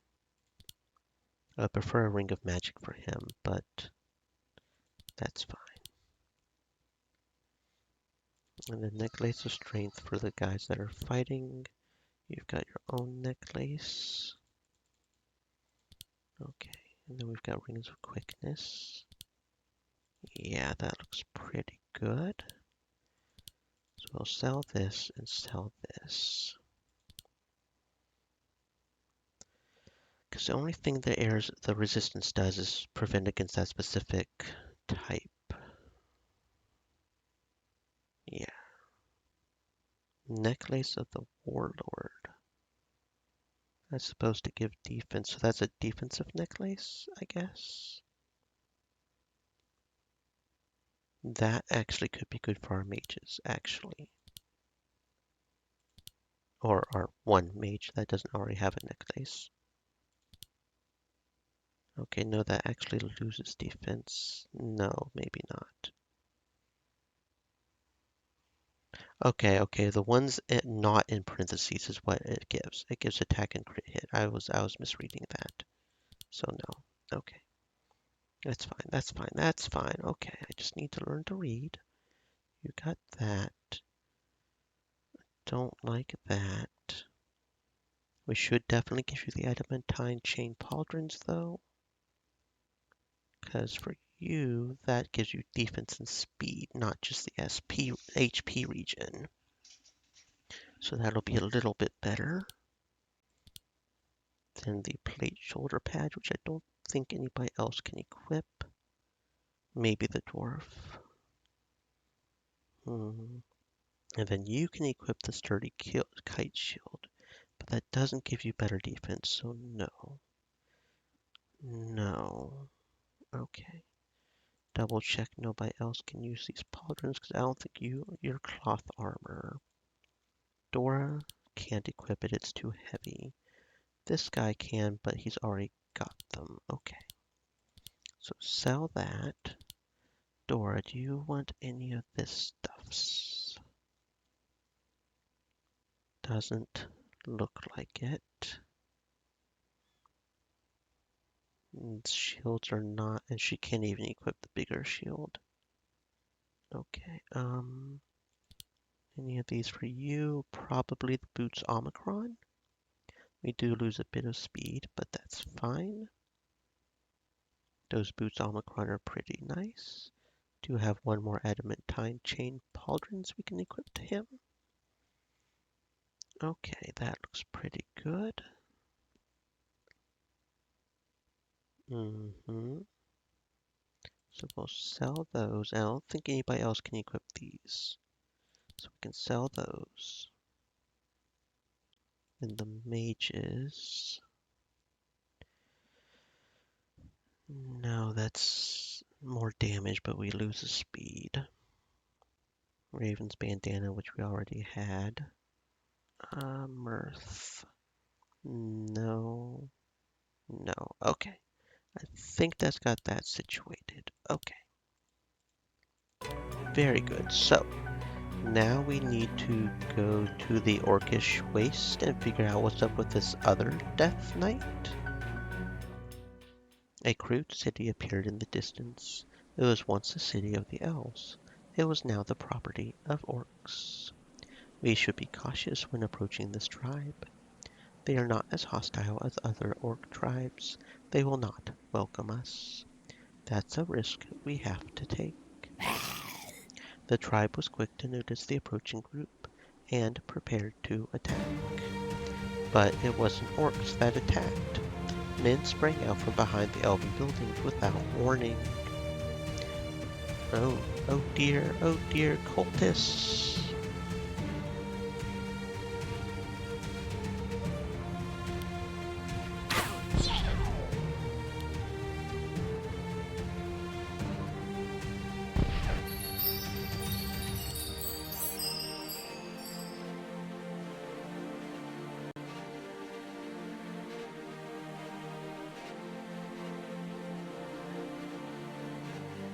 I don't like you.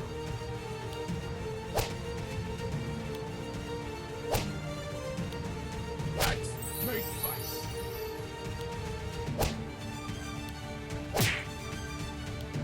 Gah!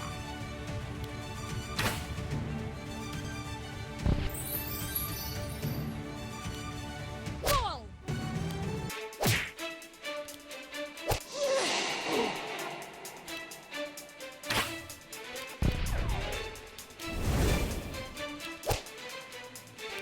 Either I'm really good or they really weren't.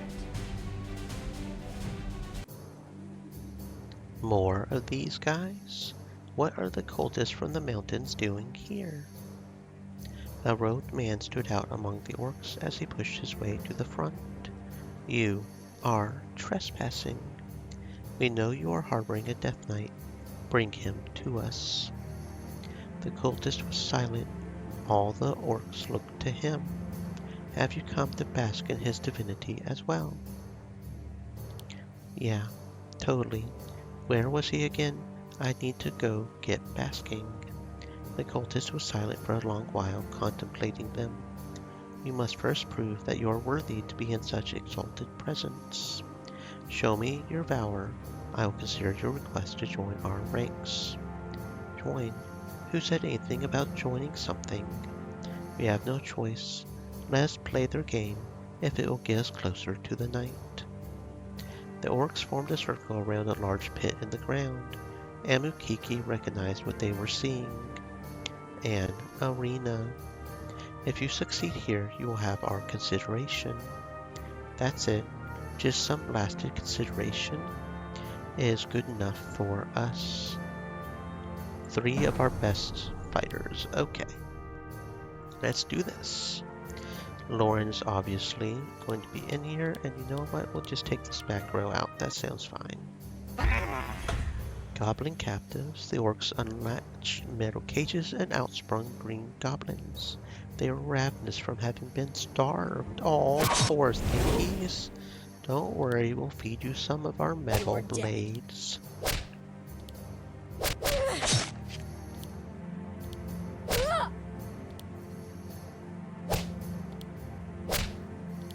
Keep up next time. And stay down. Second fight is against untamed beasts. The orcs next unleashed wild animals, clearly not bred to be simple house pets.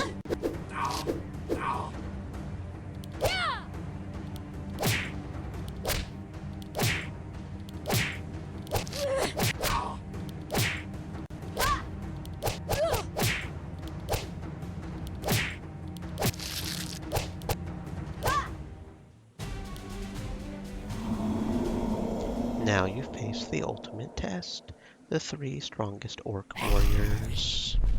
Thundering footfalls sent shivers through the battlers. An ogre and 2 large orcs cast shadows on them from the top of the pit.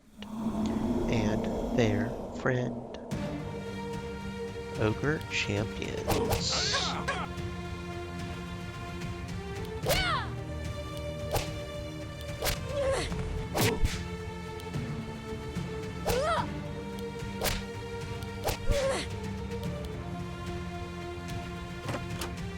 How do you like this?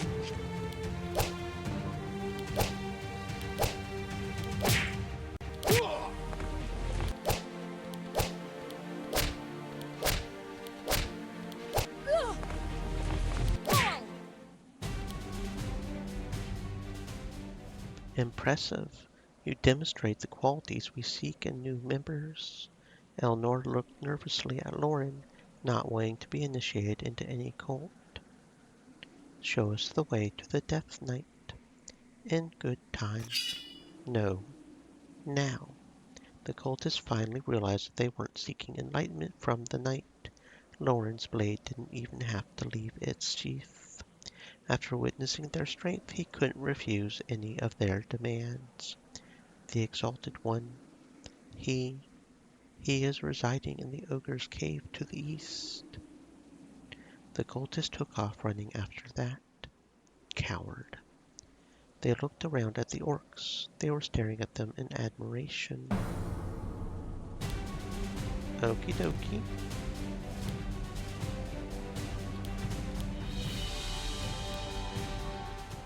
We've earned their respect. We should use it wisely. Champion of the Orcs Arena. Can you take us to the Death Knight? Do you understand me? The orc chieftain grunted and gestured to his people. A group of orcs broke away and urged everyone to follow them. They wished to show us the way. Excellent. Let's go. The orcs led them deeper into the desert, but they stopped at the sight of a large cave. Is the knight in there? The orcs did not answer, but instead scurried away. They did not want to go nearer, so it would be up to them to find out what was inside. Vork lair, huh? Okie dokie, but that being said, I need some more water, so I will be right back in a minute.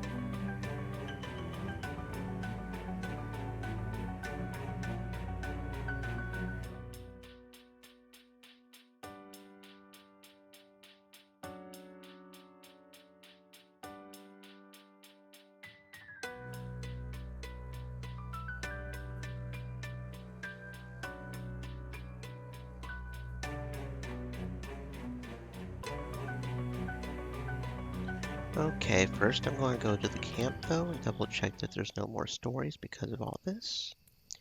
Because I want to make double sure.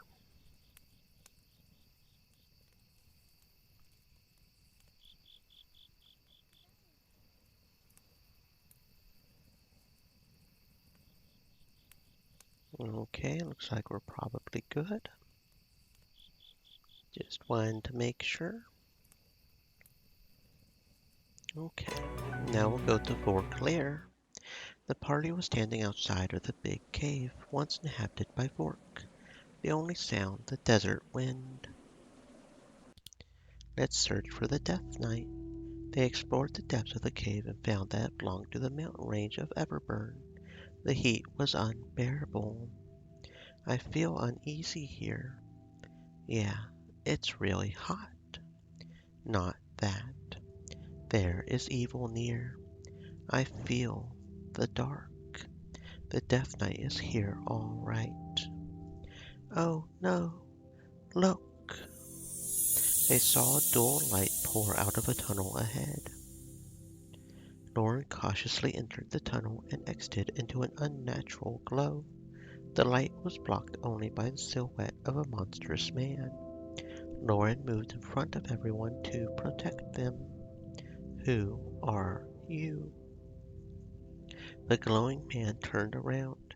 He held no emotion. It's really a... The Death Knight stared at them. His form was ghost-like, as if it was made of smoke. His eyes pulsed with a haunting blue. Everyone, even Loren, went as cold as ice in his presence. Who are you? They looked at each other. He was speaking to them, not killing them. I am Princess Loren of the Amazons. The knight's eyes scanned everyone in the party and rested on Misfit. His expression changed for the first time. A demon sired you. Misfit looked around to make sure he was the only one being addressed. Yes. Eleanor was unsure if that was a good or bad thing in the eyes of the knight, but he didn't react. He only returned to look at the rest of them. I am Zeal. Even this one statement sent shudders through the whole group. The knight took one step forward, and the rest took several steps back. Zeal noticed their fear and the ember blade on Loren's hip. Do you plan to kill me or not? Is it even possible? It is. But are you willing to pay the price? When you say price, you mean... Who cares? We didn't come here to kill him, remember? An orc artifact. It made its way to Namar. Zeal glowered at the news. The vampires sent you? We came to see if it was true that another Death Knight was set free. Now that we see it's true, what shall we do? Kill him, of course. With what army? This ain't just a demon we're looking at. He's pure evil. If dark magic was actually ever evil, I am more valuable to you alive than I am dead. A Death Knight's only place is the Underrealm. I belong here. Zeal's voice boomed and his eyes glowed brighter. But your kind has destroyed our world since the beginning of time. I walked this land the same as you. This was my home. How is that possible? Another is attempting to destroy it. He is called Faust. The name stung their ears. You know him? I'm here to destroy him. Everyone went quiet. If you destroy me, you will lose your greatest ally. So I ask again, are you willing to pay that price? Loren looked over at Eleanor. They were both conflicted with what they just learned. For a Death Knight, Zeal wasn't as terrible as they predicted he would be. Decisions, decisions, decisions. Seek answers. Ask. Why should we not kill you? Every instinct in me is telling me to slay you. Why should I not? Your enemy is my enemy. I've come to remove him. So the only reason you haven't killed Faust thus far is because you need someone to do all the hard work for you. I am of his ilk, but I cannot compare to him and his army. I need his reign broken, and then I will ensure he remains broken. You can permanently banish him. Yes, no mortal can invoke what I can invoke. Why do you wish to kill Faust? Who is Faust to you? Why do you care? He has decided to hate what has created him. He has decided to end his home. I wish for Erevorn to continue. A Death Knight, protecting us. I don't think I can believe it just yet. Even after all is said and done, I will not be a hero. I was never a hero. Why won't you come with us and fight Voss together? Join our forces. I cannot substitute the army needed to infiltrate the Fire Mountains. Then come along with us after an army has cleared out Everburn. No, dueling another of my kind is pointless. Death is no matter to us. However you can subdue him for me, something or someone must break the balance. That is you. How can we be sure we can trust you? How do we even know you're trustworthy? You cannot. He said nothing more. What would happen if you got your way? How do we know that you will not simply replace Faust once he is gone? I will replace him. That much is fact. What? That's no good. It is either me or him. I ask you to weigh your options. Think of all that has occurred by his hands, and all that will. Know only that I have not come to snuff out the light of this world. You would protect it. I would keep it. What does that mean? Will you wage wars? Invite more demons? Zeal slowly turned to look at Eleanor. Why should demons not be allowed here? Eleanor gasped inwardly. How could someone say that? What if we wanted to help you? What do you need us to do? Only for you to continue down your path, to clear the way for me. There are a few entities that block me that are not along your path that I would need you to remove. Who are they? Why should we kill for you? You are not the first who has come here to send me back. I am being hunted. You were sent here by my hunters. And the threats against me, I will be of use to you. If you do not end those threats, I will remain in hiding forever. Um,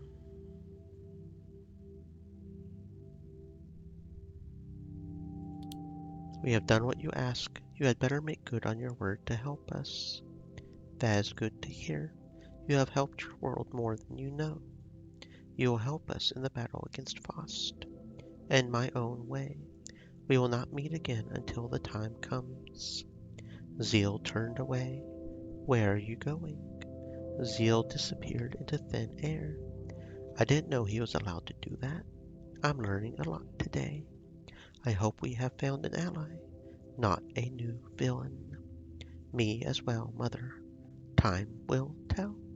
They left the cave in silence. Hmm, not sure about that. Not sure about that. But if he has a way to permanently seal Voss or Faust, then that could be good.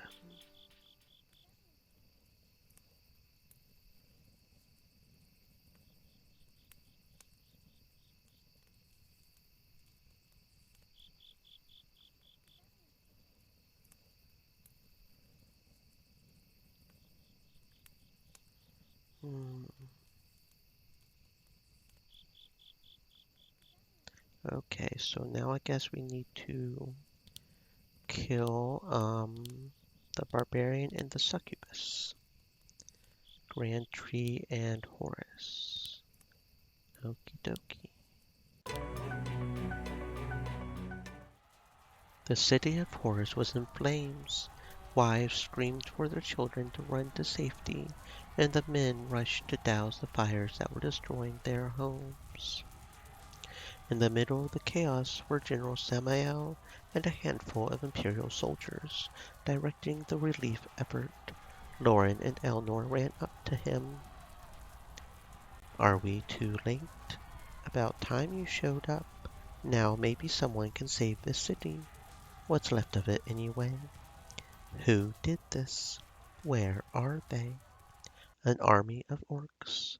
We were able to turn them away, but they are circling back around for another attempt to raise Horus to the ground. Orcs, you say? An army of them? And demons.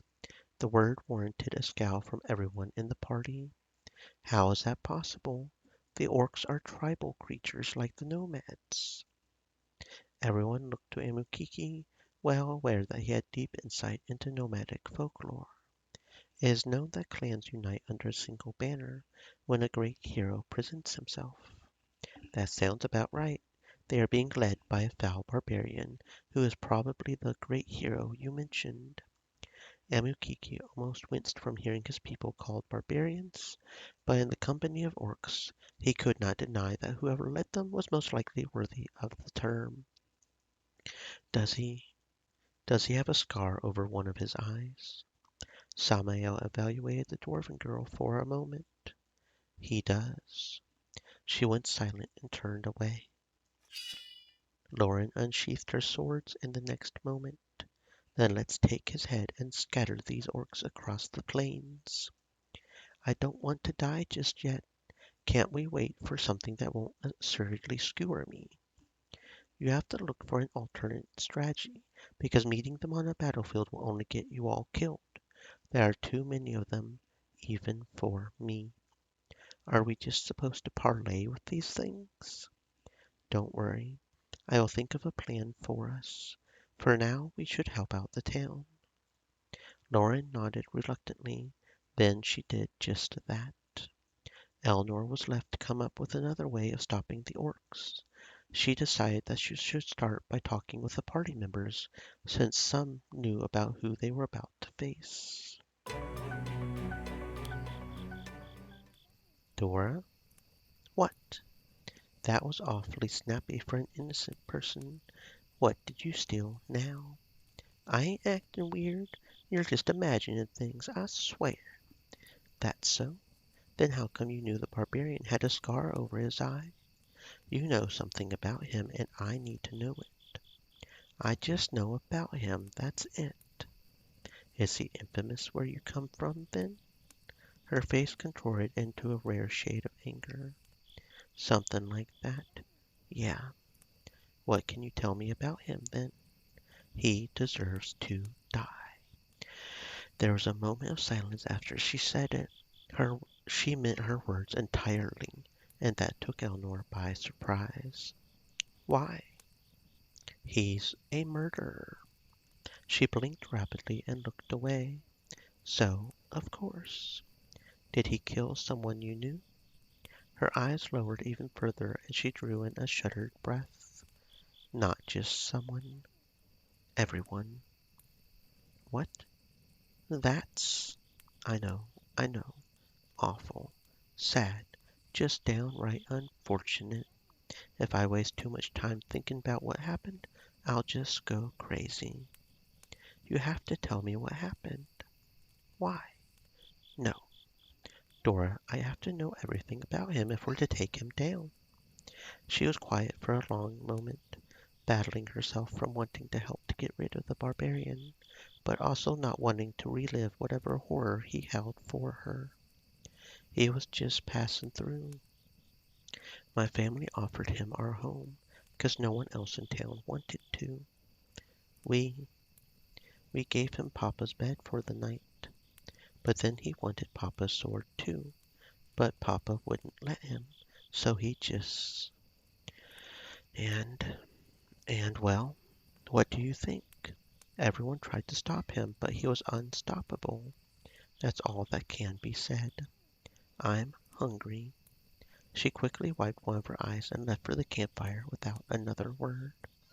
From her tragic story, Eleanor learned that Kroll was a dishonest person who only cared about getting what he wanted, and also that he was a frighteningly formidable opponent.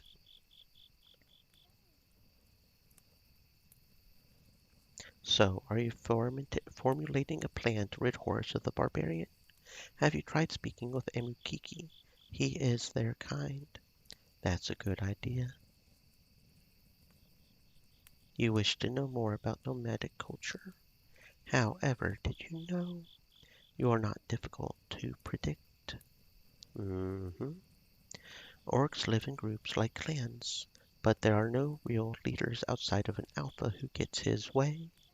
But I have seen separate clans fall under the authority of a single alpha who has not only strength.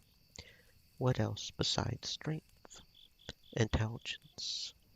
So, Cruel has united these orcs because he's not only deadly, but smart. It's never easy with these folks. You're considering battle with them. Our choices are limited. We cannot fight them all and plan to survive. I haven't forgotten. What do you suggest? Getting rid of the army. That is not helpful. However, it was. Eleanor was able to take her new knowledge of the orcs and use it to her advantage. If the orcs were following Cruel because he was a great leader, she only needed to prove that he was not that great after all.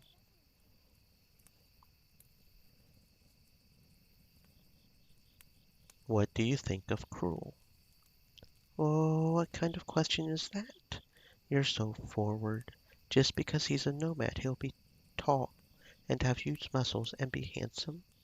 He's evil, right? I can't think he's attractive. Not that I do, because that would be wrong. So very.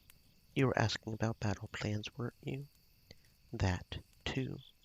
I'm going to go hide under a rock now. Bye. Silly Draco. And you absolutely can find him sexy, even if he is cruel.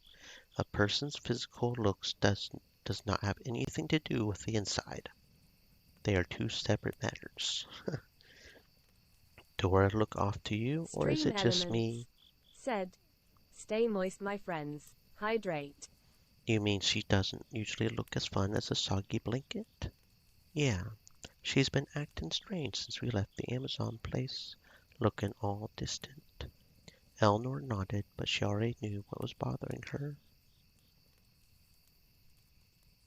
Yeah, we already figured that out. We should be focused on our battle with Cruel. I am working on it, ma'am. I am working on it. Have you learned all that you can about our enemy yet? Hold your griffins. I'm working on it. We're all waiting on you. Yes, I know. Sorry. Is there no way we can solve the problem at Horus without violence? It's unlikely. I was afraid of that. Do you have any ideas? Shouldn't we try to appeal to them first? If they are not all demons, they have something else driving them. There has to be a way to get them to leave without fighting them all.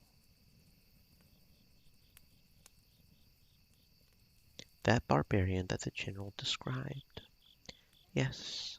What about him? I know him, actually. Not simply know of him? Not quite. He was once a sword for hire. The elves often recruit mercenaries to help escort caravans outside of the forest. I take it you were a mercenary too? I remember this barbarian Cruel because he had the most garish scar across his face. He was a one-eyed swordsman, and that fascinated me. He is blind in one eye? Precisely, but that is no disadvantage. He is a complete master in battle. Actually, I fear what the world would be like if he had a full pair. I know that look. You want to kill him, don't you? There's much to admire about him, but what's worth even more admiration is the masterful elf that manages to take him down. Don't you mean the masterful, handsome, perfect in every way elf? Yes, how did you know? But it is more than him simply being an obstacle to conquer. I have not yet finished my story. I and the other mercenaries were escorting a caravan to Hammerhands, but we were ambushed. The troubling thing about Cruel is that he did not fend off the ambushers. Instead, when it was clear that some carts would be captured, he switched sides completely. What? He set up that ambush? Believe it or not, I don't think so. He fought as many bandits as he did mercenaries that day. I think he just saw an opportunity to take advantage of the situation. If you ask me, that's typical barbaric behavior. He has no mercy in him. The workers are in the habit of surrendering their goods in exchange for their lives. Cruel took both. Eleanor was disgusted. A warrior who does not accept someone's surrender is honorless. But she did learn that Cruel would take advantage of a situation if it presented itself.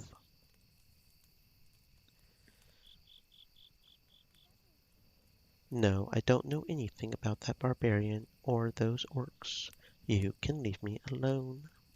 You don't even have a suggestion for a plan? I have a million suggestions. They're all about you leaving me alone. I'm going.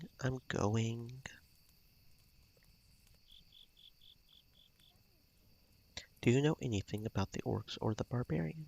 Any hints you can give me? Kill him. Brutally. Should I eat his heart too? Or is that too much? That is only the beginning. I've lost my appetite for no reason related to this at all. Thanks for the lovely chat. You seek a non-violent resolution to this orc situation, don't you? Yes, I do. There are those that you can talk things out with, and there are those that need a good punch to the face to sort it out. In my opinion, the barbarian is a second type.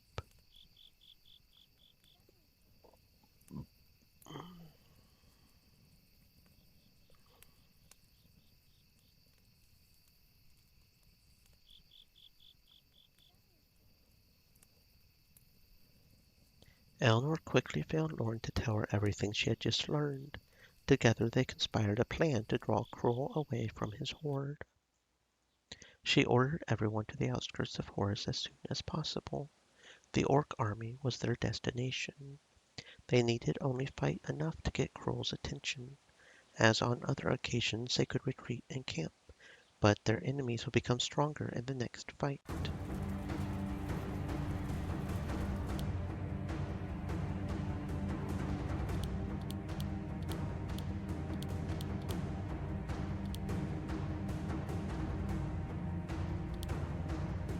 Showed you.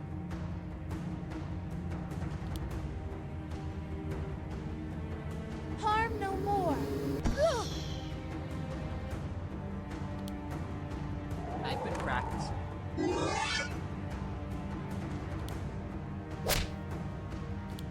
I got a present for you. Either I'm really good or they really weren't. Great, let's eat.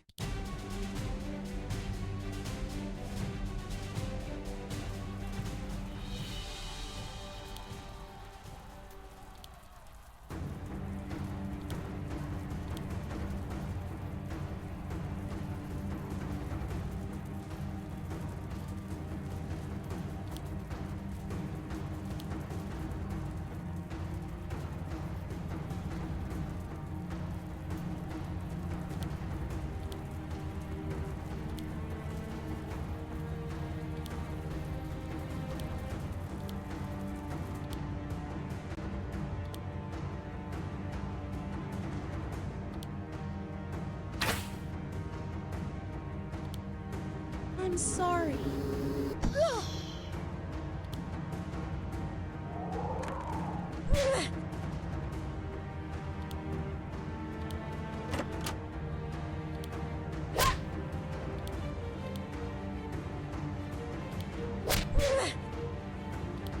I got a present for you. Let's give them a proper burial.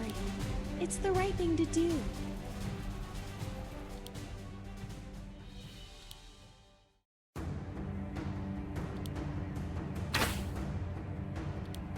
Why are you doing this?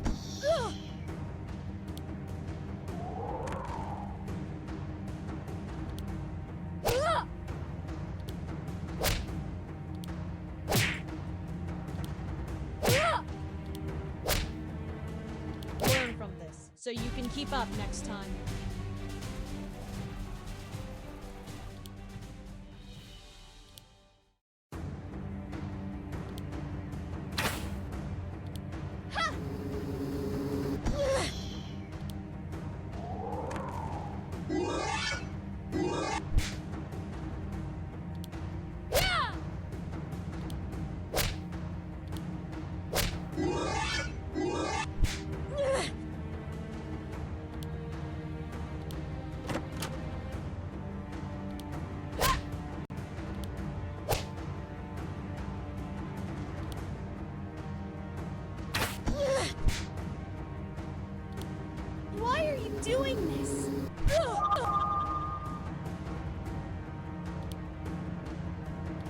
Not too easy.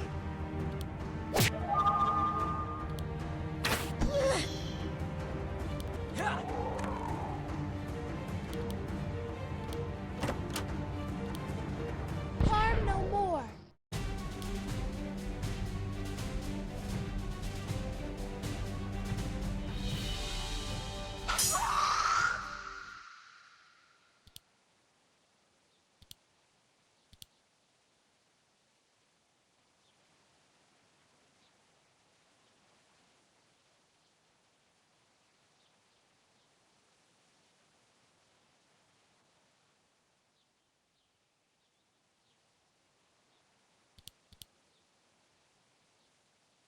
The head of their 100th orc flew from its body and into the piles forming around them.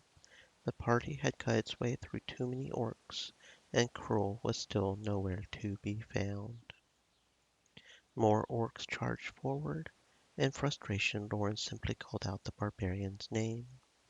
Cruel? Cruel. The approaching orcs slowed and then split away to reveal a path. Cruel had heard the call and was responding. A tall, monstrous man showed himself, with a scar over one eye and two massive warhammers in his hands. Dora took a step backwards instinctively. He said nothing for a long moment as his army and Loren's party repositioned themselves defensively. He looked inappropriately amused. You kill many orcs. What can we say? It's fun. His smile only deepened. Emukiki. The gladiator broke from Loren's ranks and walked intimidatingly up to Cruel. Even though Emukiki was a large man, the other barbarian was much larger. They stared intently at each other, growling with their eyes. And then Emukiki spat at Cruel's feet. The barbarian coursed with hot rage. He quickly whipped his weapons off his shoulder and impaled them in the ground before him.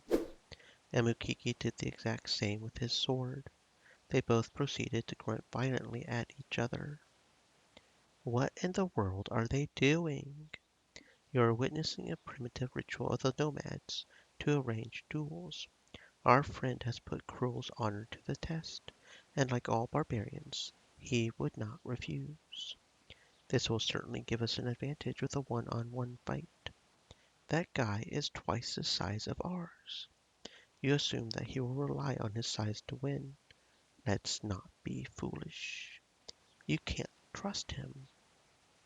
Her voice cut through the tension as if they had all forgotten she existed.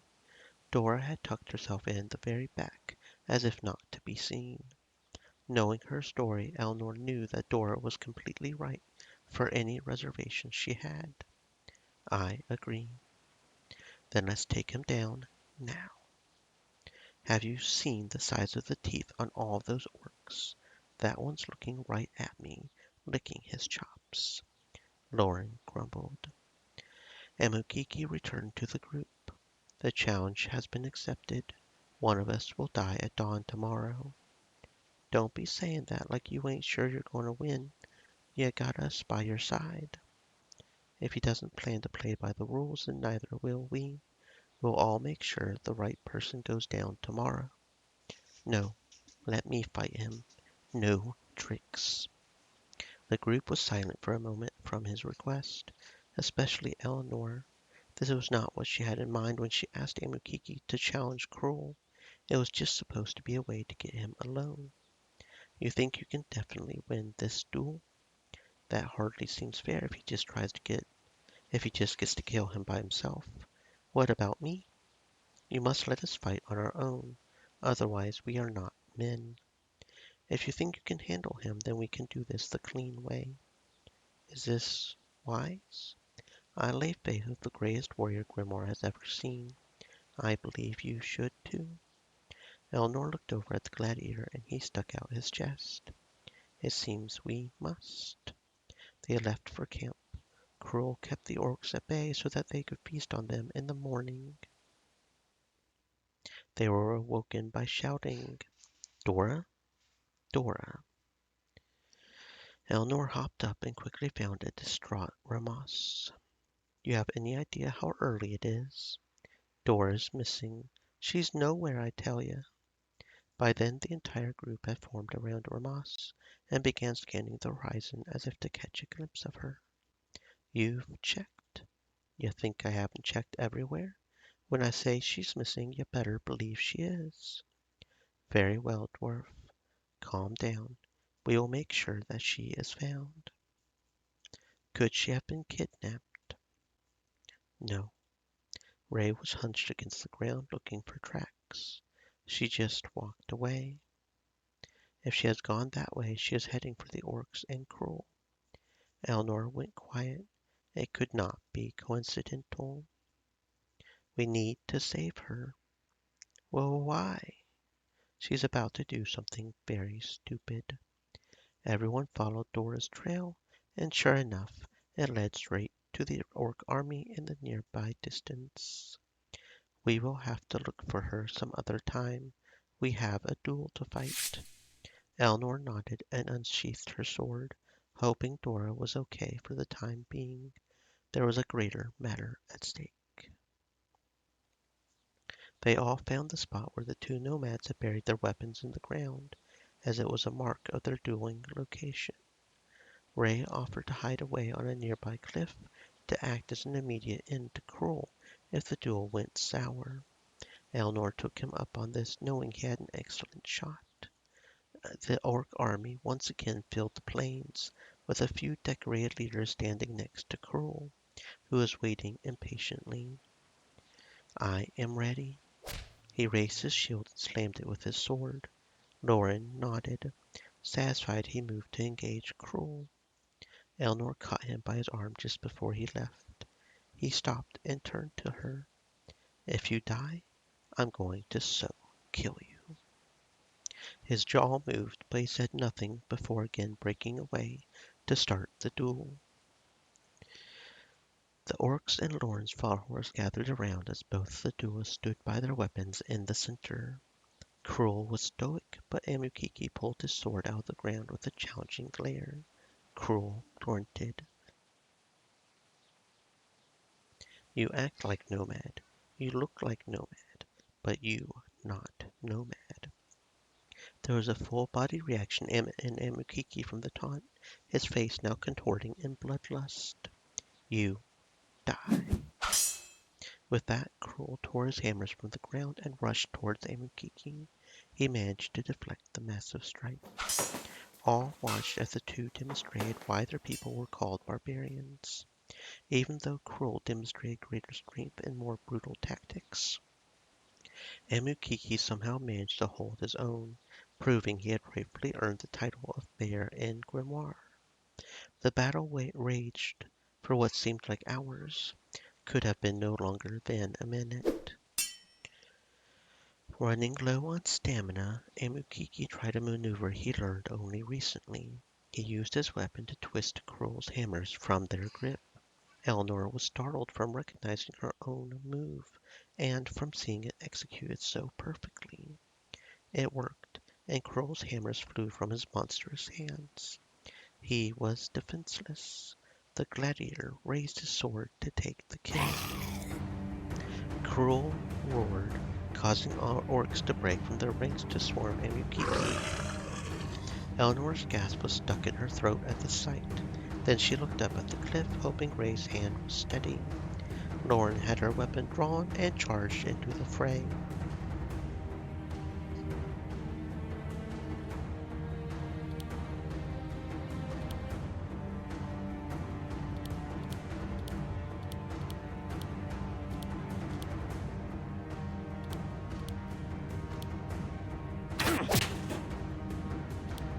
You're dead.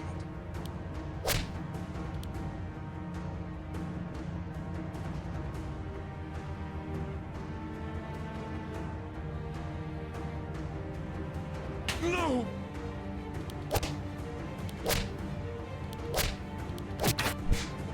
Try me if you dare.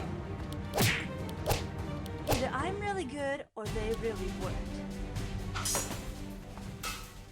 Amukiki tried to defend himself, But there were too many.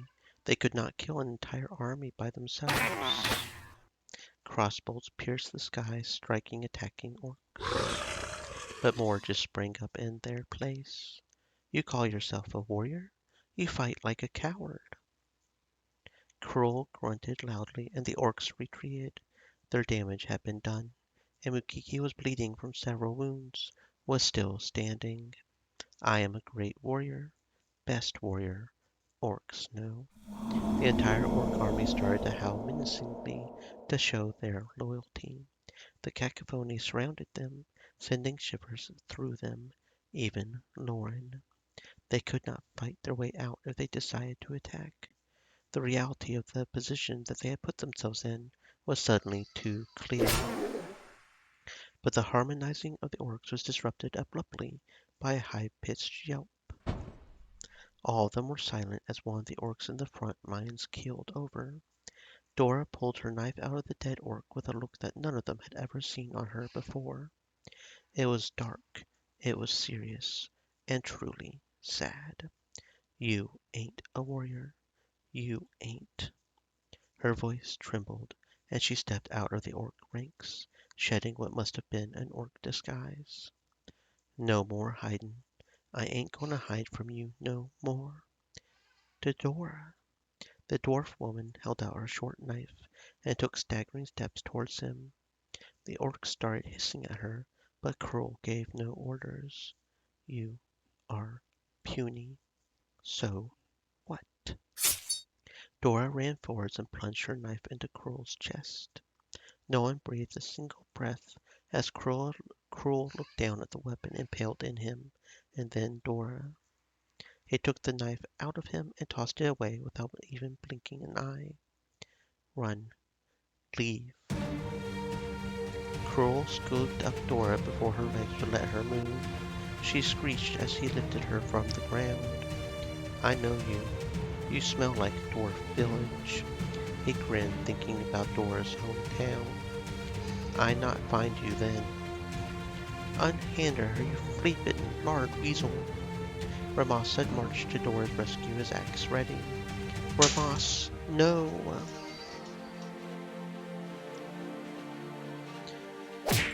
Dora swiped at his face in this direction, landing only a mild blow. But in the next second, a crossbow bolt whooshed past her and struck Cruel right in the neck. He hollered and dropped Dora. Ramas rushed over and helped her up, and she immediately recovered her knife. The orcs didn't like this turn of events and started screeching and pawing at the party, itching to kill them. Loren was not pleased either. The orcs were going to overwhelm Amukiki.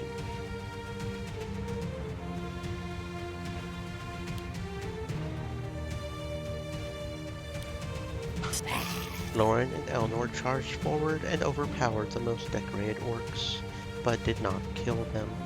They each held a wriggling orc in their grip, threatening to kill them with a single and easy swipe of their blades. The howling orcs stopped screeching in fear for their leaders.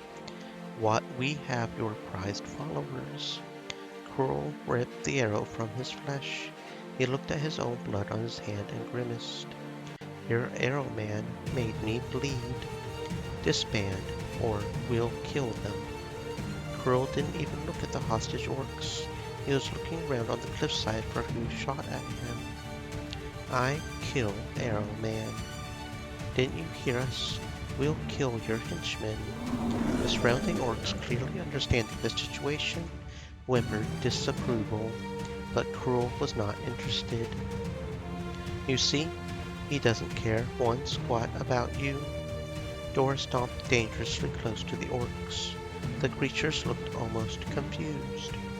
He just cares about his own blasted self.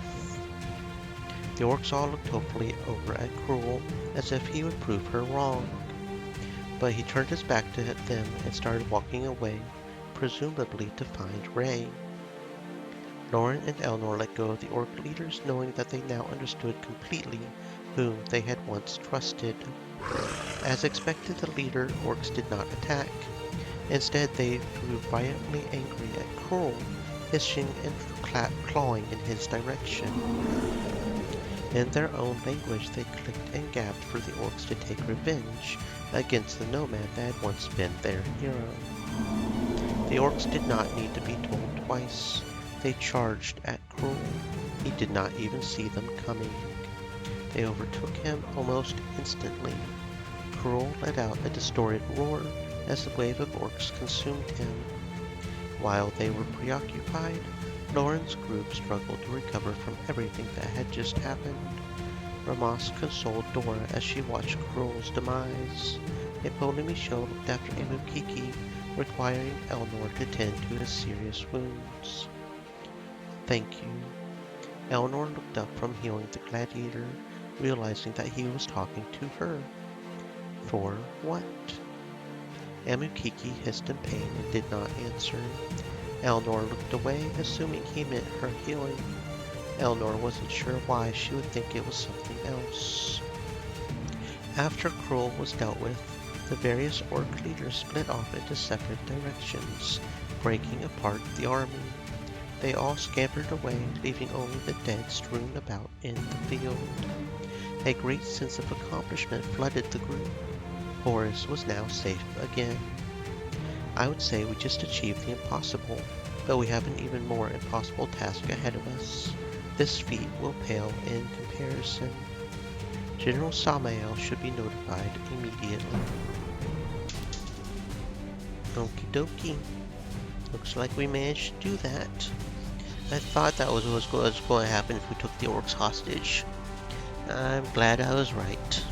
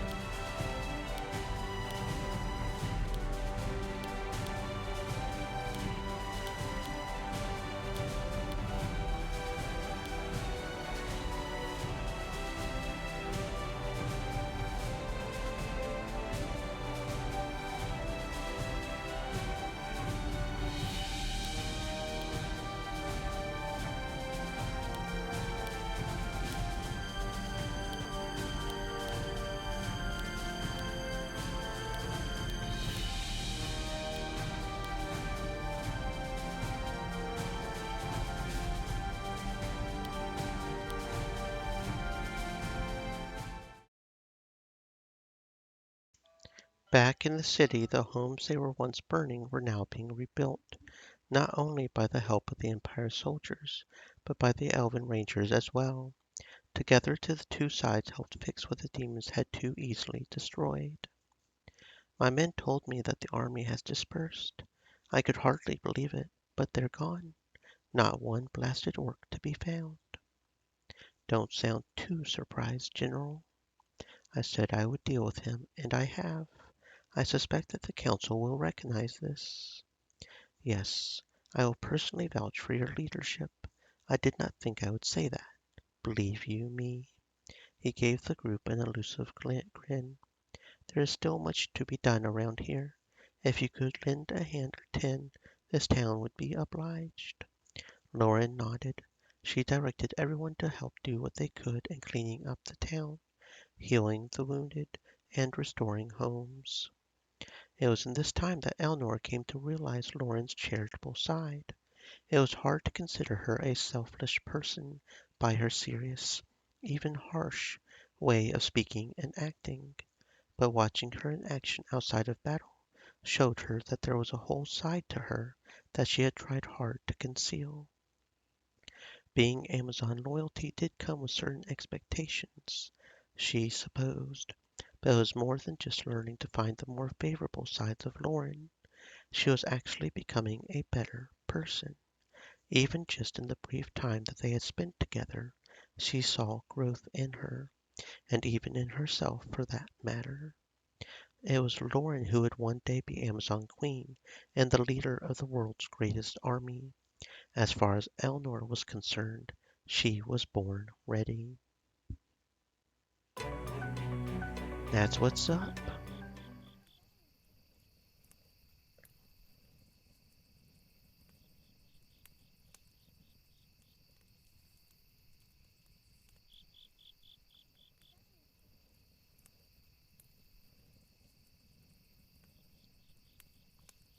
That was one heck of a fight. Against Cruel and the orcs? Yes. I know we were trying to not fight the whole army, but it sure felt like we did, didn't it? Yeah, what's up with that? Someone didn't do their job is all I'm saying. Loud and clear, buddy, loud and clear.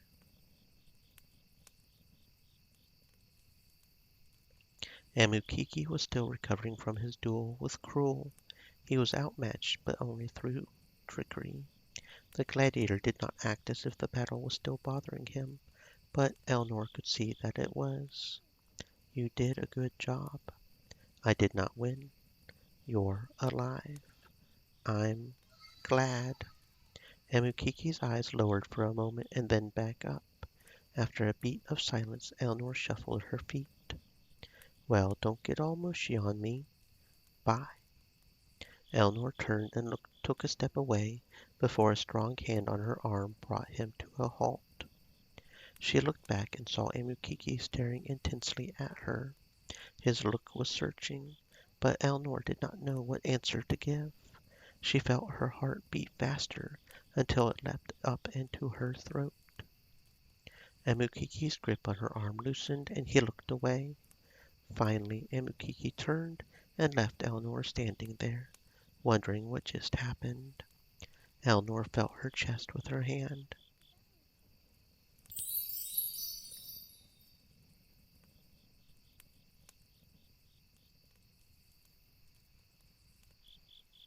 How are you feeling now that Cruel is dead? Sorta. Nothing. Revenge isn't that sweet. Boo. Don't you feel good for having avenged your family? Maybe if I had actually killed him with that first stab, but then he picked me up and made a fool of me. Don't think of it like that. Not all battles are clean victories. Most of them aren't. Look at Amukiki. Guy got pounded within an inch of his life, but he's still sticking his chest out like a real hero, and I think he is. Take pride in your victory. I suppose. It's just, my family ain't coming back no matter what I do, you know? I don't know why I ran off.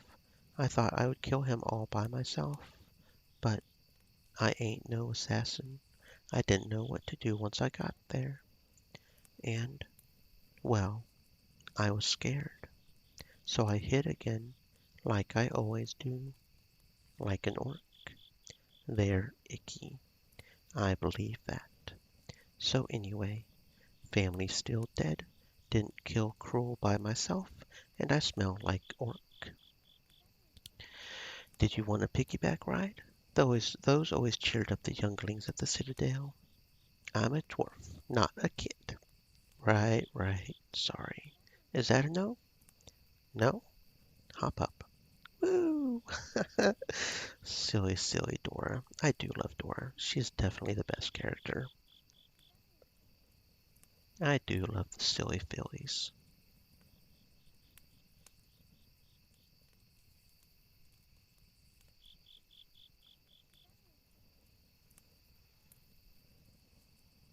Okay, and that's probably all the dialogue there. Probably. So now we can go kill ourselves a succubus. And hammer hands, was it? No. Catacombs. Okay. Interesting. It was Grantry, right? Yeah, Grantry. I think it was Grantry, right? Terrorizing the desert and forest near Grand Tree. So it's not actually Grand Tree. Well, I'll check out the shop while I'm here, I guess. I don't want the hell crossbow. Most of these things that are being dropped are pretty standard stuff that aren't really that good. So let's see if there's anything better here in Grand Tree. They've mostly got bows and staves, so probably not. Well, maybe a new staff, but at least not for our main warrior people. Abyss crossbow, earth type, kind of don't want that. It doesn't give better damage. Water. Yeah, we've got a pretty good bow on her as it is. Okay, what about some of these flails? No, none of these flails are probably good. Okay. What about the staffs? Fire, earth, and normal, but they're not really better anyways. Because we've got to look at the magic stat, right? Yeah.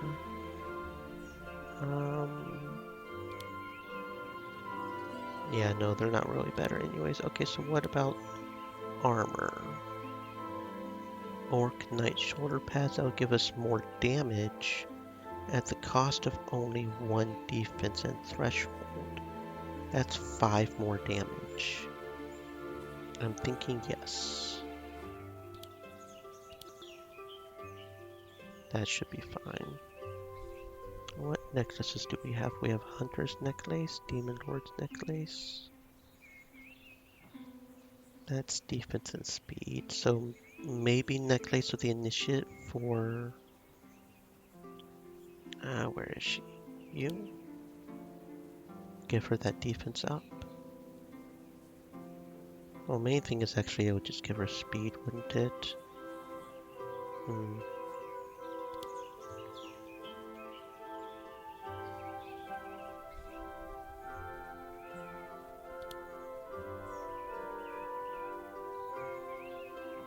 Yeah, most of the stuff here is focused on the light armor people.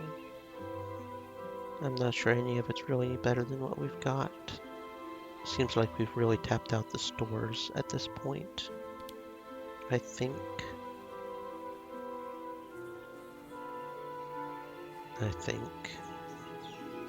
Go ahead and give these scaled plate armor to...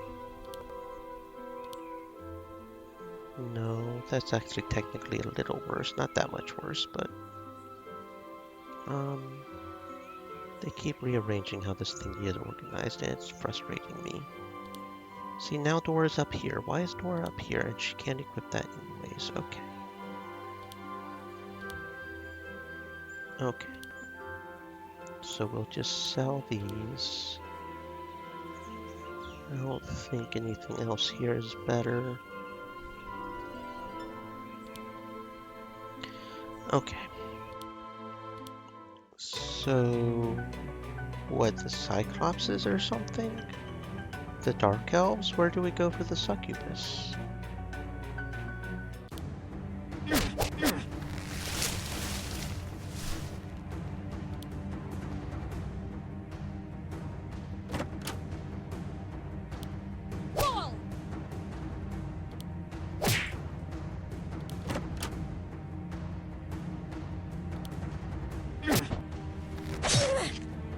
Try me if you dare.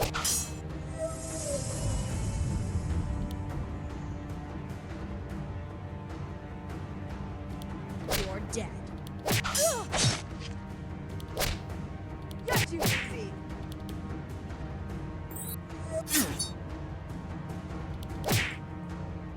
I got a present for you.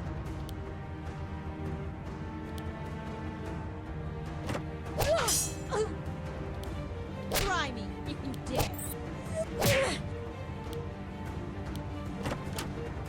Try me if you dare.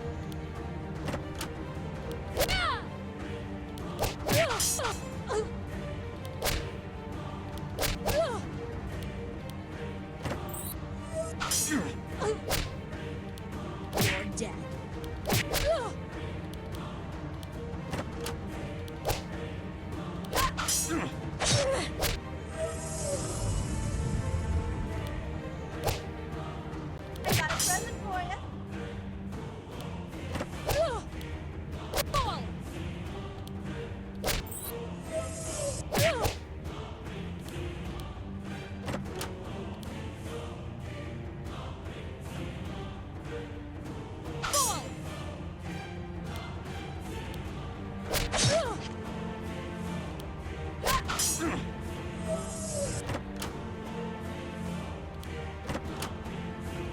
me if you dare.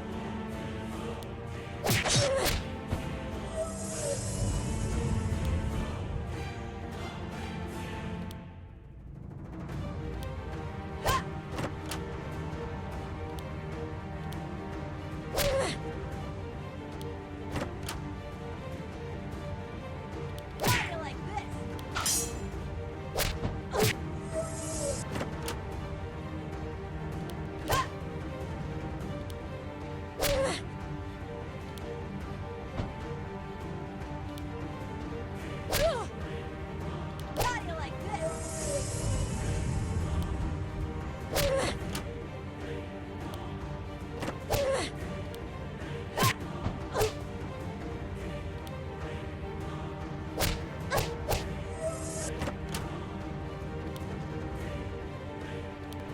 How do you like this? How do you like this?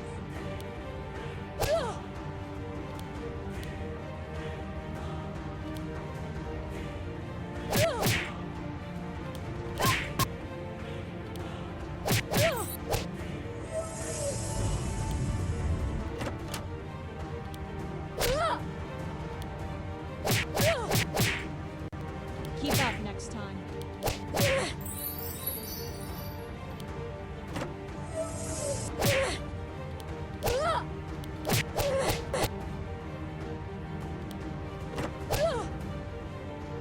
Try me if you dare.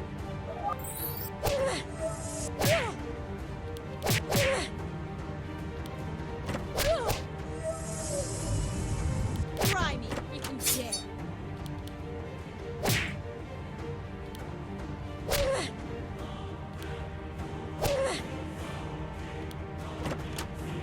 I got a present for you.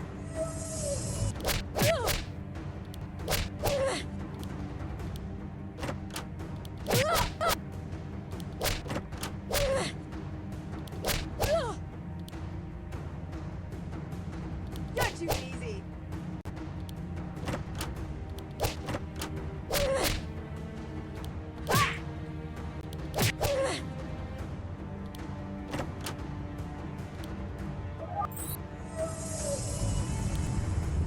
You're dead.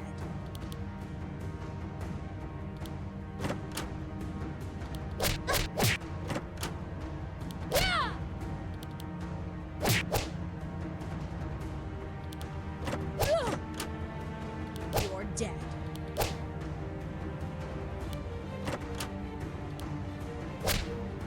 How do you like this?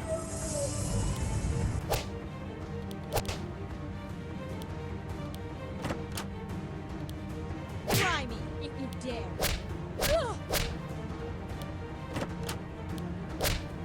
You're too easy. Oh, did we just fight a battle? I didn't notice. Well, that was annoying. Again, I forgot to switch the party members out appropriately, which I just don't feel like we should have to worry about that, but fail game design for the win. Loren led the party with word from General Astran to meet up in the Dark Elf village outside of the forest. All they knew was that there was a rogue demon wandering the desert, looking to recruit the Dark Elves to the Everburn Mountains once more. When they approached the Dark Elf village, however, something was off. Very off. All the Dark Elves were standing in the center of the town in rank and file, staring almost blankly ahead at Astran and his troops. The general was, against all reasoning, brandishing a sword at Tobar, but even the elder elf seemed undaunted by the army before him. What's wrong? What is happening? Mirth and Loren ran to Astran. Why are you challenging the Dark Elves? We came to fight a demon. We were too late. They've chosen to side with the demons. Mirth almost dropped her staff in horror. No, impossible. No. Father?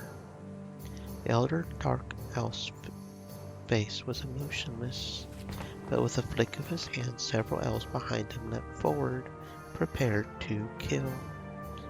Oh dear. Oh dear.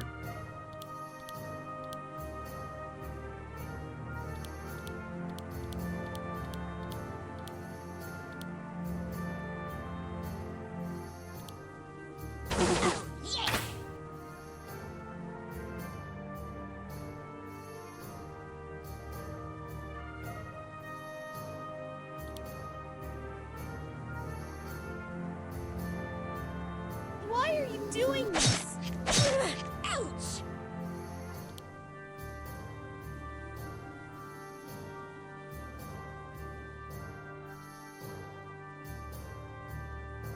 Try this on for size.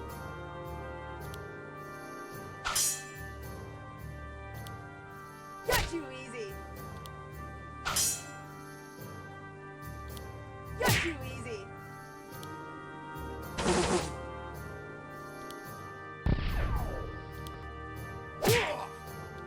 I feel like I'm gonna need a bath after that. The dark elves crumpled into a heap. Elnor felt guilty beyond belief, knowing that they were not in their right minds. These elves have been bewitched, even Tobar. The demons will not stop until everything is taken from everything. From me. There was a clear look of pain in his eyes when he turned to face Tobar again. The elder raised his hand as if to call for another attack. No. Fight it. You must. There was a hesitation in Tobar's order. But then he ordered it just the same. Several dark elves jumped out from behind him to attack the party again. Mesfit shot towards his father, causing all the dark elves to jump into action. Ashtran's army took the offense. Loren, Elnor, and the rest of the party had no choice but to defend themselves in the ensuing chaos.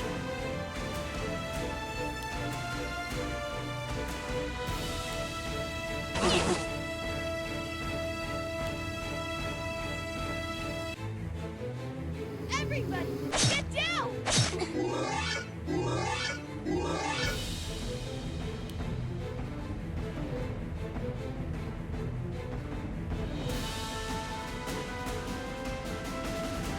I don't like you.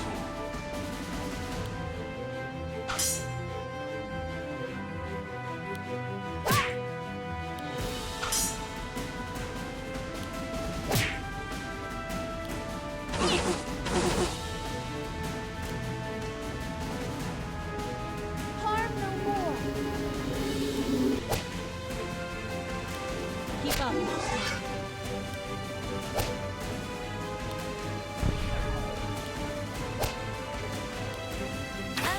They were like this when we found them. The desert winds whipped through the village, clouding everyone's view, but Tobar's magic shot clear through the haze. The elder was fighting with strength he hadn't seemed to possess before. Tobar did not realize he was trying his best to kill his own son. Even though Mesfit was a formidable foe, he was no match for his father's enhanced magic. But even knowing that, Mesfit stood fast, hoping to bring him back out of whatever was controlling him. Don't follow my mistakes. Do not become what I have become. Tobar was blinded. He attacked Mesfit brutally, sending him to the ground. The party rushed to save Mesfit.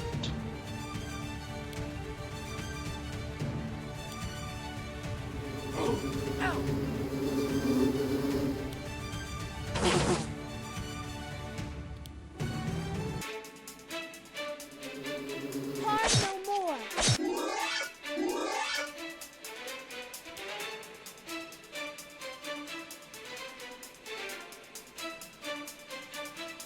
I don't like you.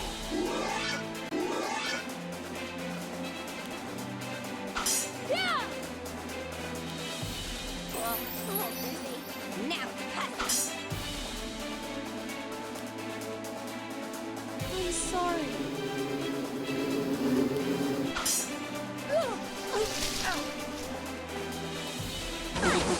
you.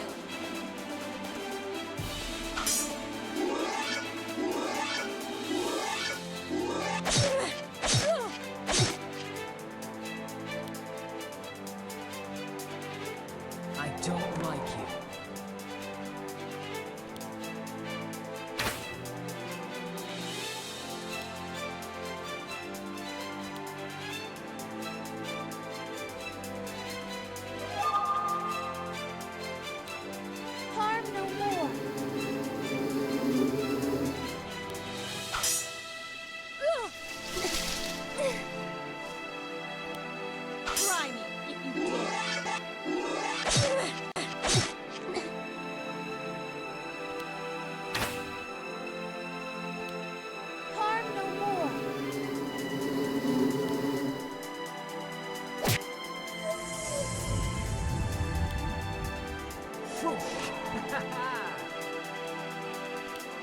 Keep up next time.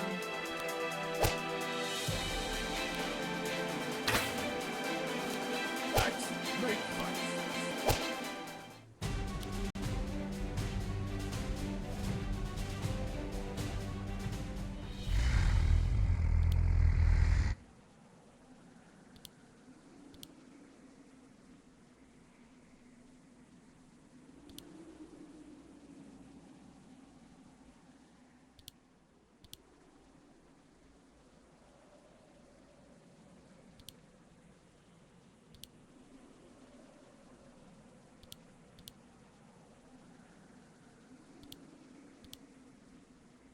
Mesfit growled and let his demonic side take over, but it did not faze Tobar. They ran at each other and traded blows. In an uncontrollable rage, Mesfit swiped at his father and he fell to the ground. Almost instantly he had realized what he had done, and he stumbled to a halt. Father! He rushed to Tobar's body. Everyone, elf and soldier alike, stopped fighting to see if the elder elf had been killed. He's alive. They looked to Apollonicio approaching Tobar. He is just unconscious. Whatever it was that had a grip on his mind, I sense that it has fled. He only needs time to recover. He was being mind-controlled. By whom? Her.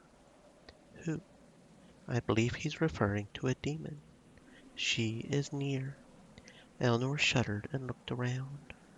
This is the work of a rare type of demon, a succubus. Her mind-controlling magic is truly some of the most dangerous, as you see what it can do. Turn a family against itself. Mesfit bent down into the sand to check on his father once more. Astran walked closer to Loren in the silence. That demon may think she has won with the Dark Elves, but you need to tell her that she's wrong. Her next move is likely to target the Forest Elves and corrupt them as well. We will not allow that to happen. What of the other Dark Elves? Everyone looked back at the mindless elves standing, still awaiting for Tobar's command. They look helpless without their leader. They will not return to themselves until the demon responsible is killed. Mesfit stood up suddenly, started exiting the village at a quick pace. Loren jumped, realized he was going to apprehend the demon. Follow him. Outskirts, I'm guessing probably. Birds scattered in fear when Mesfit entered the trees. He stopped briefly as the whole forest seemed to creak and moan at his presence. Ray walked past him with a disgusted look but said nothing. Mesfit took a breath and continued forward.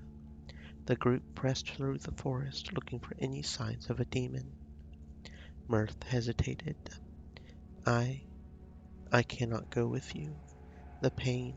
It is too much to be in the forest along with demons. You are still not used to it yet. I'm not sure I ever will be. Very well. Go back to the village with the general. We'll return soon. Mirth nodded and left with a wary look over her shoulder. Loren led everyone deeper into the forest. The succubus could not have gotten very far. There was no breeze, no chirping birds, no wandering animals. Nothing. Is it just me, or did this forest get really creepy from the last time I was here? It's definitely way more. Dora screamed as she almost ran into an elf woman standing silently behind a tree. You scared me. Sorry. Hi? The elf was unresponsive, staring straight ahead. Another. Apollonicio pointed to yet another elf standing stoically within the trees. Yes, very, very creepy now. More slaves to the demon's magic. Do not harm them if it can be helped. Their innocence. Ray approached one of the elves, sick to his stomach from seeing his people rendered hollow. He reached up to touch the elf archer to see if he could shake him from his trance. When Ray's hand touched him, the elf suddenly grabbed him. The archer's grip felt as if it would break Ray's hand until he managed to pull it free.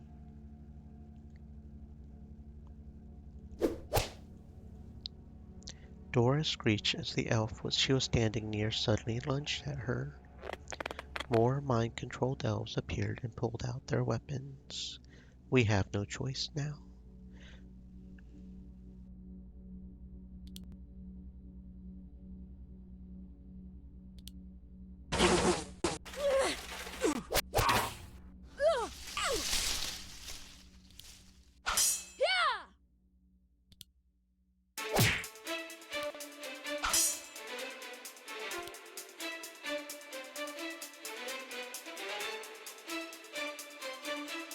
Try this on for size.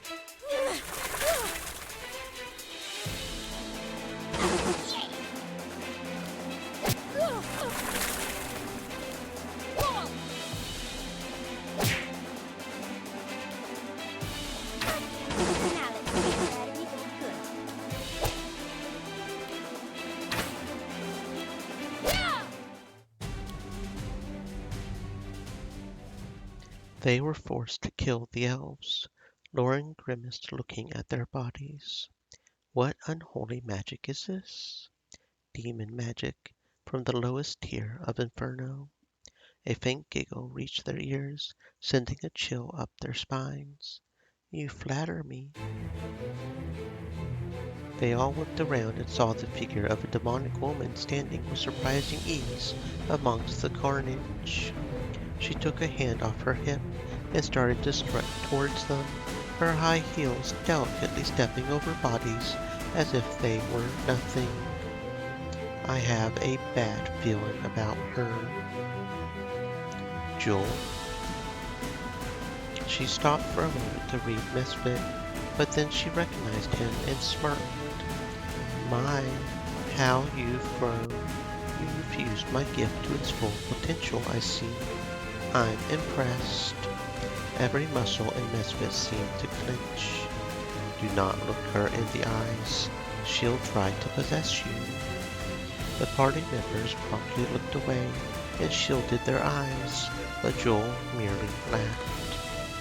I can't seem to move. Me neither. What's going on? Fear set in as their limbs suddenly were too heavy to lift, trapping them in their bodies. Loren, however, used all of her strength to reach the hilt of the Ember Blade. She lifted the handle and the blade started to glow vibrantly. Joel hissed as if repelled by the sword itself. You foul creature. Loren could only challenge the demon with a fierce look, which, unfortunately, allowed Joel to work her unholy magic, penetrating Loren's mind. Within minutes, Loren's will to fight disappeared and her hand fell to her side. Elnor's vision tunneled. Loren did not seem to exist anymore. There was only Joel in her eyes. She completely entranced her. There was a new color and music to the most mundane movements her body would make. Elnor was completely stuck in her beauty. Beautiful. She was beautiful. Nothing could ever hurt something so precious. She would do anything for her. The potency of this one demon's magic was beyond what they could bear. Even the talented Apollonicia was barely cognitive. But what was most unmistakable was the deep desire in the eyes of certain party members for Joel, and only her. Even Loren's wrath had melted into lust. Joel walked around Loren seductively, using the tips of her fingers to tease. Now, hasn't anyone told you it's impolite to stare? Eleanor's eyes widened as the demon advances on her mistress. She had never seen Loren look at someone with such hungry eyes before. Eleanor began to sweat, wishing she could break free of whatever was locking her place to rush up and pull Loren to her and away from the demon. She moved next to Ramas, running a silky hand through his hair. He visibly shuddered. Dora looked pained at the sight. Look what you're making me do. She grazed past Karen, again using her eyes to ensnare them further. Karen's chest heaved. She had never felt anything so wonderful as Joel's touch. Eleanor's lips trembled, seeing the demon brush up against Karen, but that was the extent of what her body would let her move. Had she more power, Eleanor would have screamed for the succubus to keep her hands off of her queen. You've all been a thorn in my lord's side from the very beginning. She dove in close to Ray's face, and his eyes followed her intently. Eleanor's chest tightened. She had heard Ray gloat about his experiences with women. She had never seen him in action, outside of herself. Blood drained from her face as she couldn't help but watch the demon's lips almost graze Ray's parting mouth. To his disappointment, Joel broke away and fell towards Amukiki in almost the same moment. She leaned against his chest and he gulped. Eleanor's stomach flipped, seeing someone lean so intimately against the gladiator.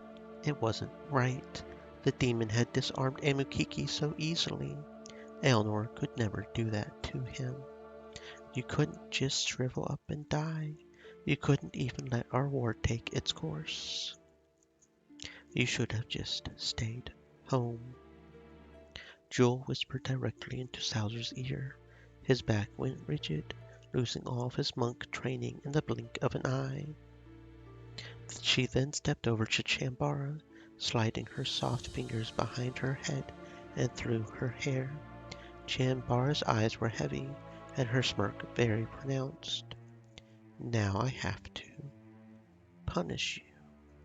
Eleanor wasn't sure who was being played at that moment. Chambara looked just as she did every time she teased her. If Chambara was really bewitched at this moment, was all the teasing before really teasing after all? Joel walked up to Misfit. He was the least affected by her charms, but he couldn't move a muscle. He could only growl at her. Smile. The succubus grabbed Misfit's chin harshly. I hate to see you frowning so much. The succubus crept towards Eleanor. Her eyes seemed to be the only thing to exist in the world at this moment. Everyone else was forgotten. Do you know how many times we've tried to kill you? She studied Eleanor with a placating look, running her hand down her cheek. She ran her fingers down her chin and grazed her lips. Too many. She smacked Eleanor's cheek, but she was still unable to shake from her trance. If we can't kill you, then we'll use you, like toys. Joel slunk devilishly in front of Draco and grinned. Wouldn't you like to be my little toy? I have the option. Good. I thought you were going to brainwash us. Just mark me down as a no-go for the toy thing. She flashed her eyes intensely. Draco squeaked and grabbed his throat. None of you have a choice. You're all mine. And why? Because I said so. Because I get what I want. And because you make it so incredibly easy for me. A raspy groan kept Jewel from ranting further. She looked around and realized that the sound was coming from Loren, no longer looking bewitched. What's that? Are you trying to speak? Or are you just moaning in pleasure? Loren's groan turned into a growl, steadily gaining volume and ferocity. Soon her mouth opened and she was able to actually shout. Her yell strengthened, louder, harsher. Loren was unleashing the most mighty war cry anyone had ever heard, looking Joel dead in the eyes. The demon was no longer smiling. The sound was so loud, she had to take a step back. Eleanor began to feel in control of her own body again. Arms, legs, head, mouth. Loren? Loren! It was strange for her first words, but her name filled her with a strange security and liberty that she so desperately needed right then. How are you doing this? How can you shake my magic from your voice only? Eleanor saw Loren grab the hilt of her sword. The others around her made small movements as Joel's magic faded completely away. No, filthy mortals, you are under mine. The ember blade flew out of its sheath and cut through the air just in front of the demon, only missing her by a hair. Loren's shout ended, and she caught her breath. Everyone around her pulled out their weapons as well, now impervious to Joel's charms. You're beyond annoying now. I'm bored of you, and I will do what that stupid green goblin could not. Misfit. They all looked back to see the dark elf transformed into his demon form, and he was staring intently at Joel. Come here. Come fight for your master. Obediently, Misfit pushed his way through the party members to join Joel's side. No, you cannot have him. You have done enough to him. Let him go. Joel threw her head back and laughed. The demonic dark elf stood, waiting by Joel. He was stoic, as if he were a pet waiting for a command. Shut up. Joel pointed right at Loren. Make sure she dies the most painfully. Misfit bounded forward to obey.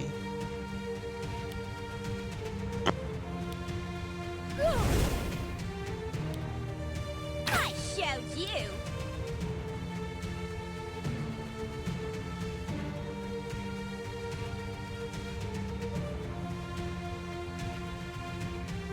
I don't like you.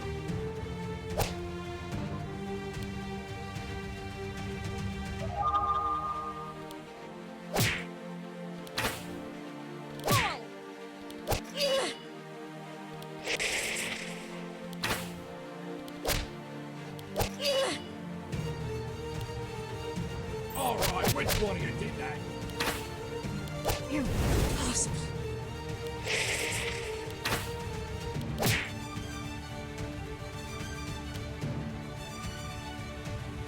I'm gonna steal that. Lost it. I will not be bested. Hey, Spider. Misfit was sprawled on the ground, slowly bleeding out. Loren moved, knowing that someone had to make the killing blow. The blame is only hers. Jewel tried to flee, but Polymisho and Amukiki made their way around her. We must kill him before he wakes to strike again. He is under a spell, just like we all were a moment ago. He's at no fault of his own. Ray inhaled sharply and turned away. Get up, you buffoon. Protect me. Misfit did stir, sending fear into them that he might still be under Joel's control. Misfit's demonic features retracted and disappeared as he grew more conscious. He blinked and looked around at the party surrounding him. He did not attack. He was only silent. Where am I? Where is my father? So you're useless now, too? Great. Luckily, I have more where you came from.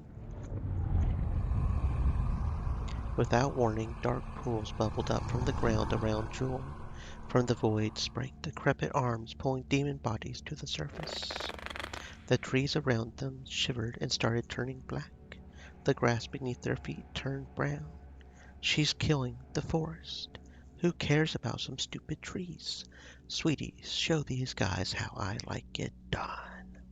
The demons by her side sprang into action quicker than anyone expected.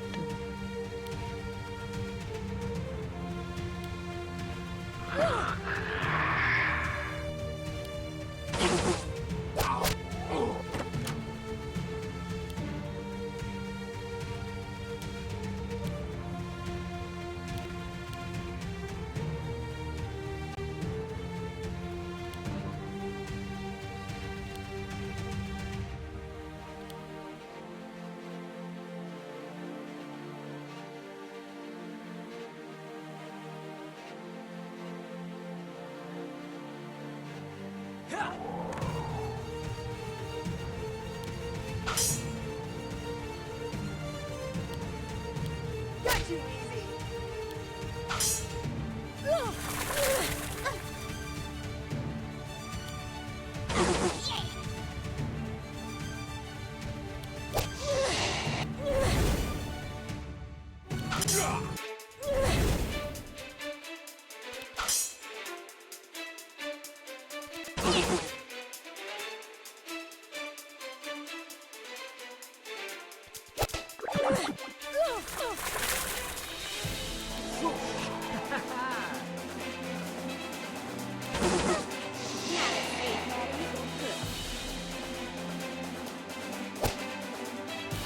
You're no good, scum sucker.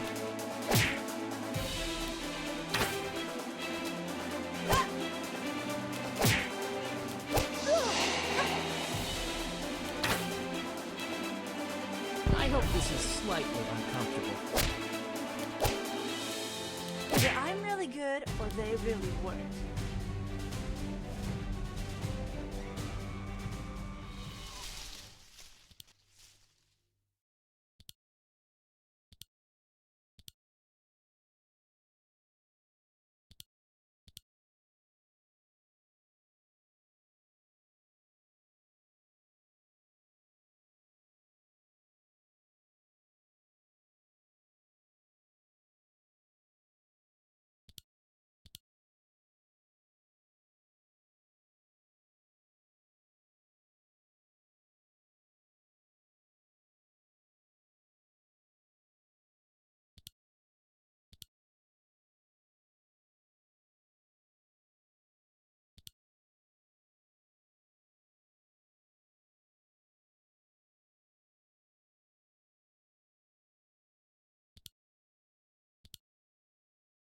Jewel shrieked so high-pitched that they had to cover their ears in pain.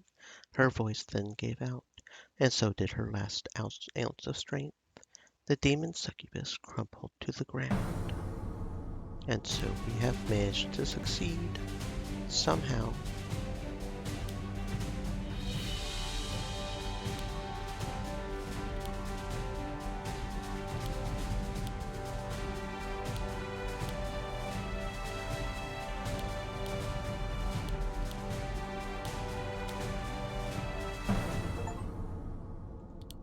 The party recuperated from everything that had just happened. Tentatively, they approached her corpse. Before they could get too close, Jewel's body vanished, as if melting away into the ground. Whoa, where did she go? What just happened? I'm not sure. I have never seen a demon disappear such as that upon death, but I admit that I've never seen a demon such as her before either. You've never met a succubus? No, not in the literal sense anyway. So she's not dead. This couldn't get any better. Really. We don't know that for sure. The wizard just said that maybe her type just goes out that way. Pretty fancy.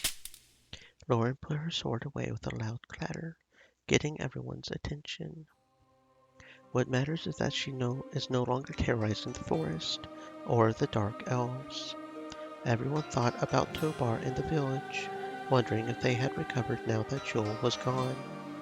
To the village. Mesfit was the first to run from the forest. Loren has returned. Have you done it? Is the demon dead?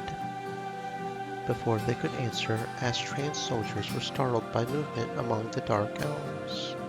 The Dark Elves started rising from off the ground and snapping out of their trances.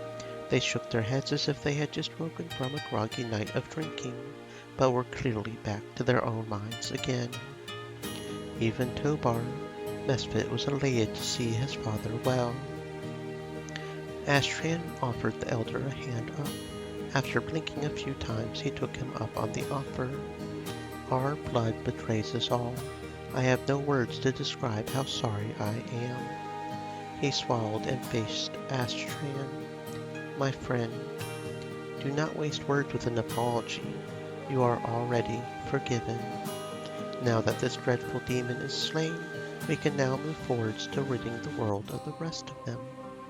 One still stands among us. Ray threw a cold look at Mesfit, standing silently by his father. He did not react to the accusation as if he agreed. Loren eyed the younger dark elves. He had just tried to murder them. Your demon pact has taken control of you. I wonder if there's any of yourself still in that shell. Tell them. Tell them that you are still my son. Misfit raised his chin up, but his eyes were wrought with grief. Tell them. But he continued to say nothing. Misfit then crouched down and held his head low. It was not a bow to plead for his life. He was making it easier for Loren to kill him. No. Stand up. Please tell them. Astran grabbed Tobar's shoulder tightly, but it was clear there would be no consolation strong enough for him after this.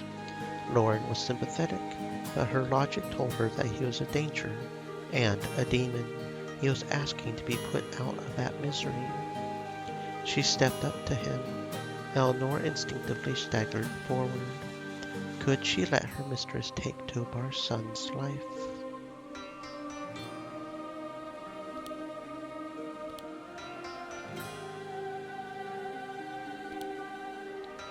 Hold up.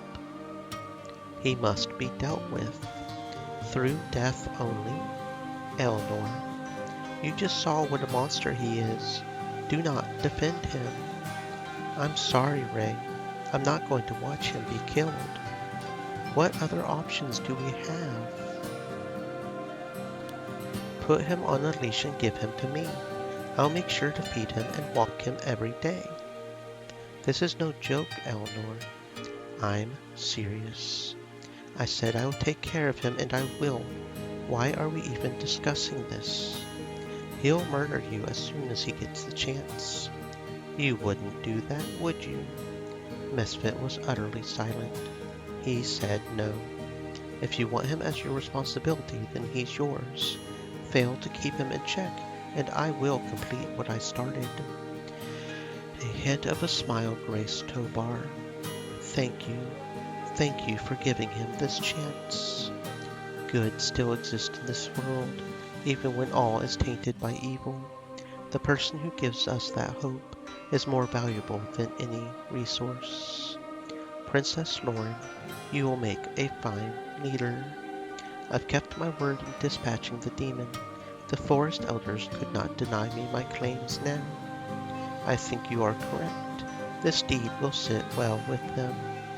I will personally confer with them in your favor, as will I. Both Jewel and Cruel were now dealt with. Loren needed to return to the Citadel to complete her takeover.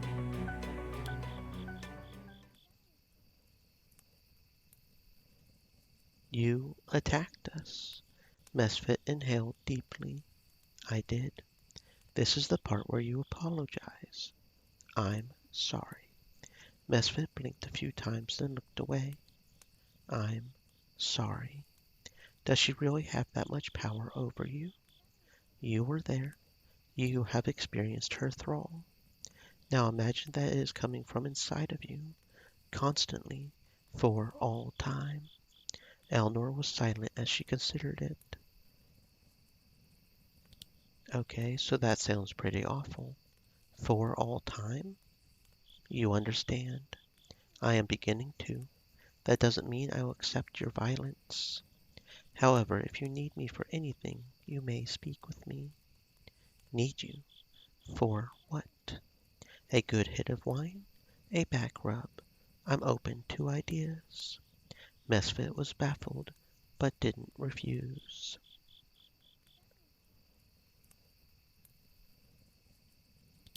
I don't know. Doesn't seem that bad. Stop being such a baby. You keep me alive just to shame me. You have made that clear. Misfit left before Eleanor could form a rebuttal. Yeah, I didn't think that was a very good option.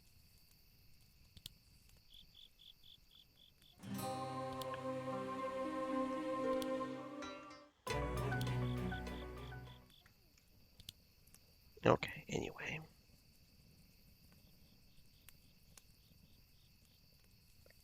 So, what exactly is going on between you and Loren? I am her second in command. There's nothing informal going on. No, I mean really going on between you. We're not lovers. I'm not talking about your loins for once. I meant, how loyal are you to her? Most loyal. I serve her to the best of my ability. Would you kill me if she ordered you to? Eleanor flushed and ran through several scenarios of reasons why Loren would order her to kill Chambara, but she was refusing to do it each time. No, not even if I was a super secret, super evil spy. What if I was an assassin, only following you around so that I could kill Loren at the right moment? What if I've led you on, just so that I could get you to trust me, so that I could easily break Loren's defenses? Eleanor suddenly grabbed Chambara's arms. No, I know you. You wouldn't do any of that. Everyone may dismiss you as evil at first glance, but I know you're not now. You're not an assassin or a spy. You want Voss to fall as much as the rest of us. You wouldn't pretend to be interested in me. Chambara's eyes started between her until she finally huffed. A little cocky, aren't you? Chambara pushed Eleanor away and stood apart. So what? I can't stay so close to someone like you, and do nothing. What do you mean, someone like me? Chambara's eyes flickered around her body so quickly she almost missed it. The dark witch charged away without answering. You again? Look, Eleanor, shouldn't you be worried that I'll think you're too pushy if you keep trying to talk to me like this? You're coming on too strong. Me. Me coming on too strong. Hello, hello. Welcome to the stream. Thank you very much for the follow. Okay, fine. Don't think that others will think less of you for trying to get close to me. I'm the evil dark witch after all. Don't pretend you don't care, because I know you think the sun and the stars of Loren, her mother, the elf, the barbarian. Really, is there anyone in this camp that you aren't sweet on? Eleanor flustered and looked away. What's it to you anyway? So what? I don't care what anyone thinks about you and me. So you're a little evil. Who isn't? It's not like you're really bad deep down.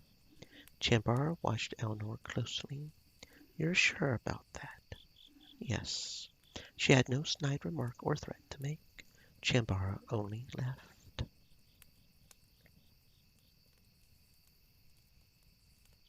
Eleanor looked over at Ray. When their eyes met, Ray looked away. They played this game until he finally took a deep breath and approached her. Is something the matter? The matter? Why, what would be the matter? You won't ask me about the succubus? Ask you what about her? Ray opened his mouth and closed it. You are quite vexing. Ray's eyes searched her face, while Eleanor tried hard not to seem interested. The demon jewel, on the other hand, is quite simple, quite boring, not of my taste. And I care. Why? No reason. No reason at all. Ray slipped away, keeping his eyes fixed on her until he completely turned.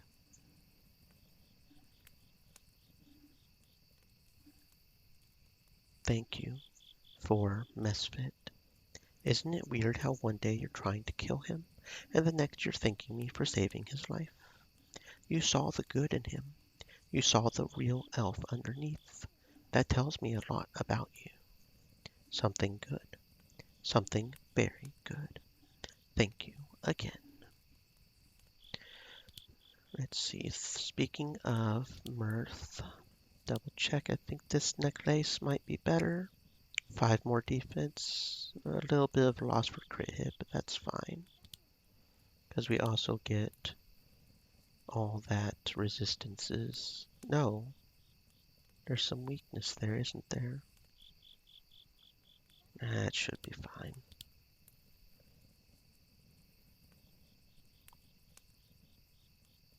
I am shamed because of Joel. I could not shake her power from my mind, but my daughter could. Am I too old already? Too old? I barely understand how Loren is your daughter. You look the same age to me. Karen perked up somewhat, but chose not to acknowledge the flattery, lest it went to her head.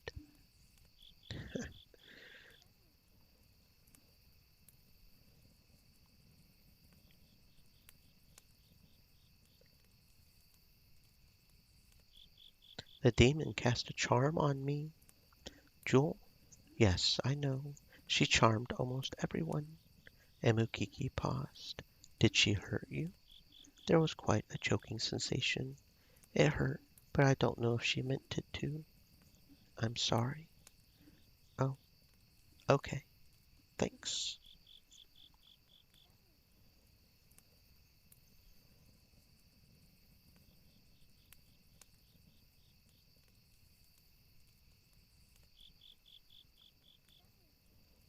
And I think that's all the character dialogue right now. I do believe so. I do believe so.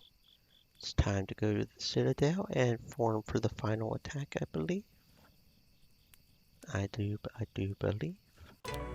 That being said, it is 1800, which means it's time for me to go get my food and get all kinds of om noms. Got some yummy salmon I'm going to cook today with some spicy basmati rice, looking all kinds of tasty. So allow me a moment to see what our raid options are. Let's see. Do. My mouse will stop being weird. Mouse, don't be weird. Thank you. Let's see. Did Minerva jump back on after she raided me or something? Did I stay on for so long that Minerva decided for a second stream today or something? Because that's what it looks like.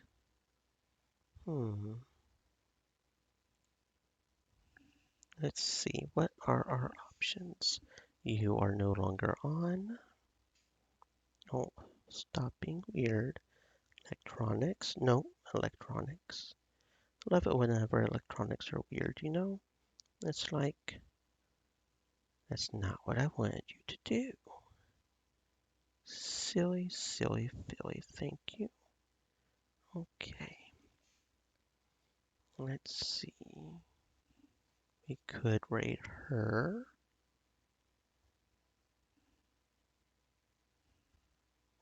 I'm sort of, yeah, Minerva looks like she came back on after she raided me. So you know what? I'm going to raid Minerva. She raided me earlier today, and apparently I was on so long she decided to start another stream or something. So I'm just going to raid Minerva. Mr. Generic Name. Said. GN Jade. Good night, Jean. Feel free to stick Stream around for the Elements. raid. Said. Hope you are UWU Turtle Time. stay safe if you don't. UWU.